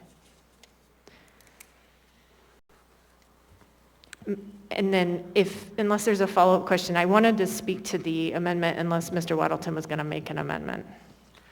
Mr. Weddleton? I'll try to absorb your fire department versus police department, but I'll make an amendment to delete the $125,000 for Girdwood EMS. Second. So an amendment has been moved by Mr. Weddleton to delete the amount of $125 in line 2 under Fire Department for the Girdwood EMS contract, and seconded by Mr. Constant. Mr. Weddleton? I don't believe it belongs in there. I have another amendment that I think would be more appropriate. Thank you. Okay, I'll go through the queue. I think people were in there for the prior main amendment. On the amendment to the amendment, Mr. Rivera? Thank you, Madam Chair. I don't want to speak to it. Mr. Perez-Verdia? On the amendment to the amendment? Mr. Dunbar, on the amendment to the amendment? Yes, Madam Chair. So I'm looking forward to the next. Well, there is one that we co-sponsored, Amendment 11 from Area-Wide EMS. Is that the one you're proposing to bring forward, or is there another one, Mr. Weddleton? I guess I'm curious sort of what the alternative source of funds is to try to get them there, get the EMS and Girdwood appropriate funding. It is 11. Okay. Thank you, Mr. Dunbar. Mr. Constant, are you in the queue for the amendment to the amendment? Yes. And Mr. Gates, did you ask him? I can't scroll down, but Mr. Gates, were you in the queue for the amendment to the amendment? Yes, I was. I'm not really sure, but I understood the amendment was to remove the $125,000, but that's the expense. We have the revenue source, and I mean, I'm not the expert here on that, but shouldn't there also be a corresponding decrease, and from which line there will this decrease come?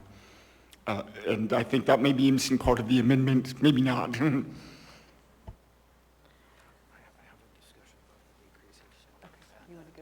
Okay. Mr. Constant? Yeah, thank you. And I'm not sure to what decrease Mr. Gates was referring to, but I was wondering if we shouldn't also, just as an amendment process, take that sum there at the bottom, $3,216,871, and amend that to be $3,091,871. Please check my numbers, finance friends, to comport with the reduction.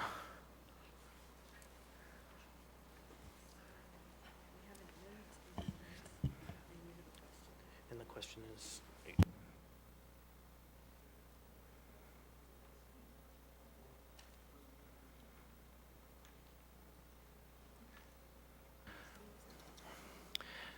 So I would ask a clarifying question first to finance or to someone with a calculator that's better than me. Is my number correct, 3,091,871?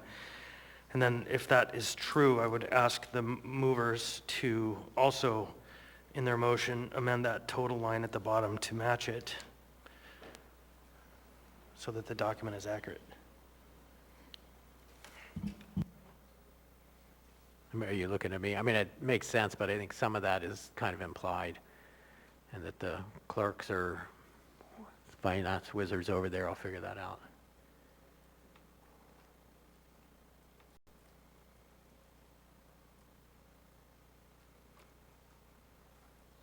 So someone did a phone a friend, our finance. Actually, 1 second, Mr. Constant. I've been advised that Mr. Weddleton can include in his amendment to update the total. Sure, add to that amendment to update any totals. And does the second agree on the amendment to the amendment? Who was that you, Mr. Constant? Oh, yeah, it was me. It's fine. And I have a good report that the number is 3091871. Thank you, Mr. Constant. Point of information? Yes, Ms. Kennedy? Thank you, Madam Chair. Because there are 5 separate amounts listed there, and if we take off the 125,000, which, good job, Mr. Constant, you're correct in your numbers, we probably should designate where that 125,000 is coming from specifically, rather than just a total. So I would just suggest that to the makers of this amendment. Thank you. And I'm happy to do that. To some extent, the revenues are speculative, so I didn't think that it was critical to do that. But if that's the case, then I would use that savings to restore $125,000 to the operational costs of Shelter Day Center and our treatment center treatment center, back to the homeless stuff.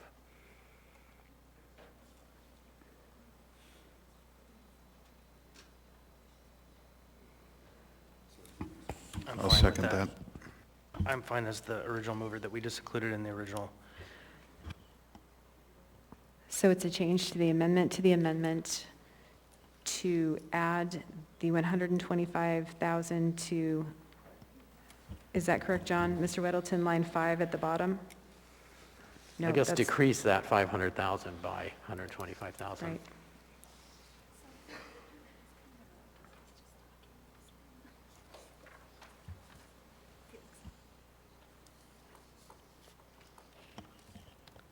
And the second agreed to change that to 375K at the bottom. Okay, so yes. The amendment to the amendment is on the floor, and Mr. Rivera, you're not in the queue for that. Ms. Quinn-Davidson, are you in the queue for the amendment to the amendment? I was. I had other totals and was going to suggest we use the alcohol tax fund balance, but I'm okay with, my second choice would be what Mr. Weddleton proposed. So to save time, let's do it. As he said, we'll figure this out in one queue if there's any difference. Thank you, Ms. Quinn-Davidson. Seeing no other members in the queue on the amendment to the amendment, members may proceed to vote on the amendment to the amendment.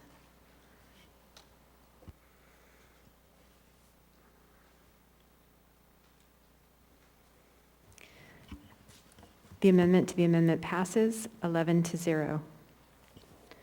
We now have amendment number 2 as amended before us. I will go back through the queue. Mr. Rivera.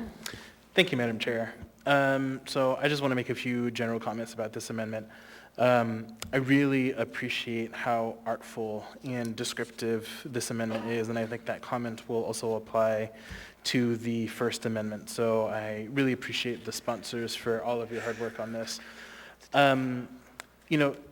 Speaking generally to the alcohol tax, when the voters approved this some time ago, one of the big ideas for the alcohol tax was making sure that we funded both the now, but truly put thought into funding some of the downstream prevention.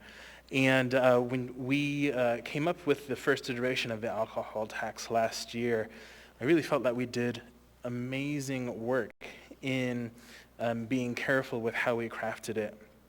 And it was really unfortunate for me to see the changes that the administration made. So I really appreciate all of the amendments that came into this omnibus amendment that really addressed a lot of the community concerns that we heard, and make sure that we're making big impacts in our community, because that's why the voters approved this alcohol tax, to really reimagine how we're addressing so many of the issues that this alcohol tax funds. So again, my thanks to the sponsors for putting this together, and I urge support for the amendment. Thank you. Thank you, Mr. Rivera. Ms. Zalatel?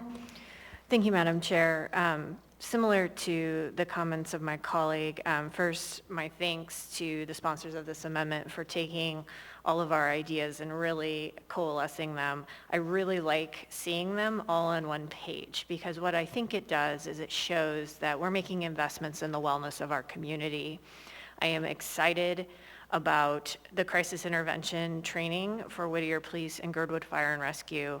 I'm excited as we take these steps, particularly in the behavioral health arena, and we integrate them into our services. These are value-added things that address the now. But what also makes me excited is that we have significant investments, as Mr. Rivera said, in the future. This strikes the right balance. When I think about the alcohol tax, because we are only in its second year, I think we struck the right balance the first year. I think about it a decade from now, really trying to keep the long lens on this funding source. That doesn't mean that this iteration of it or this kind of balance won't need to change. I'm actually hoping that over time the wellness of our community will increase, and a lot of that funding on the now can be put toward the future, and we can really watch these investments evolve and really get that payback. So again, my thanks to the sponsors, and I really hope you support this. I think this is a really fantastic balance for this funding source. Thank you. Thank you, Ms. Zalatel. Ms. Kennedy? Thank you, Madam Chair. I wanted to ask if the sponsors would just restate where they believe that the health department positions that are being eliminated for this funding, where the expense or where the revenues would come from to otherwise be able to provide those services. I can't remember what you said about that. Thank you. Thank you, Madam Chair. I'm going to speak at some length about that when we discuss the next amendment, but we are putting them back into the general operating budget, so we certainly do have to account for them in some way. If you look at amendment number 1, you can see our revenue sources there. They're all listed on the second half of the page, but I intend to explain them in some detail. Thank you, Mr. Dunbar. Ms. Kennedy, any follow-up? Thank you, Madam Chair. Actually, I appreciate Mr. Dunbar's answer to my question. I find a lot of this really complicated, and what I'm concerned about is how some of these impacts could actually be played out. I know that the administration has a way of looking at things in terms of how they're organized, how they believe things can be more efficient without the redundancies, and I'm a little concerned that some of the ways that this has been crafted doesn't really address those kinds of things very well, even though I certainly understand people saying that they're happy to see some of these grants and such being reinstated. So anyway, I'm thinking that we've made this really complicated by doing all of this in one fell swoop, so that causes me to pause and just think that I think we could have done this better by doing these individually. So I'm struggling with this one. We'll see. Anyway, thank you. Thank you, Madam Chair. Thank you, Ms. Kennedy. Mr. Perez-Verdia? Thank you, Madam Chair. Just a few comments on this one. First, I want to thank the public for the amount of input that they gave us. There was a lot of conversations and meetings and emails and phone calls that led to these amendments. So I want to thank the public for all of their involvement. I want to thank all of the members who, this one page is the culmination of a lot of people on this dais' work. So I want to thank all of you for your work in pulling this together, and especially Ms. Quinn Davidson and Mr. Dunbar for doing the final cut of this. A few things. I do agree that this both keeps the spirit of the alcohol tax in terms of addressing immediate needs that we see right in front of us, and also making the long-term investments and understanding that those investments in things like early education and treatment are going to pay off in the long run for us as a community. And I particularly want to sort of highlight the fact that I also believe that the MMCT should stay in fire, and that there's been a lot of really great progress, and we've just got it started.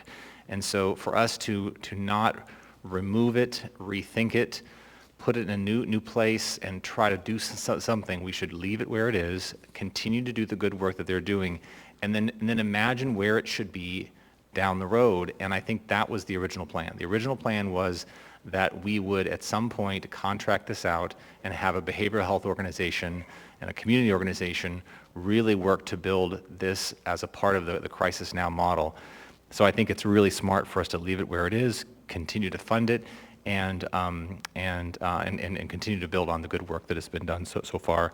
And then finally, just highlighting the importance of early education and restoring that funding. That's, as others have said, that's going to pay huge dividends for us down the road. So again, thanks to everybody for putting this all together, and I encourage my colleagues to support this amendment. Thank you. Thank you, Mr. Perez-Verdia. Ms. Quinn-Davidson? Thank you, Madam Chair. And I just want to provide a little more information for Ms. Kennedy, because I think it's a really good question, and Mr. Weddleton asked it as well. We're going to discuss it, but really most of that money is coming from an increase in room tax. That actually, even in the Budget Committee, we saw the information we got from members of the administration confirmed what we thought. There's a really low estimate of what room tax is going to be next year based on what has happened this year, an expected increase next year. So we'll talk through that, but that's really the bottom line of where this money is coming from. The second part is that I just wanted to say, from the beginning, I have felt really strongly about making sure that we, and I know many of my colleagues have, put money into upstream funding. So right now, last year we had about 11 million, and we split the sort of three buckets pretty evenly. Right now it's not as even, right? The mayor's office proposed that we spend over half of that money on homelessness. That's not what the voters, we think, intended, because when we brought an alcohol tax, it was just based on homelessness, they said no. And when we brought one based on upstream, early ed, child abuse prevention, they said yes. And so I guess my point to my colleagues is, we understand that homelessness is serious, and we are putting some serious money into that. I don't want the upstream stuff to get lost, and it's still funded lower than homelessness services, even with this. So anyway, thank you. So be keeping that in mind as we move forward and in 1Q, and if we have remaining alcohol tax dollars, I'll really be advocating, and I hope others will too, to go for those upstream options. Thank you, Ms. Quinn-Davidson. Ms. Allard? Thank you, Madam Chair. Actually, this question is for the administration. Just curious on why they felt that and I don't care who answers it, that their changes to this is the will of the people, or they felt that it was following the will of the people when they voted on this alcohol tax. Thank you, Ms. Allard. The question is, how did the administration interpret, and it's to the administration? I believe Ms. Domboski was going to answer that question, but why would they feel that moving these around is actually honoring the will of the people? I want to hear their perspective on that. Thank you. Sure. Ms. Domboski? Thank you, Madam Chair. Through the chair, Assemblymember Allard, it is the perspective of the administration, as well as the advice we've received from those that helped us build the budget within the administration, that the alcohol tax was designed for specific purposes. It is not the understanding that those purposes have to be equally divided among those multiple buckets. So as Mayor Bronson ran for office, one of the large concerns he heard about was the homeless situation in Anchorage. This was a compassionate approach to address that situation, people who are on the verge of really a desperate situation, whether it is for their health or their long-term survival, frankly. So the mayor made a commitment to the voters who voted for him. The majority of people in Anchorage that voted for him. And he said he was going to have a compassionate approach to save people's lives. And so you will see a real heavy emphasis in his budget on public safety and addressing those who experience homelessness. Thank you, Ms. Demboski. Thank you, Ms. Allard. Ms. Kennedy? Thank you, Madam Chair, and yes, I realize this is my second time to speak on this. So, actually, that's the kind of that's the kind of question that I would like to hear some more information on, is how does this then actually impact the plans that we've had for dealing with homelessness, considering now we have this, the resolution that passed, and this joint effort to really come together and address homelessness in a big way, a bigger way than this municipality has ever done in the past. So by taking away some of these funds from that effort, where do you see that impact having the most negative impact, I guess, would be my question then. Thank you. Madam Chair, through the chair, Assemblymember Kennedy, as we built this budget, there was an intentional decision to, again, focus on the most vulnerable population, the most visible vulnerable population, and one that seems to be getting worse over the past few years. By shifting money to, again, early education, for example, pre-K, we identified for this body that we know the Anchorage School District has already received a $110 million grant. So we feel it was an appropriate effort to have them fund pre-K, and then we can take the money and we can use the homeless in our community to help get them out of that situation, get them treatment, get them help. So to get to your original question, what do we see happening? By shifting money away from that concerted effort, the Assembly puts himself in the exact same position they have year after year. They have lofty plans and no way to fund it. Thank you, Ms. Demboski. Thank you, Ms. Kennedy. Mr. Constant? That's such an interesting perspective. Doesn't match the reality that I see. There is a reduction of $375,000 for operations of shelter, day center, et cetera. Those services under the organized effort and the facilitation aren't set to come on in the first month or two even of the year. As we move forward, as we step down mass care again being reimbursed by FEMA. In fact, the project that we funded tonight for design won't go onto the ground until probably March, as we move towards that June target of getting people completely out of the Sullivan Arena. And so the argument that these funds being shifted in this way have a net cost to the overall effort to address the homeless system doesn't match the operating reality that we face right now. The operating reality is that as this working group comes together, several philanthropic groups and corporate interest groups are increasing their commitment to solve the problems in numbers that are out of the scope of anything this municipality has ever invested or ever imagined, because of the small investments that have started to be made by this body and the administration in collaboration.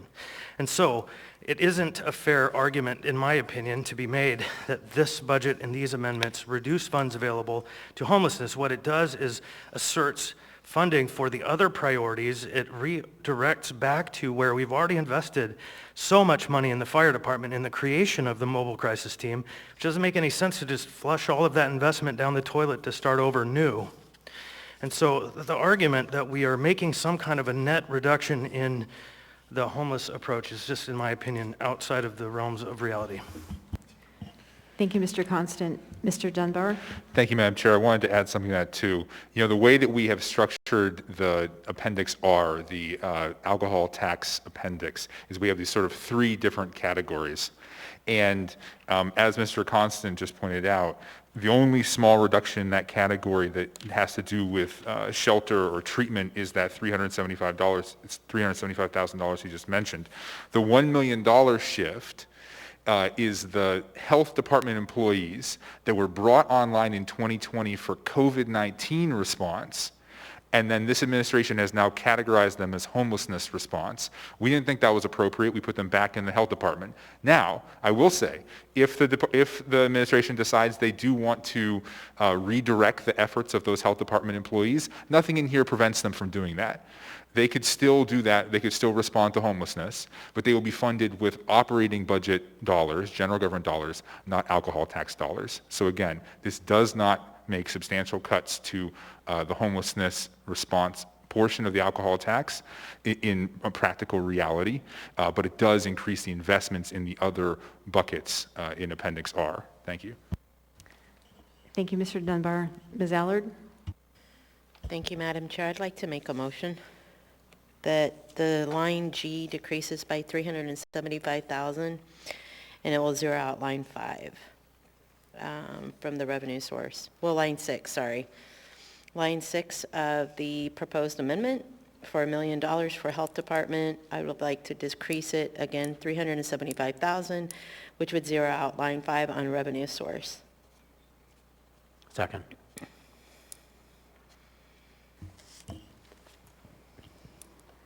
A motion has been made to amend amendment number 2 by Ms. Allard and seconded by Mr. Weddleton. Ms. Allard? John wants to talk on it first, if that's okay. Thank you. Mr. Weddleton?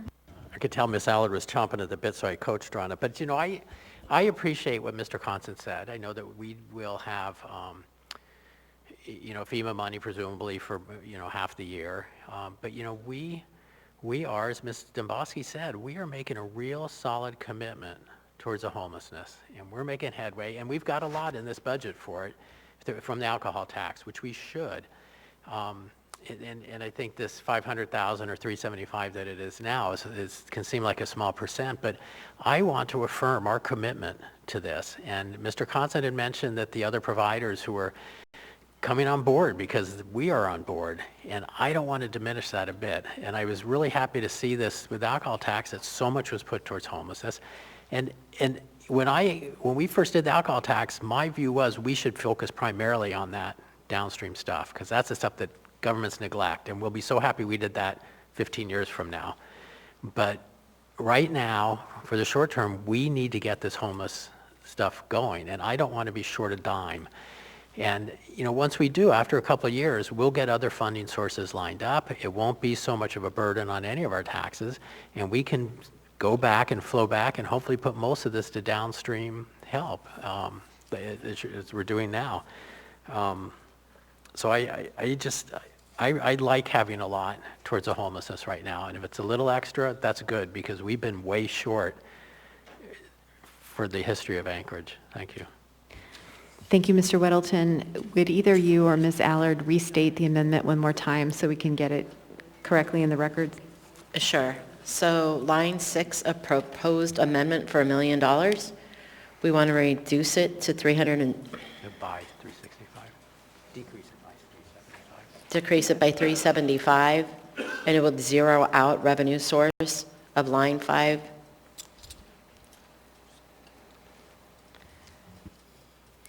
And can I make a comment, Madam Chair? You know, the number one thing I heard over the last year and a half since I've been on the Assembly, besides the whole COVID issues, is homeless. And we don't have money for every single social program to be maxed out. And we really have to focus on the heart of what's hurting our city. We have human beings on the streets that need help.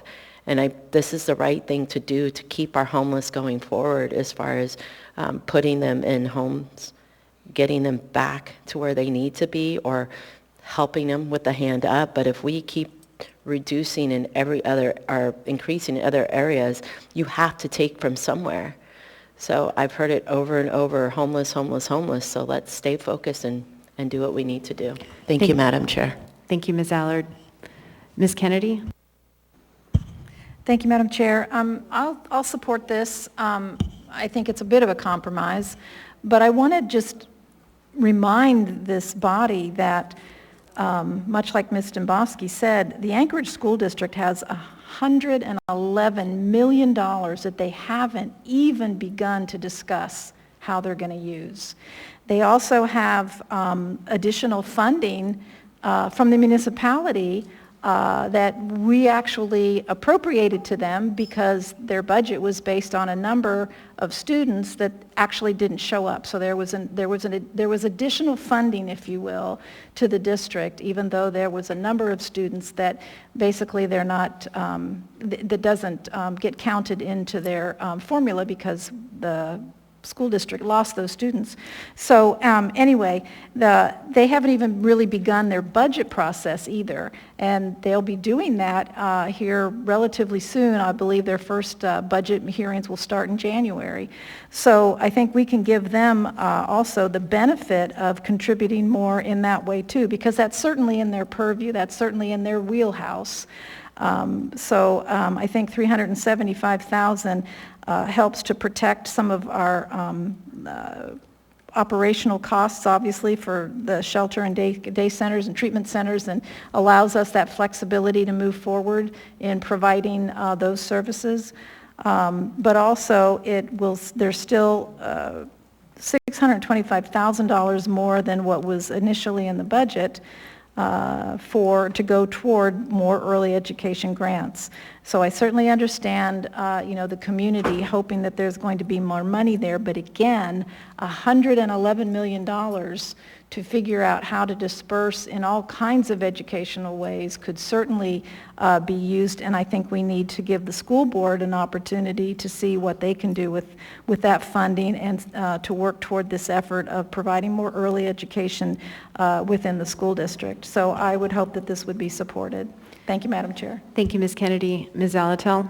Thank you. I want to raise 2 points. One, I've never viewed the early education grants to providers, plural, as only being the Anchorage School District. So I think I would like to dispel that notion that it's only limited to the Anchorage School District. With regards to the proposed change to the funding around shelter, I want to provide a little historical context. In 2019, when I came on the body in the first quarter budget revisions in 2019, there was less than around $200,000 in the budget, and I helped bring some of the funding forward, and it was mostly focused on camp abatement. In the fall of that year for the 2020 budget, we made a big amendment, and that was to put $735,000 in the budget. It received a standing ovation in this room. It was amazing. It's now part of the AHD's operating budget, and it's still there. In 2021, adding the alcohol tax funds, we had about $1.5 million investment. In 2022, even with the proposed decrease, there's still a $3.2 million investment in these services. This reduction won't delay the services happening. There's work to do to get the services in place. These aren't housing services, unfortunately. If these were housing investments, we might be having a slightly different conversation. I think we've been very transparent that the operating dollars for the exit strategy are going to have to be braided funding from many, many places, and this amount of money will not make or break it, but if we think in 1Q it does, then let's have that conversation then when we're further down the road. I don't want to sacrifice this opportunity for early education grants for something where we could have the opportunity with more information when we still already have a significant investment. So I think we need to really keep the context of the investment in mind. I'm very excited about the mass care exit strategy, and things are moving, but it's not to the extent that if we don't have $375,000 appropriated in 2022, that it's going to derail it or significantly affect it. Thank you. Thank you, Ms. Zalatel. Seeing no other members in the queue, members may proceed to vote on the amendment to amendment number 2.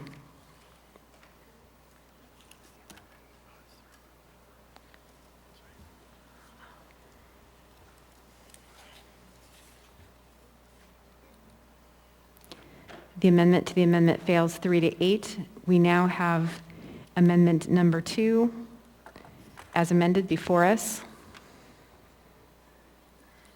Ms. Demboski?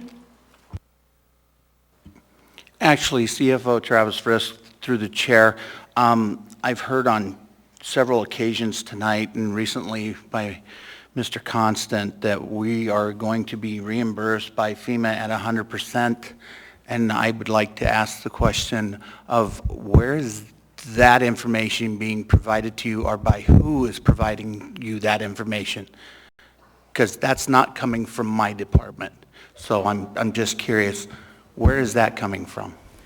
Thank you, Mr. Frisk. While the question is somewhat off topic on the amendment, I believe Mr. Constant would like to address your question. Mr. Constant? I don't know anywhere where I said FEMA will reimburse 100% of anything.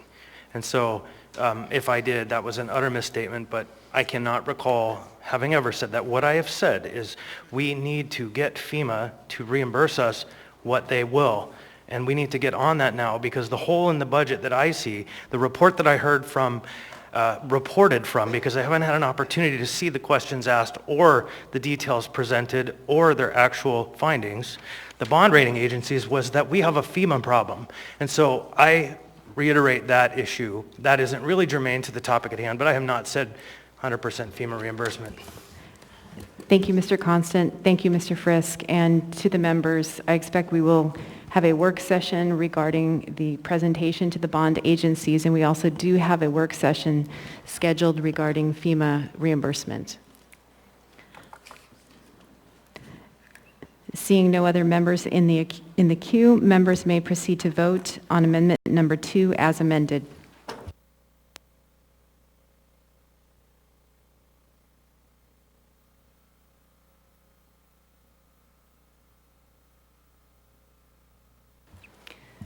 Amendment number 2 passes 9-2. Madam Chair, I move amendment number 1. Second. Moved by Mr. Dunbar and seconded by Ms. Quinn-Davidson. Mr. Dunbar, would you like to speak to amendment number 1? Yes, Madam Chair, and a number of the sort of preliminary matters my colleague and co-chair, Ms. Quinn-Davidson, has already addressed. These are relatively small changes compared to a more than $500 million budget. It's about $3 million that we're shifting total.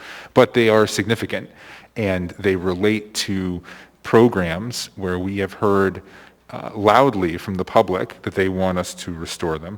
So my approach will be a little bit different. I'm going to go through the revenue sources first, and then I will go through what those things fund. So if my colleagues would just bear with me here, we're on the front page. The first revenue source goes to something that Mr. Weddleton said at last week during the work session, but it was also something that my colleague and I, my co-chair and I have been thinking about and talking about. We now have 2 positions within the building services. We have the building services director and we have a building official. It is our feeling that there should be one of those 2 positions. And we know that there is some distinction between them, but we feel that there is redundancy there, and that the prior administration obviously did not have that duplicate position. In addition, they didn't have, the head of OECD had a broader portfolio and was over in the mayor's office as opposed to being directly on site. Second, we passed that amendment during the utility and enterprise budget that shifted the cost of the Director of Enterprise Services to the utilities. We believe that was necessary at the time based on the budget documents that we have show that as part of the operating budget. But Ms. Demboski has said that was already charged to the utilities as IGCs. So one of the 2 things is true. Either it wasn't IGCs and we have made IGCs, or it was already IGCs, but it wasn't reflected in our budget documents. So we have that source of funds. Third, we know this body decided not to confirm Mr. Weingartner to be the head of real estate services. In response, the mayor created a special assistant position, as he has done a number of times. There are many more special assistants right now than there were during the previous administrations. And so we eliminate one of those positions, the real estate special assistant position, to get those funds, because we don't believe we need to fund both the real estate position and the director of real estate services. Fourth, we were $149,000 under the cap. We are taxing to the cap, a small amount relative to a many $100 million budget. Fifth, this is a little more complicated, but basically we just discovered a math error. So let's see if I can pull this up. Apologies, I had it in front of me, and now I have missed it. So essentially, let's see if I can do it from memory. There was $19.2 million anticipated no, it was 18. So there was a certain amount of money anticipated in the revised 2021 budget. That number came in $100,000 stronger in the 2021 actuals, $100,000 more. Then in 2022, they estimated $500,000 of additional revenue based on the growth of the fund, but they based it on the original proposal, not the actuals that we actually got. So they were $100,000 short. And I can pull up the actual numbers here if you need them. And then last, and this is the largest chunk of this funding, and so we've provided you a rather long multi-page narrative here. Hopefully you've had a chance to read through it. If you haven't, I will try to walk us through it without reading every word. Essentially, we believe that Treasury has underestimated the amount of bed tax that we are going to collect next year. We base that on data from previous years and the questions we asked of the Treasury Department at last week's budget committee. So if you look at page 3 here, the administration is anticipating $24 million in bed tax revenue in 2022. But in this year, we have already exceeded that amount, and we are expecting to collect $27.5 million of revenue. And again, that's based on these ongoing conversations we've had with Mr. Moore. That is what we are actually going to collect, we believe, this year. If you look at 2019, the original amount was $31.17 million.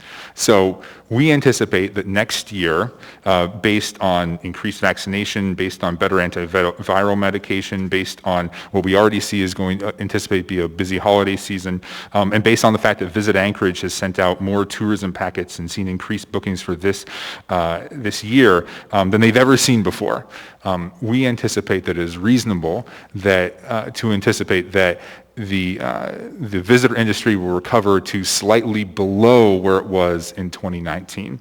And so that is where we get the additional bed tax revenue.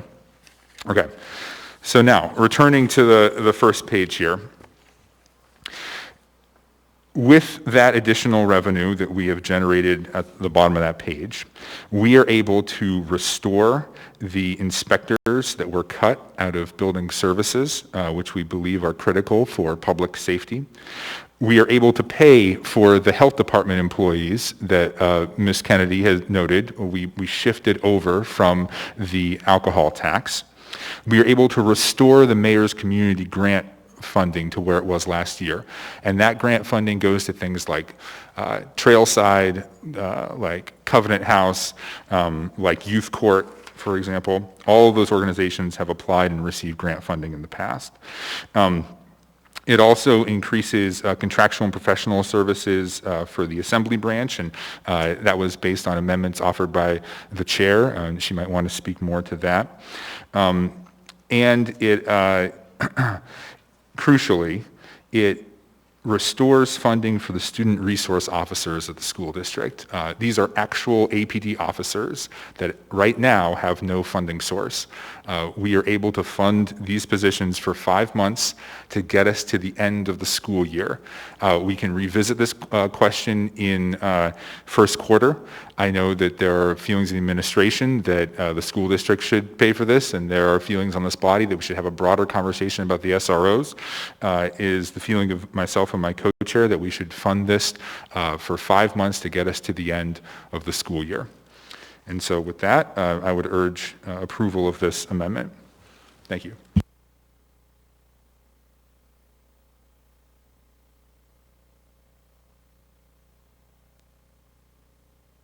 Madam Chair, I would Mr. make Vice Chair? a motion to extend this debate by 15 minutes. We've hit the hour threshold. Second. Moved and seconded. Is there any opposition to extending debate by 15 minutes? Seeing no opposition, we are extended for an additional 15 minutes. I'll go through the queue. Mayor Bronson. Thank you, Madam Chair. I'll have Adam Trombley speak for the Mayor's office. I'd like to address two topics. Number one on the addition, and number one on the revenue source. I'll deal with the revenue source initially. So I'd like to talk about the benefits of having that position. There's not redundancy within the department. That position provides a tremendous amount of support for workflow and proper coordination between the building safety department and the planning director. And to emphasize that there isn't redundancy, I'd like to explain what the building safety director does. He is, that individual, whoever that would be, is responsible for the building board. They're responsible for deteriorated properties, inspections, right-of-way, private development, structural plan review, mechanical, electrical plan review, code enforcement, code abatement. Those are the day-to-day operations that individual focuses on. The planning director focuses on long-range planning, short-range planning, rezones, variances, community plans, district plans, marijuana conditional use permits, alcohol conditional use permits, all conditional use permits, Title 21 changes, special projects such as the long-range transportation plan that this assembly funded. They're responsible for providing staff to ZEBA, P&Z prep, Board of Adjustment, plating, and AMATs. There's a tremendous amount of day-to-day work that those directors do, and they do it very, very well. Some of the challenges we've experienced that we've heard from the citizens of Anchorage is that there's times that they go to planning and they get approval only to find out that building safety says, I'm sorry, you can't do that, and vice versa. These are the type of things that we've been able to clear up very, very well by having this, the building services the director of building services position.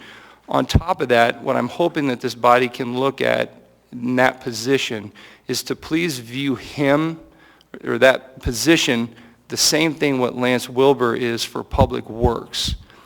There's many times that Public Works will require, that private development requires certain things of private developers to say, build a sidewalk, it's part of your plat, only to find out that there was no communication between Public Works and private development. Public Works comes through the next year, completely rips out the sidewalk that the developer just paid for because there's a road upgrade. It's very important to have coordination at that level between a Mr. Wilbur and a Mr. Thompson to ensure that we provide the best service to our citizens. I'd just like to emphasize what Mr. Perez-Rodilla said earlier about the mayor's goals of economic growth, and a huge part of economic growth in this city, and I know Ms. Zolotel, we've talked, Mr. Constance, we've talked, is the importance of housing. And if we don't have a robust, easy permitting process, we're not going to get the housing that we need. The structure that we currently function under works very well for commercial and residential development, as well as public sector development, roads, bridges, those kind of things. So there's not redundancy in the system. It's designed and set up that way for a very specific reason. I hope you'll take some care in hearing that and understanding that.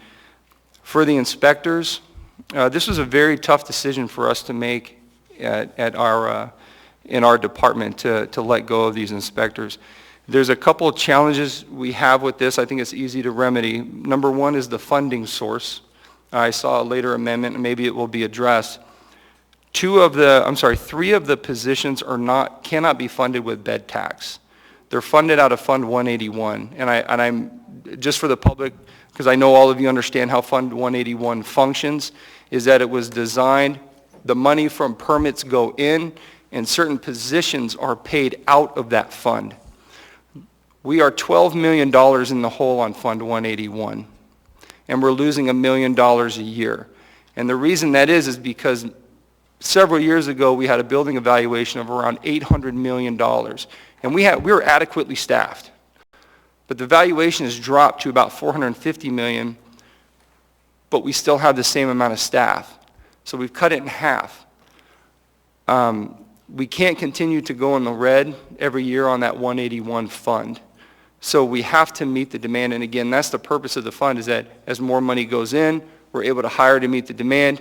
As we don't have enough money coming in, we have to reduce staff. That was always the understanding of Fund 181. The other aspect I'd like to point out is that when we look at industry standards nationwide, expectations, past performance of inspectors, we've always seen anywhere from 8 to 12 a day. At the most recent building board meeting, the chief of inspections actually said that we're looking, one of the lead inspectors, said it takes anywhere from 20 to 45 minutes to do an inspection. That would equate to about 8 to 12 a day. Prior to the layoffs, we were doing 3.5 to 4.5 a day, which indicates that we were overstaffed. Even with the layoffs, were any plumbing and mechanicals around 7, 8 a day, electricals around 6 a day, and structurals around 7 a day. So we're still not meeting that standard. On top of that, I would also like to mention that AEDC does show flat growth. You guys just made sure that you funded AEDC. They're valuable.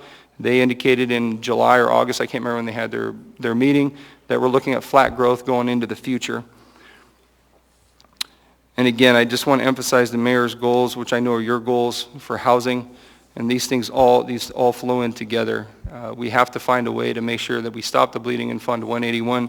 The other inspector, the structural inspector, comes out of 101, which I'm not going to quote on whether or not we can fund that position with, I'll listen to OMB, whether or not we can fund that with bed tax, but we cannot fund the other 3 181 funded positions with bed tax.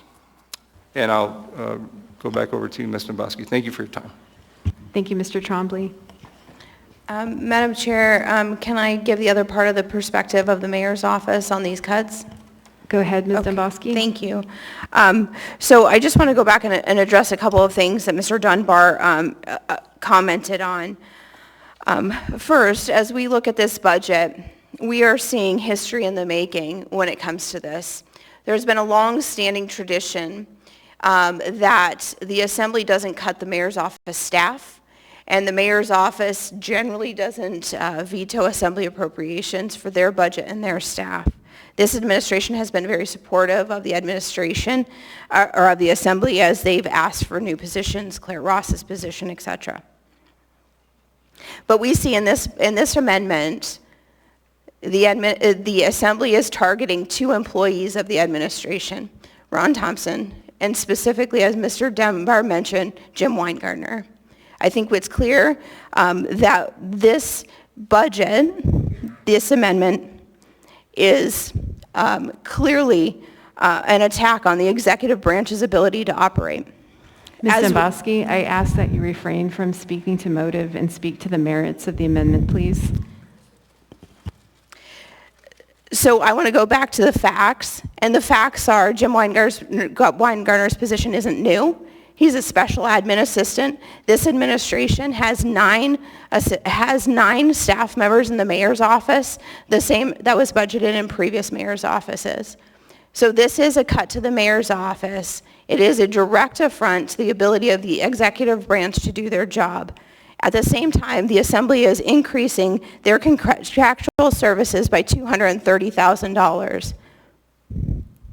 The administration vehemently opposes this intrusion on our ability to do our jobs and have our staff traditionally that was the same level of staff as previous administrations.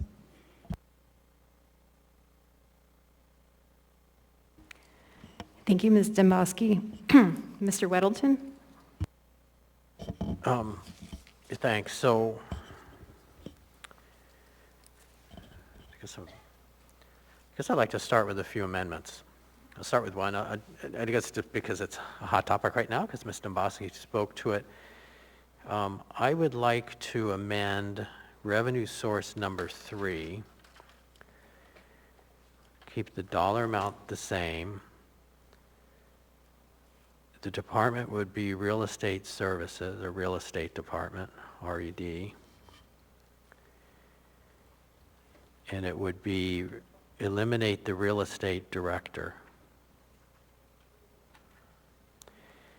And the companion to that would be when we get to the reorganization, that the Real Estate Department, that would be Real Estate and Heritage Land Bank, would be under Community and Development, which is what Mr. Trombley is director of now. Second.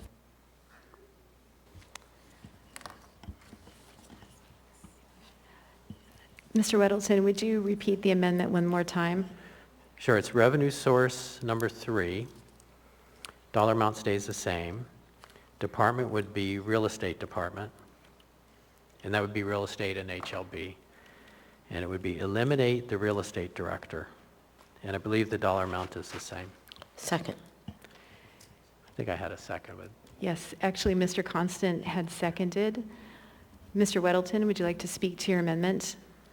Well, I think one thing Ms. Dembowski made a really important point is we have not tampered with the mayor's department before, and I remember I tried to do it last year and I got my hand slapped, so I'm okay, that's fine, and they have not tampered with us. We need more resources, we got them, and I think it's fair enough. So, and in this, my understanding is that Mr. Trombley is essentially doing this job anyway. We lean that department a little bit, which I think is part of the intent here. And I think structurally it should work, so.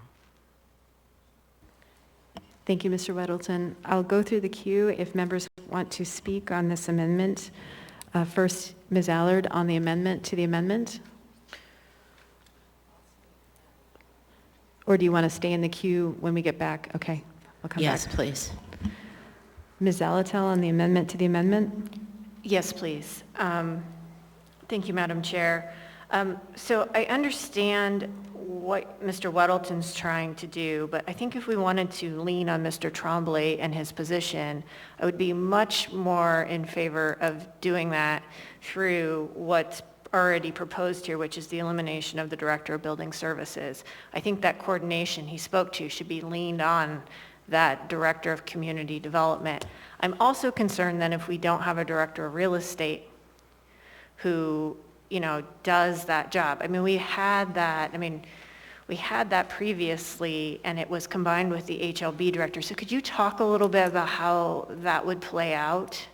Would there be an HLB director and the Mr. Trombley to execute that work? I guess I'm a little, what are the mechanics of that? What does that look like?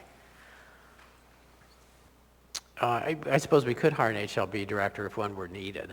I think my understanding at this point, Mr. Trombley perhaps could talk to it, but my understanding is that he's covering those tasks right now. Well, Mr. Trombley's here. Sure. Through the chair, Ms. Zalatel, I am currently doing that on top of my other responsibilities without any hiccup. There is no delay. In fact, I have found, and again, the real estate director is a completely separate function than the building services director. They do completely separate things on the org chart. Real estate director would be over here, building services director would be over here, and they would both report to me. But again, since taking the position Mr. Weingartner was in, I have found work to actually flow much better, being that goes through me, and I have no objection to continuing that work.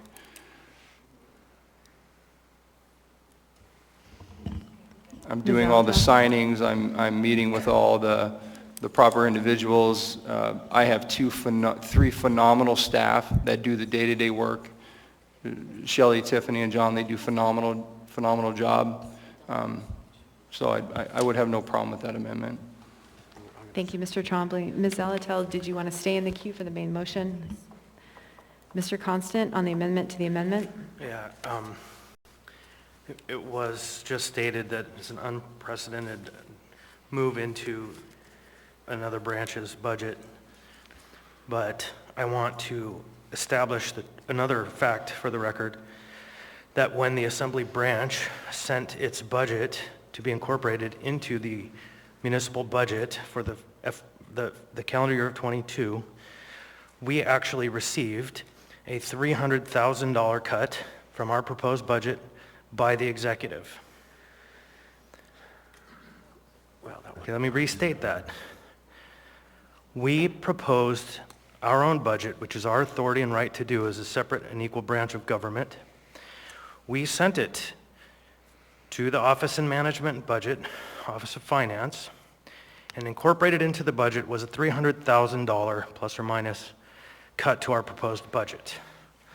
The action of unprecedented changes to a different branch, I would argue, has a different origin. But this, I don't believe, is a tit for tat. I don't believe most people on the dais know what was presented versus what was incorporated. Madam Chair, speaking to Mr. Constance. Ms. Eller, do you have a point of order or information? I do have a point of order. He's speaking to the intent of what people on the Assembly are thinking. You said we're not allowed to do that. We do not speak to motive. To motive, but I'm and not that's exactly sure what he's doing. Which part you're referring to, Ms. What Eller. he just said. And if I'm taking it that way, others can too. He's speaking to intent of other people on the body feel this way. I do not. Thank you, Ms. Allard. I did not hear it that way. Mr. Constant, would you proceed to wrap up, please? I have no idea to what specifically Mrs. Allard is referring to, but what I said, and I'll restate it again without any perception of speaking to motive, is that our budget was submitted to the Office of Management, Budget, and Finance, and incorporated, there was a $300,000 reduction. And so to me, it was unprecedented in the same way that I'm hearing from the administration, their feeling about how their budget isn't being in what seems to be respected. And so, to me, it's a matter of perspective, I guess. I will support this amendment. I have heard from members of the community that Mr. Trombley, the real estate community, that Mr. Trombley is doing a fine job in managing the real estate portfolio of the municipality, much better job than was done even months prior by another individual who is poised to be in that position. But I do have questions that will be a part of our conversation about the organization. When you look at the reporting structure that's now in place, there is the special assistant who all of the real estate staff report to. That's what the computer says. I heard Ms. Demboski say no, they don't, but that's what our actual system shows when you look closely. And so I have concerns about fidelity to our approach to delivering the services of the municipality based on what is said and what is done. And so I do have concerns, but I do support this amendment because, again, the community members and the real estate services that I've had conversations with report that the real estate department is running better than it has in quite a while. Thank you, Mr. Constant. Before I continue through the queue, I would like to ask for a motion to extend debate as we have hit that 15-minute mark from when we extended. Move to extend by 10 minutes. Is that enough? No, let's go. Madam Chair, can I be put in the queue for this amendment? We got this. I'd like to move to extend 30 minutes. Okay. Second. To be realistic, thank you. A motion is on the floor to extend debate on this item by 30 minutes. It's been seconded by Ms. Quinn Davidson. Is there any opposition? Seeking unanimous consent and seeing no opposition, we have extended debate by another 30 minutes. So I will go through the queue. Madam Chair. Madam Chair, point of order. I would move to extend the meeting to 11:30. Second. Thank you. A motion is on the floor to extend the meeting to 11:30. It's been seconded by Mr. Weddleton, or something like that. Is there any opposition to extending the meeting to 11:30? Seeing no opposition, the meeting is extended to 11:30. I will go back through the queue and then go back to you, Ms. Allard, so you can speak on the amendment to the amendment. Next is Ms. Quinn Davidson. Thank you, Madam Chair. I just wanted to share a few comments and respond to some of the things Ms. Demboski said. If we really wanted to impact the mayor's budget, this is not what you would have received. There's a lot more opportunity to remove things, and we didn't do that because we respect the work that you all are doing. And I mean that truthfully. I mean, we could have cut additional positions, and we didn't. And in fact, the community grants program, we could have just said, absorb that in your budget, but we didn't. We added more money for it. So I really want you to know that that was a big discussion of trying not to reduce the budget generally. Specific to this line item, my issue with this is that Jim Weingartner was not confirmed and then was kept to essentially do the same job in an unconfirmed position, but also have a second redundant now director position. So to me, it's creating government redundancy and an extra position at the cost of the taxpayers when instead we could have these other services. So I just don't understand it. I think the amendment Mr. Weddleton's proposing just makes it so that an unconfirmed person can sit in that position because we no longer have a director position. So I guess I'm strongly opposed to this amendment because it does exactly what the Assembly is not supposed to do, which is allow unconfirmed people to lead departments. Thank you, Ms. Quinn Davidson. Mr. Dunbar? Thank you, Madam Chair. I'll just speak briefly because my colleague said most of what I was going to say. This amendment, though I know it's well-intentioned, would sort of close the loop on taking the Assembly out of our charter-directed authority to confirm or not confirm people.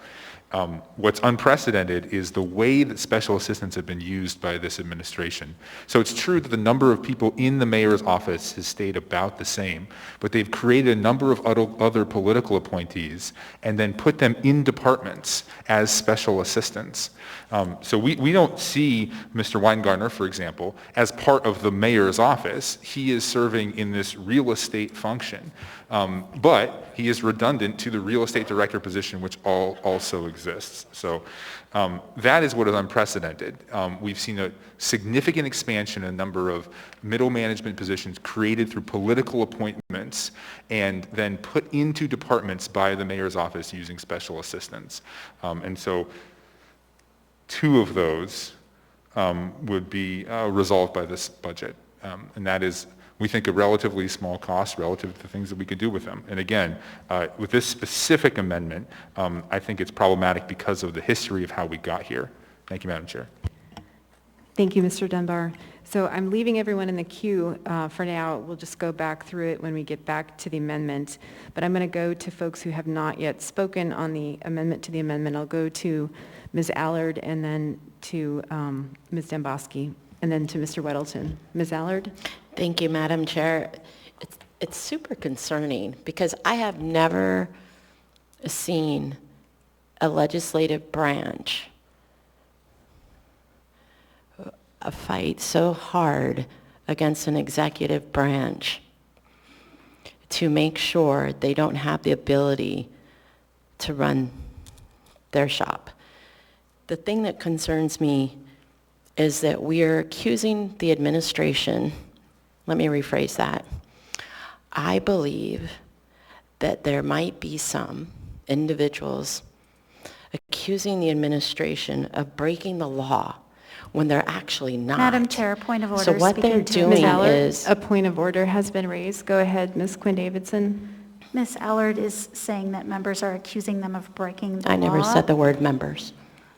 If you could please ask her to not speak to motive Thank you, or Ms. Quinn exaggerate. Davidson. Thank you. I agree. I will refrain Ms. from that Allard? because I did hear some members speak to motive of the administration.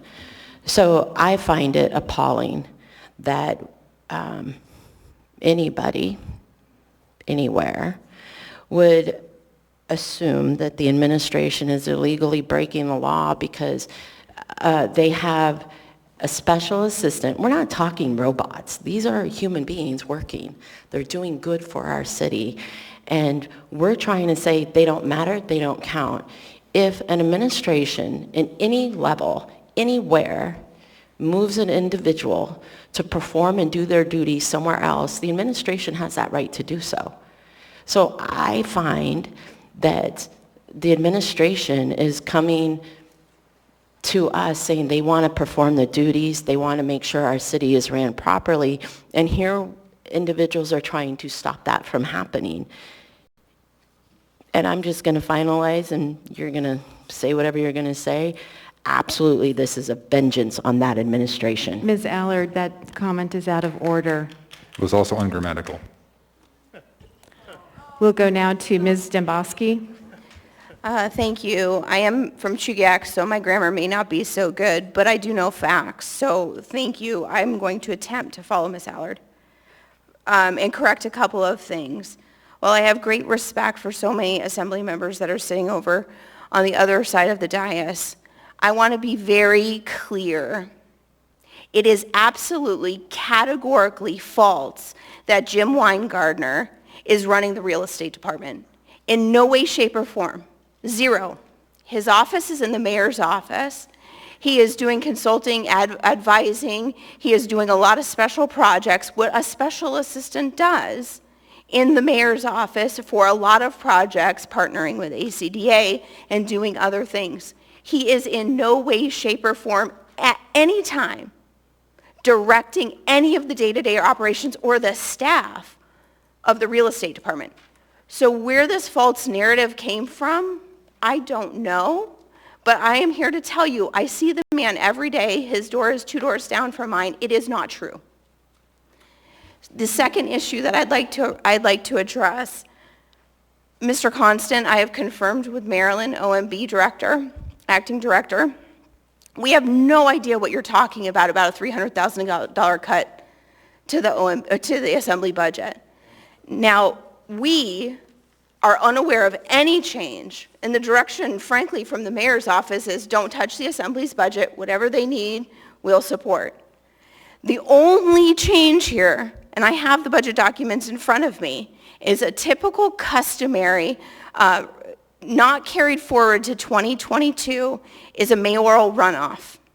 That was budgeted in first quarter by the assembly for a mayoral runoff, and that is a typical strategy of OMB. They don't carry a mayoral runoff forward to the next budget year because there's not a mayor's race. There was 0 cuts by this administration to the assembly's budget. We can have these conversations and debate, Madam Chair, but when I hear 3 and 4 assembly members speak untruths, it's really demonstrably challenging for this process and for us to work together collaboratively. Thank you, Ms. Demboski. We will go back to Mr. Weddleton. Thank you. Keep me in the queue because I have another amendment that's be even more fun. But this is very simple, and we can postulate that Mr. Weingartner is running real estate department, but this is simply moving that work to Mr. Trombley and eliminating the real estate director position. And I guess I would ask Mr. Trombley, are you running the real estate in HLB, or is Mr. Weingartner? Through the chair, Mr. Weddleton, that would be me, Adam Trombley, running the department. Right. Thank you. It's a simple money saving step. It works within their organizational structure, and I recommend approval. Thank you, Mr. Weddleton. I don't see any additional folks in the queue here. I've kept those of you in who initially wanted to speak on the main motion, but or the main amendment, but it may be some time before we get to that.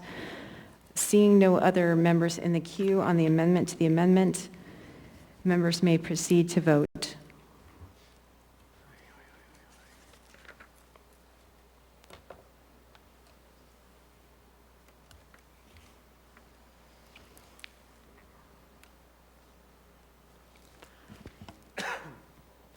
The amendment to the amendment passes 7-4.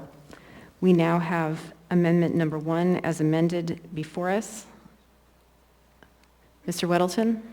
Yeah, I'd like to move to delete in the revenue source line number 1. Second. Moved and seconded. Mr. Weddleton? You know, this actually was a starting point for me. I was looking at this, I think, for the same reason others did, is do we need this? Is this extra? And talking to home builders, talking to people in the department, and then Mr. Trombley has pled a good case for this position. You know, it's different. It's not what we did before. But what we did before was really frustrating for builders, and we had problems. And I'm willing to give them a chance, hopeful to give them a chance to change things in the building department. You know, make it work better. It is definitely, it's a hugely important department for the city. We need to build more houses. We need to build more stuff. We got to do it cheaper and better. And juggling things around a bit to make that happen is important. And they're very motivated to do this, and I want to give them a chance. So we should not delete that position. We should keep that. Thank you. Thank you, Mr. Weddleton. I'll go through the queue, and if members wish to speak on the amendment to the amendment, Ms. Allard? No. Ms. Zalatel? Yes, I have a question for the sponsor, please. Mr. Weddleton, with the elimination of that revenue source, are you proposing to eliminate any of the services or add-ins from the top, or are you just hoping we'll find, or you have another amendment that will replace that amount of revenue? I'm working my way up to some of the expenses at the top, but I was a little unclear on the revenues because I think we're assuming, or you know, the proposition here is that we are going to come in $7 million more in 2022, and divide by 3 is $2.33 million. We have added another $1 million here, but I think revenue tax $2.5 million. But actually that, we'd have more. We'd be 2.3 just based on the estimated increase that we'll tax. But then there was $3.5 million we expect to have more for 2021 than we anticipated, because I think it says mayor projected $24 million for 2022. Well, I'm sorry.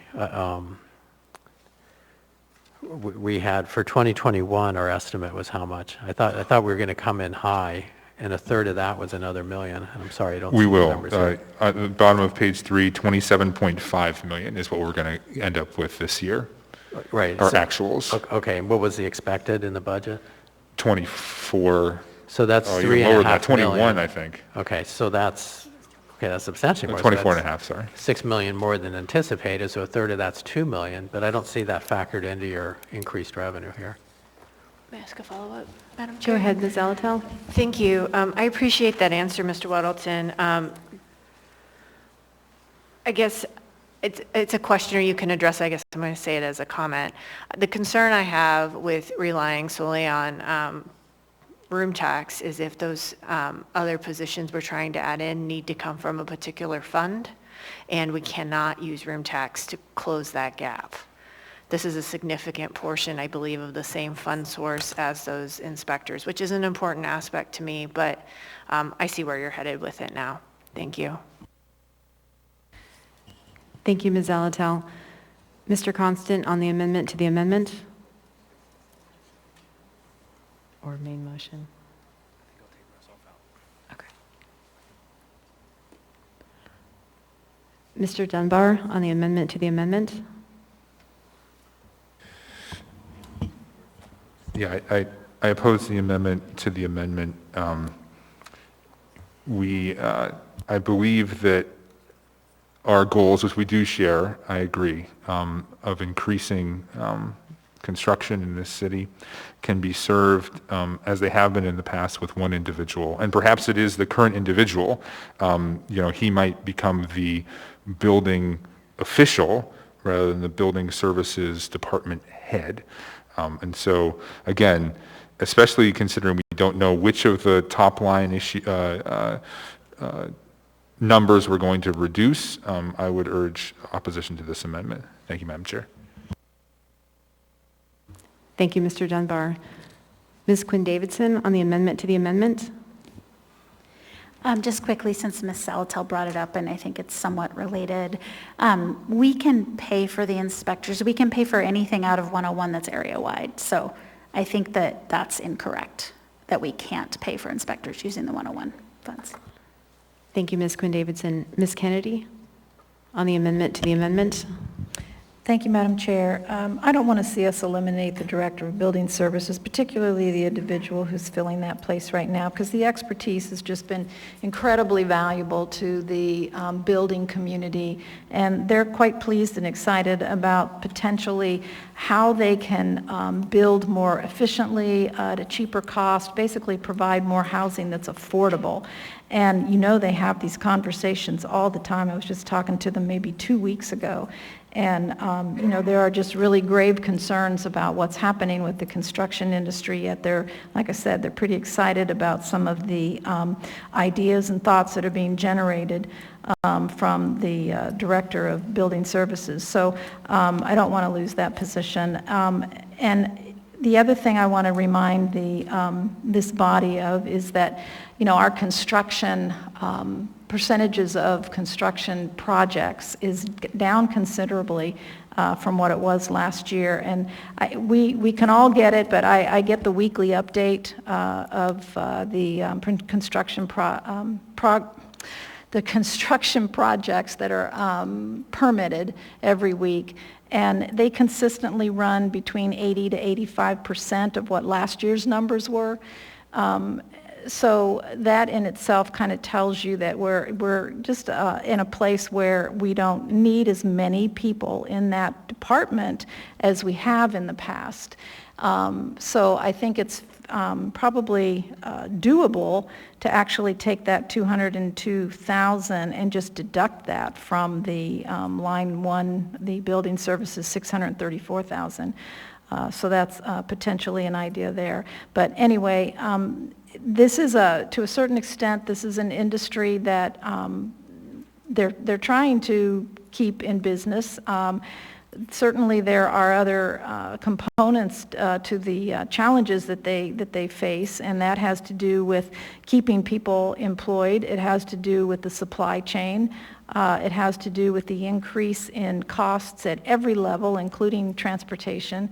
So I think we wouldn't be serving ourselves or this community as a whole if we were to just continue to muck around in this stuff right now. And that's kind of the way I see a lot of this, is it's somebody's idea of, we can do this differently. Well, differently doesn't necessarily mean better.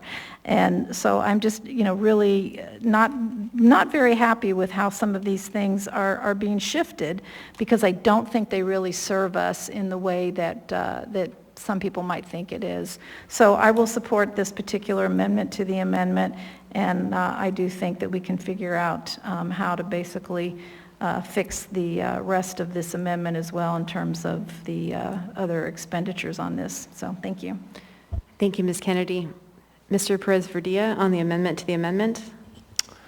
Thank you. I don't think I got a clear answer about the other end of this, and so I'm hesitant to vote for it unless I understand how it's going to impact the expense side. So do you have a proposal, Mr. Weddleton, in terms of how it's going to match up on the other side of the sheet? Quick work over here. I think we had over $1 million in higher bed tax for this year than we had planned for. Mr. Dunbar shaking his head the other way. But my plan was actually to, on line number 1, to decrease that by, it would be 393,000. Why 393? Because that's the sum of getting rid of, did I add it up right? Getting rid of line 1 and line 3. You already changed Oh, 3 didn't line matter. 3. Yeah. 3 was, oh, I'm sorry, we'll make that even better. We'll just take 202,589. Thank you. Look how Mr. fast we Pres- make money. Just a clarifying question. Go ahead. You're from line 1, On the appropriations, So, Mr. Weddleton, just to clarify, you are amending your amendment to the amendment? Or No, you're- I just had a I don't want to use question. that phrase. I mean, just changing your amendment to the amendment? No, I didn't change anything. My amendment at this point is just to remove the change in line 1. and no... The revenues, and I just answered a question, well, how are you going to balance it at the end? So it's just a And bit of just information. because I didn't get it, what was the answer to that question? My intent, I think we have more revenue from the bed tax than is shown here. Okay. But my intent was to just deduct that amount from line 1 on the top part. So that 634,736 would be decreased by 202,589, but that's not the current amendment. Thank you, Madam Chair. Thank you, Mr. Perez-Verdilla. Mayor Bronson? Thank you, Madam Chair. I'll refer to Adam Trombley. Sure. Mr. Trombley? Through the chair, Ms. Quinn Davidson, we talked about 101 versus 181, and I would like to get some clarification on that, because I think that may adjust how we do things. I'm trying to find a way to make sure we have proper workflow, but I want to respect what you guys do, of course. So whether it's 181 or 101, would it be okay if we took some time to try, because traditionally, the 2 electrical inspectors and the 1 mechanical plumbing inspector is paid out of 181. That's traditionally how we do it, but you're right. That doesn't mean we have to do it that way. Would it be okay if we just took a little bit of time to try to figure that out? Madam Chair, would that be okay? If we could get an answer on that?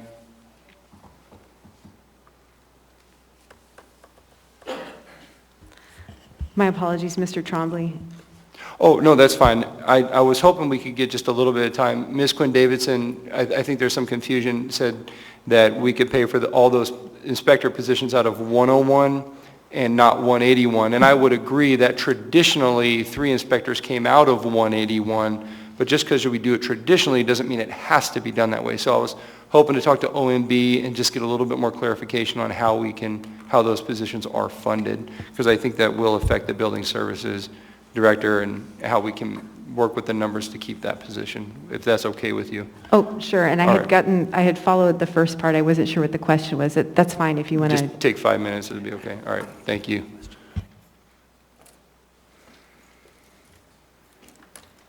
So why don't we just keep going? Madam Chair? Can we just continue while he does that research? Yes, I thought that the consulting was going to be done. I didn't realize it was offline. So yes, we can go ahead and continue.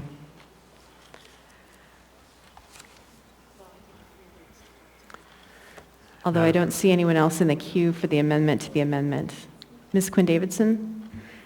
Yeah, I just, as a general matter, Mr. Dunbar and I, and along with a lot of other colleagues who proposed amendments that sort of led to this, it takes a lot of work to find the fund source and to figure out what you're going to cut. And I'm not comfortable supporting an amendment that doesn't describe what we're going to lose. So if you want to pair it with an amendment that you think the room tax is higher, okay, I'll entertain that. Or you want to, for instance, I wouldn't support removing some of the inspectors, but I might support, thinking that room tax is potentially higher if you have an argument for that. So anyway, I just ask all members, if you're going to make amendments, please make them add up, or else we're going to get in a real pickle here. Thank you, Ms. Quinn Davidson. Can I speak on that briefly? Go ahead, Mr. Dunbar. I would urge Mr. Welton not to use additional bed tax, and the reason is because when we hear from Treasury, yes, bed tax is up, but some other things are down, and we know we don't have a fund balance right now in 2021. The only reason that we have those additional funds in the alcohol tax is because they're uniquely encumbered, and so that's why there's a surplus there. The bed tax, on the other hand, goes into the 101 fund, and so it's part of that general mix where I don't believe we have a surplus. Thank you. Thank you, Mr. Dunbar. Mr. Weddleton, did you want to speak any further to potential funding source? Well, so I have an amendment, so I amend my amendment to the amendment. That's 3 amendments. You allowed to do that? Just change your amendment. Yeah. So what we typically do in this situation is just allow the mover with the consent of the second, right, to change your original amendment to the amendment. Okay, so I will move to eliminate revenue source number 1 and balance that with a decrease to the appropriation number 1 so that the revenues drop by 202,589 and the appropriation in line number 1 drops to 432,147, and all of this pending the decision made over there by the administration. Looks like Thank you, Mr. ready. Weddleton. Mr. Trombley? Sure. So the building safety area in code addresses building safety services, of which those inspections are included. They don't do work area-wide. They only do it in the building safety area. So you can't pay for those positions, all those positions out of 101. I would support restoring funding to save the building services position. We would continue to go into the red. We would continue to go into the red on 181, but I think there's other things we can do to address that. Mr. Constant? Yeah, thank you. On the topic of the 181 fund, I look forward to a briefing at the Community and Economic Development Committee because up until very recently, I understood we had paid that fund up to 0 and it was actually in the positive. And so I am surprised, not disbelieving, but surprised to hear that there's a major deficit there. And so I'm hoping when we get through this process and cooler heads are on the table, we can thoughtfully look at that because we made a concerted effort over the last 4 years to restore that program from a sweep that happened in 2005, I think. It's very important to me.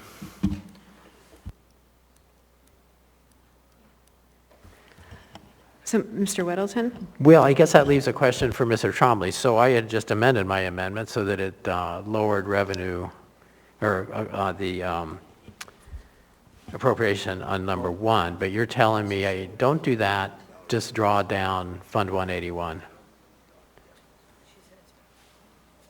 What's that? 11.9. Okay. I'm sorry, Mr. Weddleton, I was getting competing information. Could you say that again? Okay. So are you recommending that to not remove line 1 on the revenue source and restoring, and then to balance that, you'll just draw money out of Fund 181? Because I had proposed decreasing the appropriation in line 1 above. I would support what you're doing, Mr. Okay, Weddleton. but they're not, so this Right. will fail. So if you give me another alternative, well, I'll be happier. That was a very I would broad say vague, the voted. highest priority, is, I want to make sure we keep that position because of how integral it is. And however we do that, I would be supportive of that in whatever form that looks like. Well, that opens the door. So can I change my amendment again, Madam Chair? Sure, Mr. Say we Weddleton. search for a better place to be. Okay. So I would move to remove revenue source number 1, and the a balance of that is, well, shoot, what does that do? So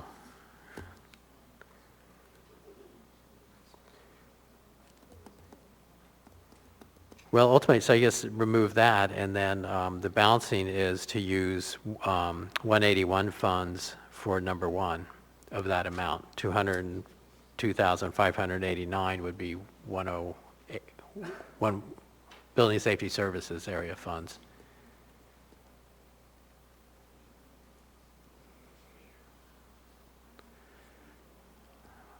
Not a good day to be the clerk.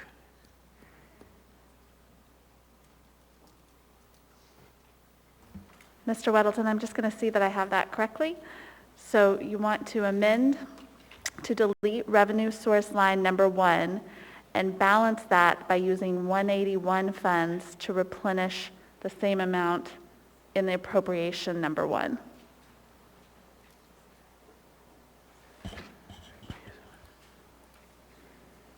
I think that's right. So, okay, reduce and balance by using 181 funds. I would say as a fund source for appropriation number 1.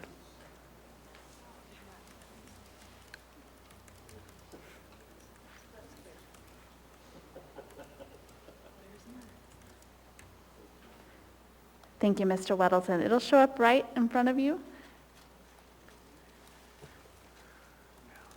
for one last look. That looks good. Thank you. Thank you.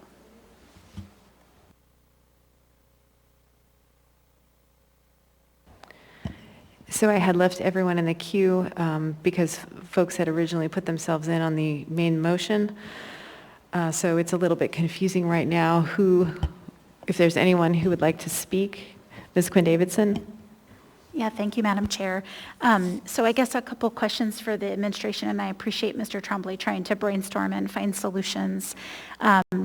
So what's the status of the 181 fund right now? Because you initially said, oh, we don't want to fund these inspectors out of it because it's in the red, but now we want to fund this position out of it. And then also, I know this was before you guys came, but maybe Mr. Frisk knows or others know, did we fill any of the 181 holes with CARES Act or ARPA money, or was that outside of the scope of what we did?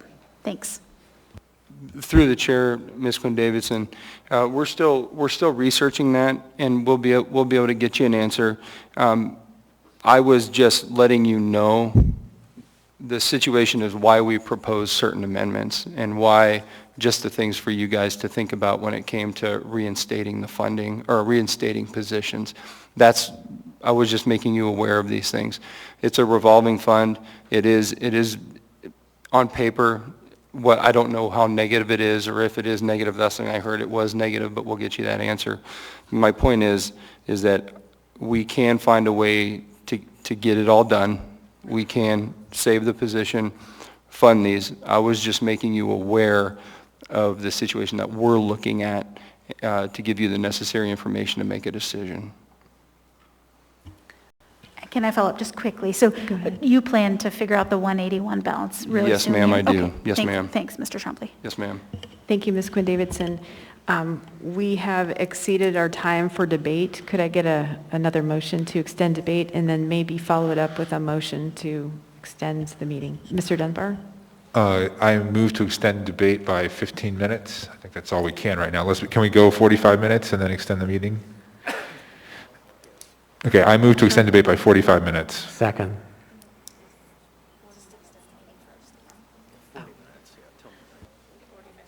I'm sorry, I thought it was 40 11:15. minutes. The clock in the back isn't quite correct. So Okay. to extend debate? I move to extend the meeting by 40 minutes. Okay. Second. Got it. Moved and seconded. Any opposition to extending the meeting by 40 minutes, which will take us to midnight? Seeing no opposition, we have extended to midnight. And I move Mr. to extend Dunbar? debate by 40 minutes. By 40 Second. minutes. And any objection to extending debate by 40 minutes? Seeing no objection, debate and the meeting are both extended to midnight. Were there any other members who wanted in the queue for Mr. Weddleton's amendment to the amendment? Madam Chair, I recently came across some additional information which I think would be helpful, something that I had not thought about. In 2020, due to COVID, this body decided to give individuals a 25% reduction in costs, which I think has created, if we are in the red, has created some of that red. We will not experience that in 2021, and it looks like after that adjustment, the discount stops will finally get us back into the black. So I was unaware of, I completely forgot about that information, but I wanted to share that with you as you make your decisions on these things. So I think the funding is going to be there based on we won't see the discounts anymore. We'll be getting full cost for the permits. Thank you, Mr. Trombley. Mr. Dunbar? Thank you, Madam Chair. When you say the funding will be there, do you mean the funding will be there for the inspectors or only the building services director? Both of them. Oh, great. Then let's do that. Seeing no other members in the queue. Yeah. On the amendment to the amendment, members may proceed to vote on the amendment to amendment number 1.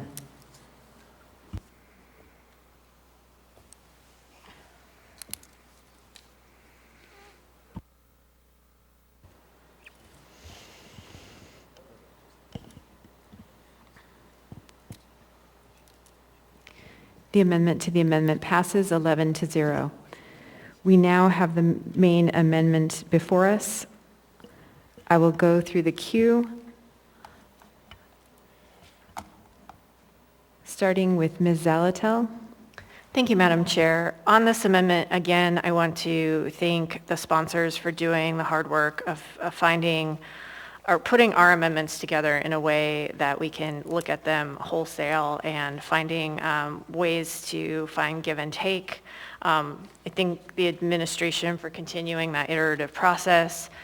Overall, the budget cuts in the operating budget as proposed were about $12 to $16 of savings in tax savings for the average homeowner. To me, that was problematic because any proposed savings didn't outweigh any disruptions or possible disruptions to municipal or community services. I think when we look at our budgets, we really need to take, again, a longer view and what's the cost-benefit analysis. I don't want to sacrifice public safety, the ability to have a well-staffed and functional municipality, because when something slows down or something doesn't work within the municipality, we hear about it, and then it takes a lot of effort to remedy that. And when these jobs go, it's a lot of work to bring these jobs back online.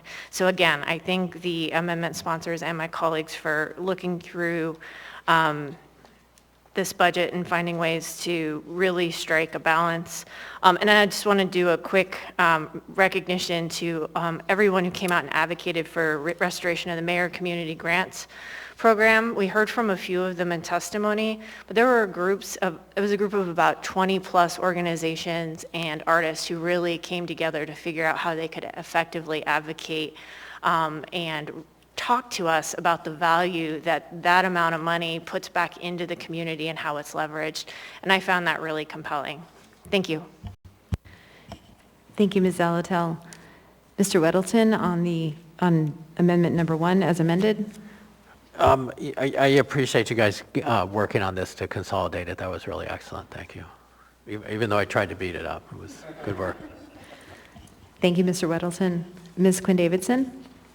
Thank you, Madam Chair. So I'm glad we were able to find a solution with Mr. Trombley, and I appreciate that collaboration. I think in doing so, we might have gotten a little lost in what the amendment was. So I just want the clerk's office to read it back to me. If the amendment implicated line 1 of the above chart at all, it shouldn't at this stage. The amendment should only be to fund the Director of Building Services out of 181 and then free up this funding that was out of the operating fund to pay for building services to allow for these other items above. Is that correct? Is that what the amendment did in the end? Through the chair, my understanding was that, and we can ask Ms. Camacho for her understanding as well if that's helpful, is that the amendment to the amendment did eliminate line 1 of the revenue source. And then line 1 of the appropriations would be funded through 181 funds. Because that's not what we intended, I don't think.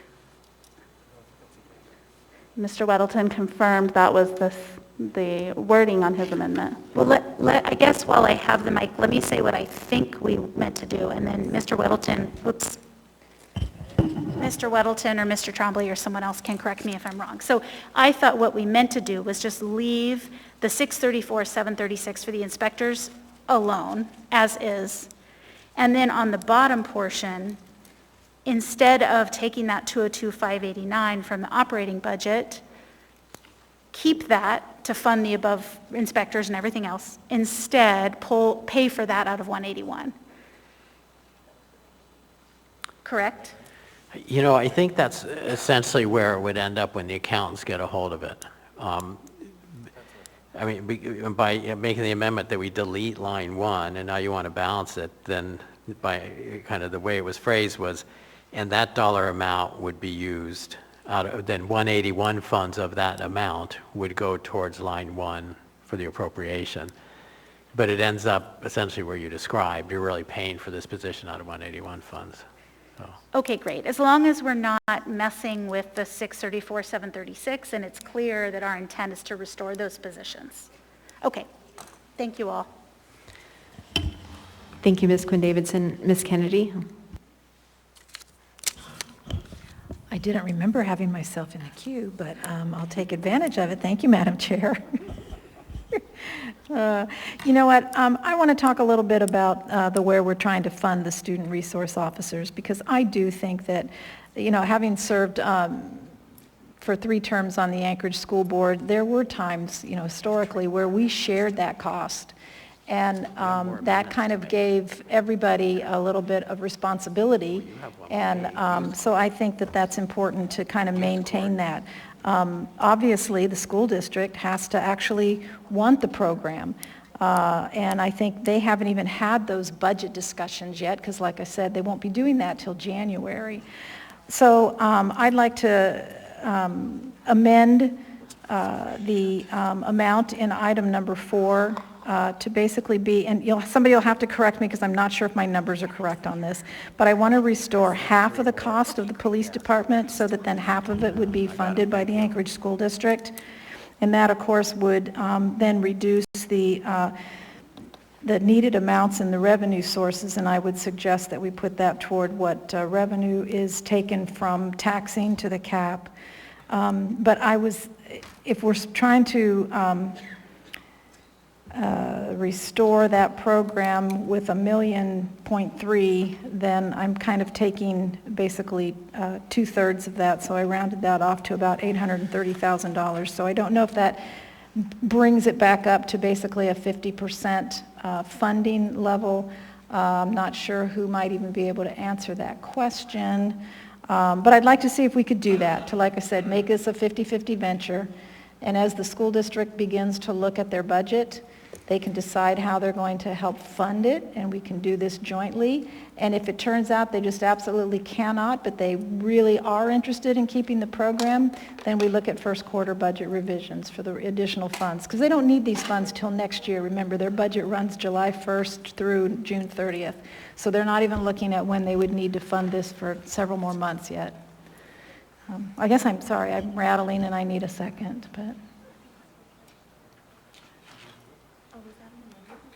Yes, that was an amendment. Like I said, I'm looking for an actual dollar amount. I'm throwing out $830,000 to see if that brings it up to a 50% amount. But not hearing one, so. Okay, that item is not seconded. All Thank right. you. Thank you. Next in the queue, we have Mr. Presverdia. Thank you. So we're on the main motion, I'm assuming still, yes? The main amendment, sorry. Yeah, so just a few comments. I know we're running short on time. Again, I want to thank the public for coming out and for sharing so much information that helped to inform. That's a bad one, too. How's that? Okay. So first, again, I want to make sure that we thank the public. We received a tremendous amount of input from the public through the work sessions that we did, through the email, phone calls, that sort of thing. And there was a lot of that's in here that really was shared from the public. Second, I want to thank my colleagues and especially, again, the sponsors of this amendment for all the hard work. I want to particularly point out that I'm very pleased that we were able to put back these inspectors. I think it's vital that we have those right now. I think it's going to be important to have those in place. The SRO program, I also served on the Anchorage School Board, and it's such a vital program. And I think that we absolutely need to give the school district the time to be able to have the conversation about what that program should look like in the future, and not put them in a position where that program is currently at risk. And finally, I want to make a point of really thanking Mr. Trombley. I really appreciated the conversation we just had, and him coming forward and not feeling like that this was an attack on him or his department, but simply an attempt at trying to identify funding in important programs. And I really appreciated the work that was done over the last hour to find a creative solution to that. I want to urge my colleagues to support this amendment. Thank you.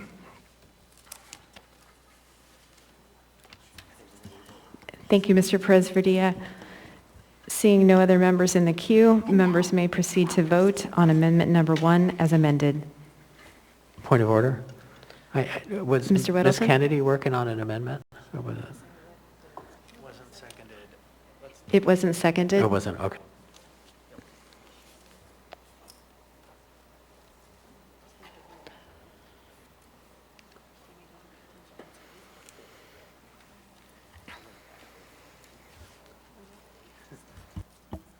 Ms. Allard?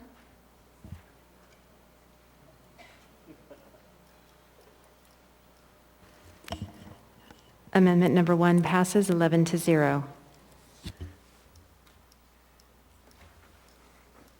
Mr. Weddleton? I'd like to move Bronson-Weddleton Amendment number 1. Second. Moved and seconded. Mr. Weddleton? This restores the $20,000 for Girdwood Valley Transit that we've been giving for the last few years and have committed for an extra year. Appreciate the mayor for making this happen. Thank you, Mr. Weddleton. Mr. Rivera? Thank you, Madam Chair. So I just want to confirm, so the revenue source for this is going to be within the transit operating budget, is that correct? So is this going to have any impact on a federal grant that we received to support the new bus route 85? Because in particular, that grant, it states that if you reduce any services within public transit, then you are no longer eligible within that grant, for that grant.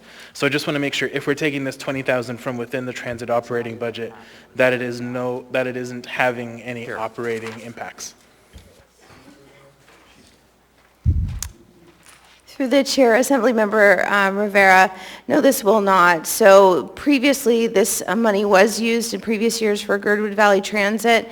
This year, Transit had proposed using it for some bus stop maintenance things. What we're doing is we're reversing that proposal. So it's going back to the way it was, status quo. Great, thank you. Thank you, Ms. Temboski. Thank you, Mr. Rivera. Seeing no other members in the queue, members may proceed to vote on Bronson-Weddleton Amendment number 1.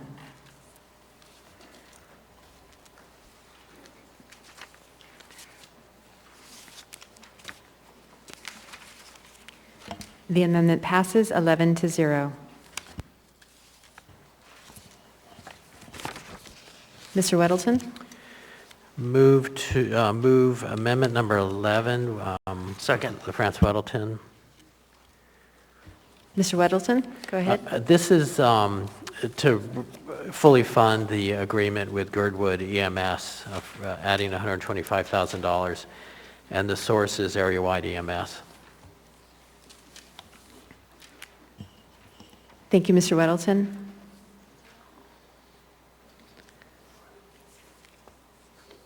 And And this is page 17 of the packet. Correct.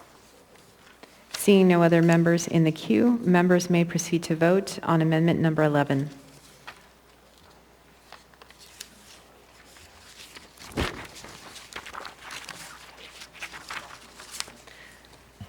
Amendment 11 passes 11-0.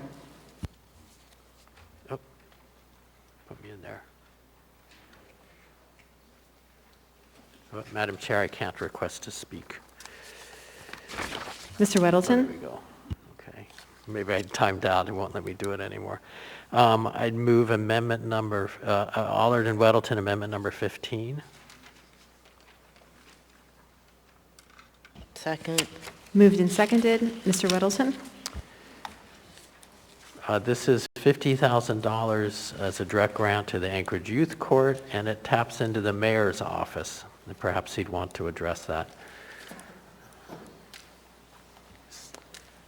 Silence means he's good with it. Did you talk to him? I'll go ahead and go through the queue, and we'll come back. Ms. Allard? Thank you, Madam Chair. I just needed to let you know that my daughters are in the AYC. So I was advised by legal to give you that information.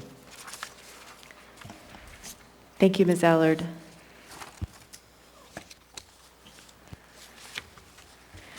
Ms. Allard, is that a declaration of a potential conflict? Yes, Madam Chair, I guess.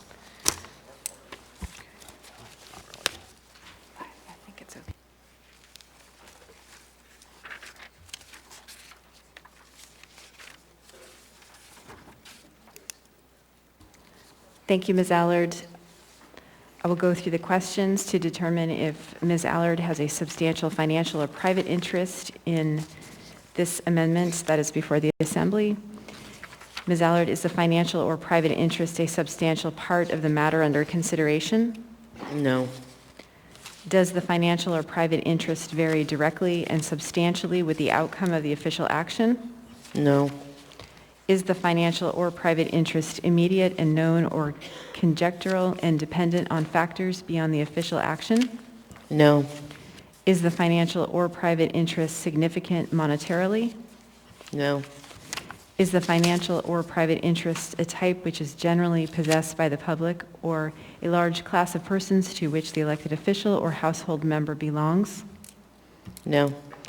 Are there any other factors that may be appropriate under the specifics of the disclosure and the nature of the action? No. It is the ruling of the chair that Ms. Allard does not have a substantial financial or private interest in this amendment before the Assembly. Thank you, Ms. Allard.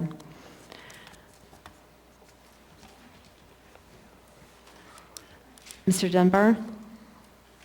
Thank you, Madam Chair. I just wanted to note that our intent with line 3 of the omnibus amendment was to fill up the mayor's grant fund again, and I believe the youth court has received those funds in the past, but would just go through the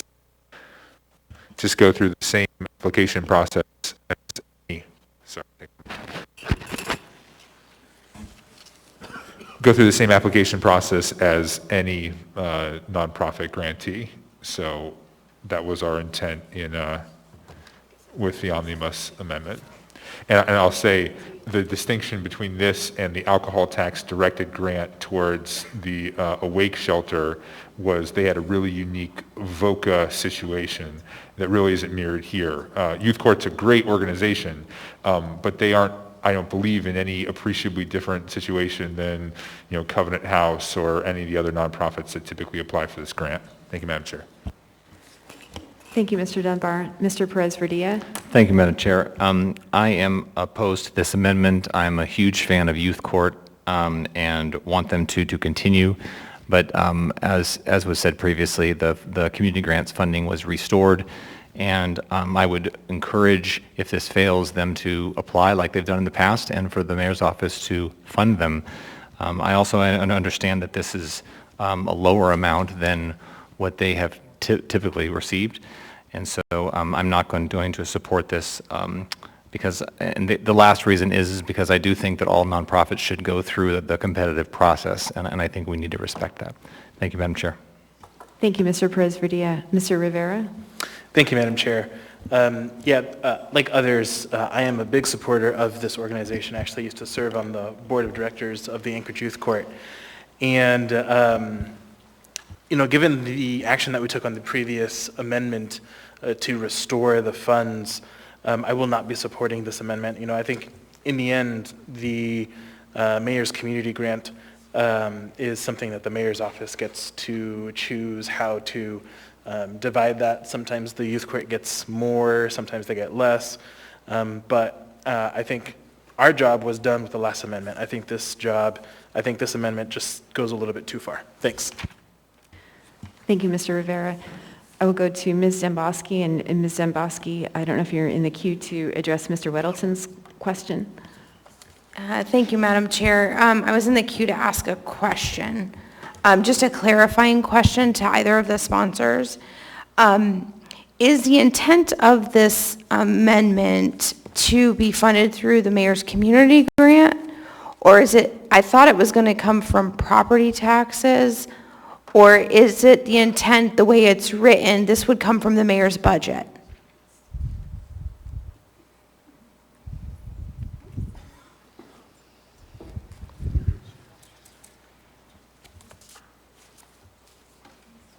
Oh, I see.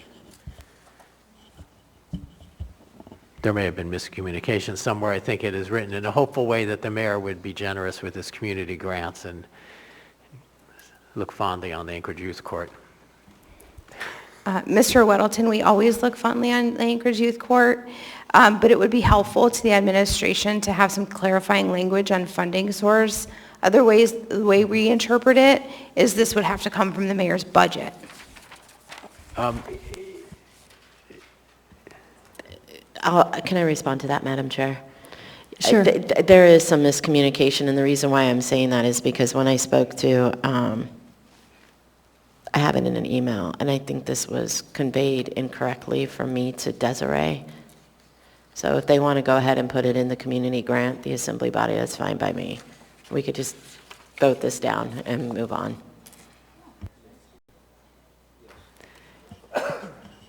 Thank you, Ms. Zemboski. Thank you, Ms. Allard. So I can continue to go through the queue, or I don't know if you, did you want to withdraw the amendment? That would be faster. I mean, I'm okay with that. Yeah.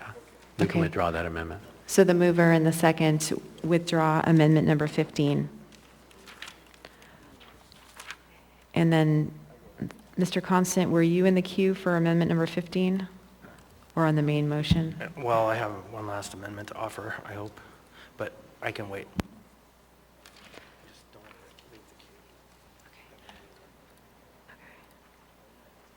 I think it's Mr. Constant's turn. Okay, yep, you're left, Mr. Constant, in the queue. Thank you. If there is an unnumbered amendment, I think they withdrew it. Oh, was it withdrawn? Okay, I haven't heard it withdrawn, I already did it,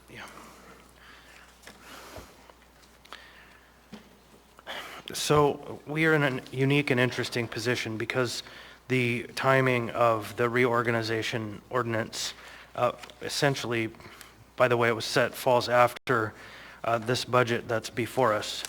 Council has provided an amendment that would clarify that if you look at the text of the amendment, it's kind of long form, front and back. It says amendment number XX to AO 2021-96.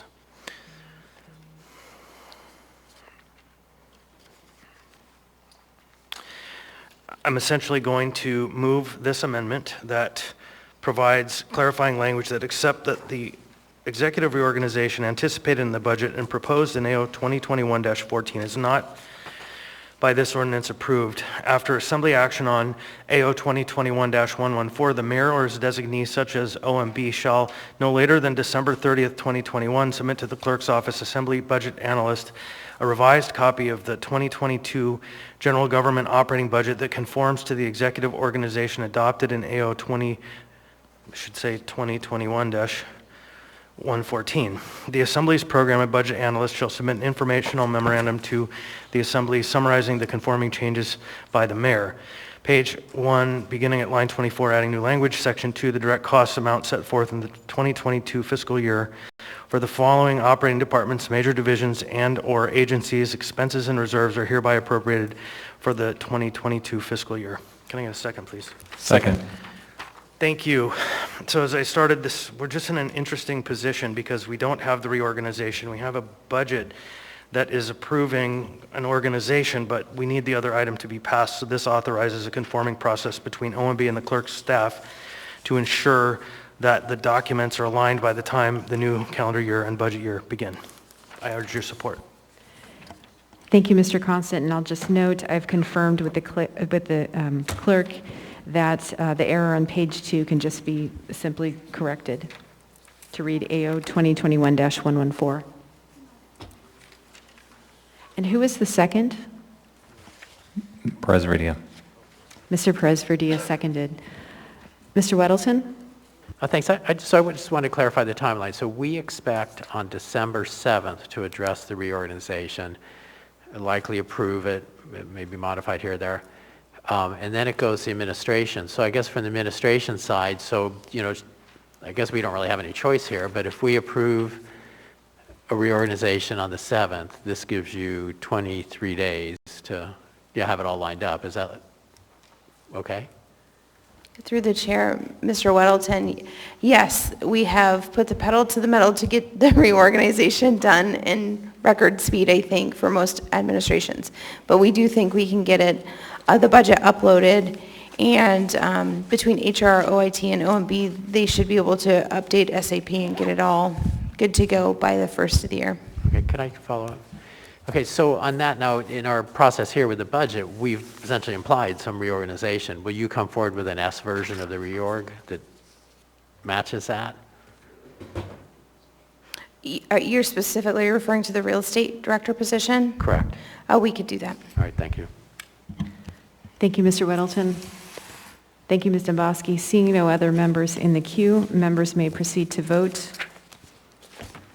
on the amendment, unnumbered amendment to AO 2021-96.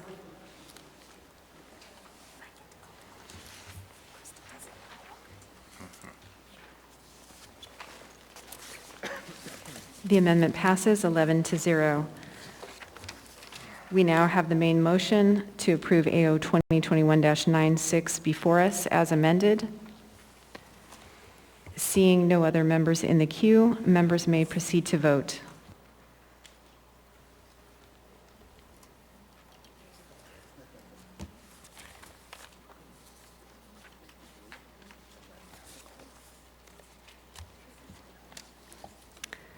The motion passes unanimously, 11-0.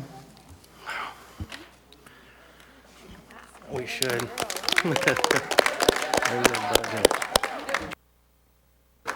All right, Madam Chair. Mr. Vice Chair? I would move to change the order of the day and take up item 11G.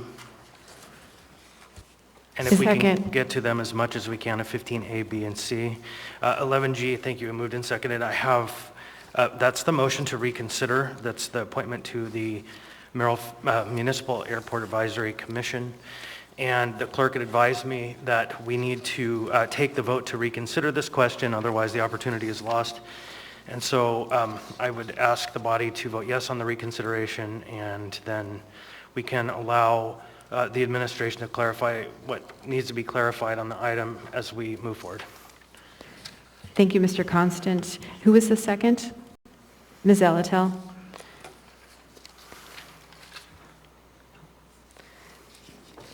The motion to reconsider AM 644-2021 has been moved and seconded. Actually, sorry, that was the motion to change the order of the day to take up item 11G. 11G. 11G. Seeking unanimous consent Seeing no opposition, we have changed the order of the day to take up 11G now. Motion to reconsider Assembly Memorandum Number AM 644-2021 as amended, Municipal Airports Aviation Advisory Commission appointments. Answer the question to reconsider. Shall we reconsider? Members may proceed to vote on the question to reconsider. A yes vote brings this back before the body, though we do not necessarily need to take action on that tonight.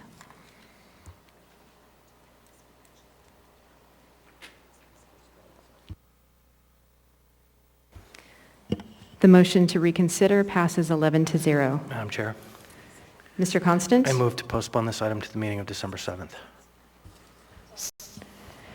The motion to postpone this item to the meeting of December 7th has been moved by Mr. Constant, seconded by Ms. Kennedy.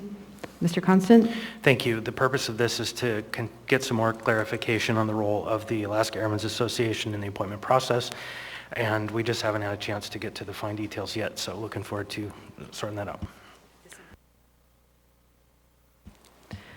Seeing no other members in the queue, members may proceed to vote on the motion to postpone item 11G, AM 644-2021, to the meeting of December 7th.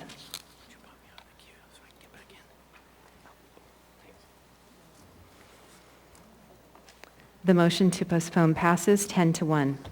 Mr. Constant? Thank you. Items 15A and B are items that if we don't take action tonight, then our opportunity to protest is gone. And so both of those items are liquor licenses. And so I would ask that that's next on the agenda so we can open the public hearing.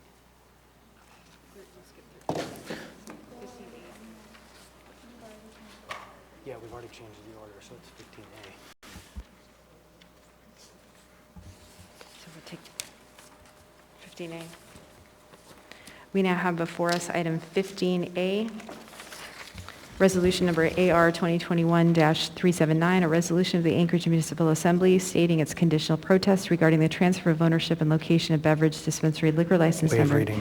3807 for Odd Man Rush Brewing, LLC, DBA Old Man Rush Brewing. Thank you. Public testimony on this item is now open. Are there any members of the public who wish to speak? Anyone at all?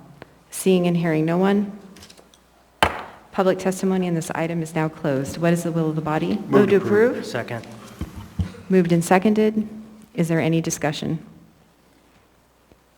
Seeing none, members may proceed to vote on the motion to approve AR 2021-379.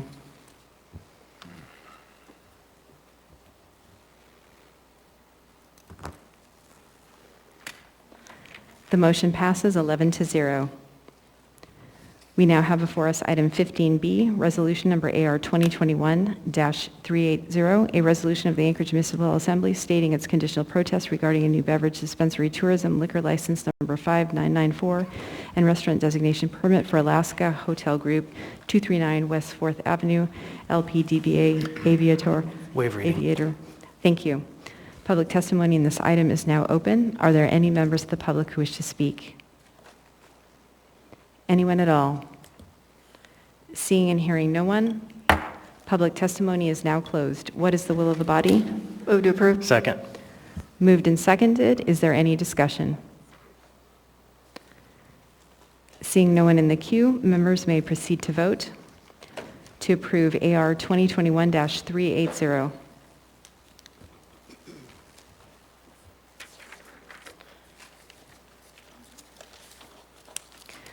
This item passes 11-0.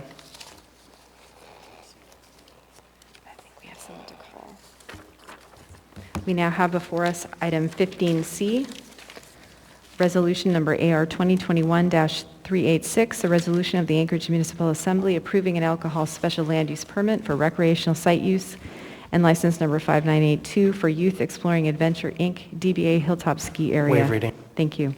Public testimony on this item is now open. Are there any members of the public who wish to speak? Mr. Turner, would you call Ms. Salih, please?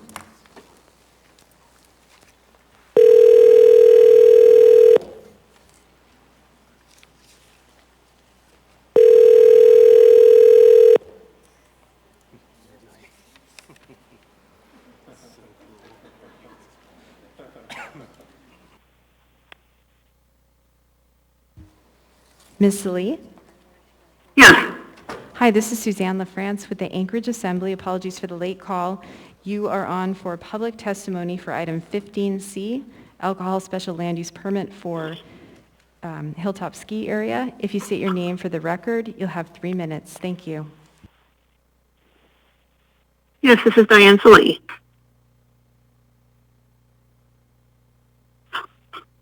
Go ahead. Good evening, members of the Administration and Assembly. Hilltop Ski Area is applying for the alcohol special land use permit to serve permanent wine in the Hilltop Chalet. The Board of Licensing considered Hilltop's liquor license application on November 2nd and decided to defer a decision until this public hearing. I would like to encourage the Assembly to deny this permit because it would be non-compatible in an area uniquely dedicated to youth development. A nonprofit corporation, Hilltop Youth, was established in Anchorage in the 1950s with a focus on providing recreational and educational opportunities for Anchorage area youth. Since its establishment in its current location on Abbott Road and Hillside Drive in 1884, Hilltop Ski Area has been operated by Youth Exploring Adventure with a focus on youth development. This resort is immensely popular with youth in Anchorage. If you visit Hilltop on the weekends during the ski season, you will find the parking lots filled with cars and the tables in the chalet filled with young people. There's a reason Hilltop is such a popular destination. Hilltop offers a tow rope up a bunny hill and a chairlift leading to 30 acres of groomed slopes. Hilltop is an ideal place to learn to ski or snowboard. The slopes are well groomed and the staff are available for gear rental and lessons. Hilltop is affordable and conveniently located in South Anchorage. We are lucky to have this gem in our backyard. Hilltop Ski Area has served families in Anchorage for over 30 years. Generations of Anchorage residents have learned to ski or snowboard at Hilltop and enjoyed family companionship in the chalet. Parents bring their children here because they know their children will have long-term benefits from developing a healthy, active lifestyle in childhood. Serving beer and wine would impact the family atmosphere here, and consuming alcohol would impair the ability of adults to be safe on the slopes, which could be crowded with children learning a new sport. Drinking alcohol and participating in action sports don't mix well. The inherent risks children face while learning to ski and snowboard would be exacerbated if alcohol is available to adult skiers. The Hilltop area is very popular for outdoor recreation and to remain alcohol-free, with a focus on youth development. Thank you for considering my views. Thank you for your testimony. You're welcome. Seeing no other members of the public who wish to speak, public testimony on this item is now closed. What is the will of the body? Move to approve. Second. Moved and seconded. Seeing no members in the queue, members? Oh, Mr. Weddleton. Lickety split. I think she makes very good points, but I think we need to give Trevor Bird and the new crew at the Hilltop a chance. They're doing amazing work there. They'll come back in 2 years, and if it's bad. Thank you, Mr. Weddleton. Seeing no other members in the queue, members may proceed to vote on the motion to approve AR 2021-386.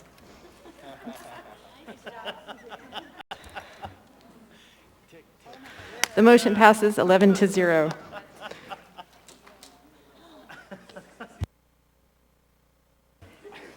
And as the clock turns to midnight, we are automatically adjourned. Thank you, everybody.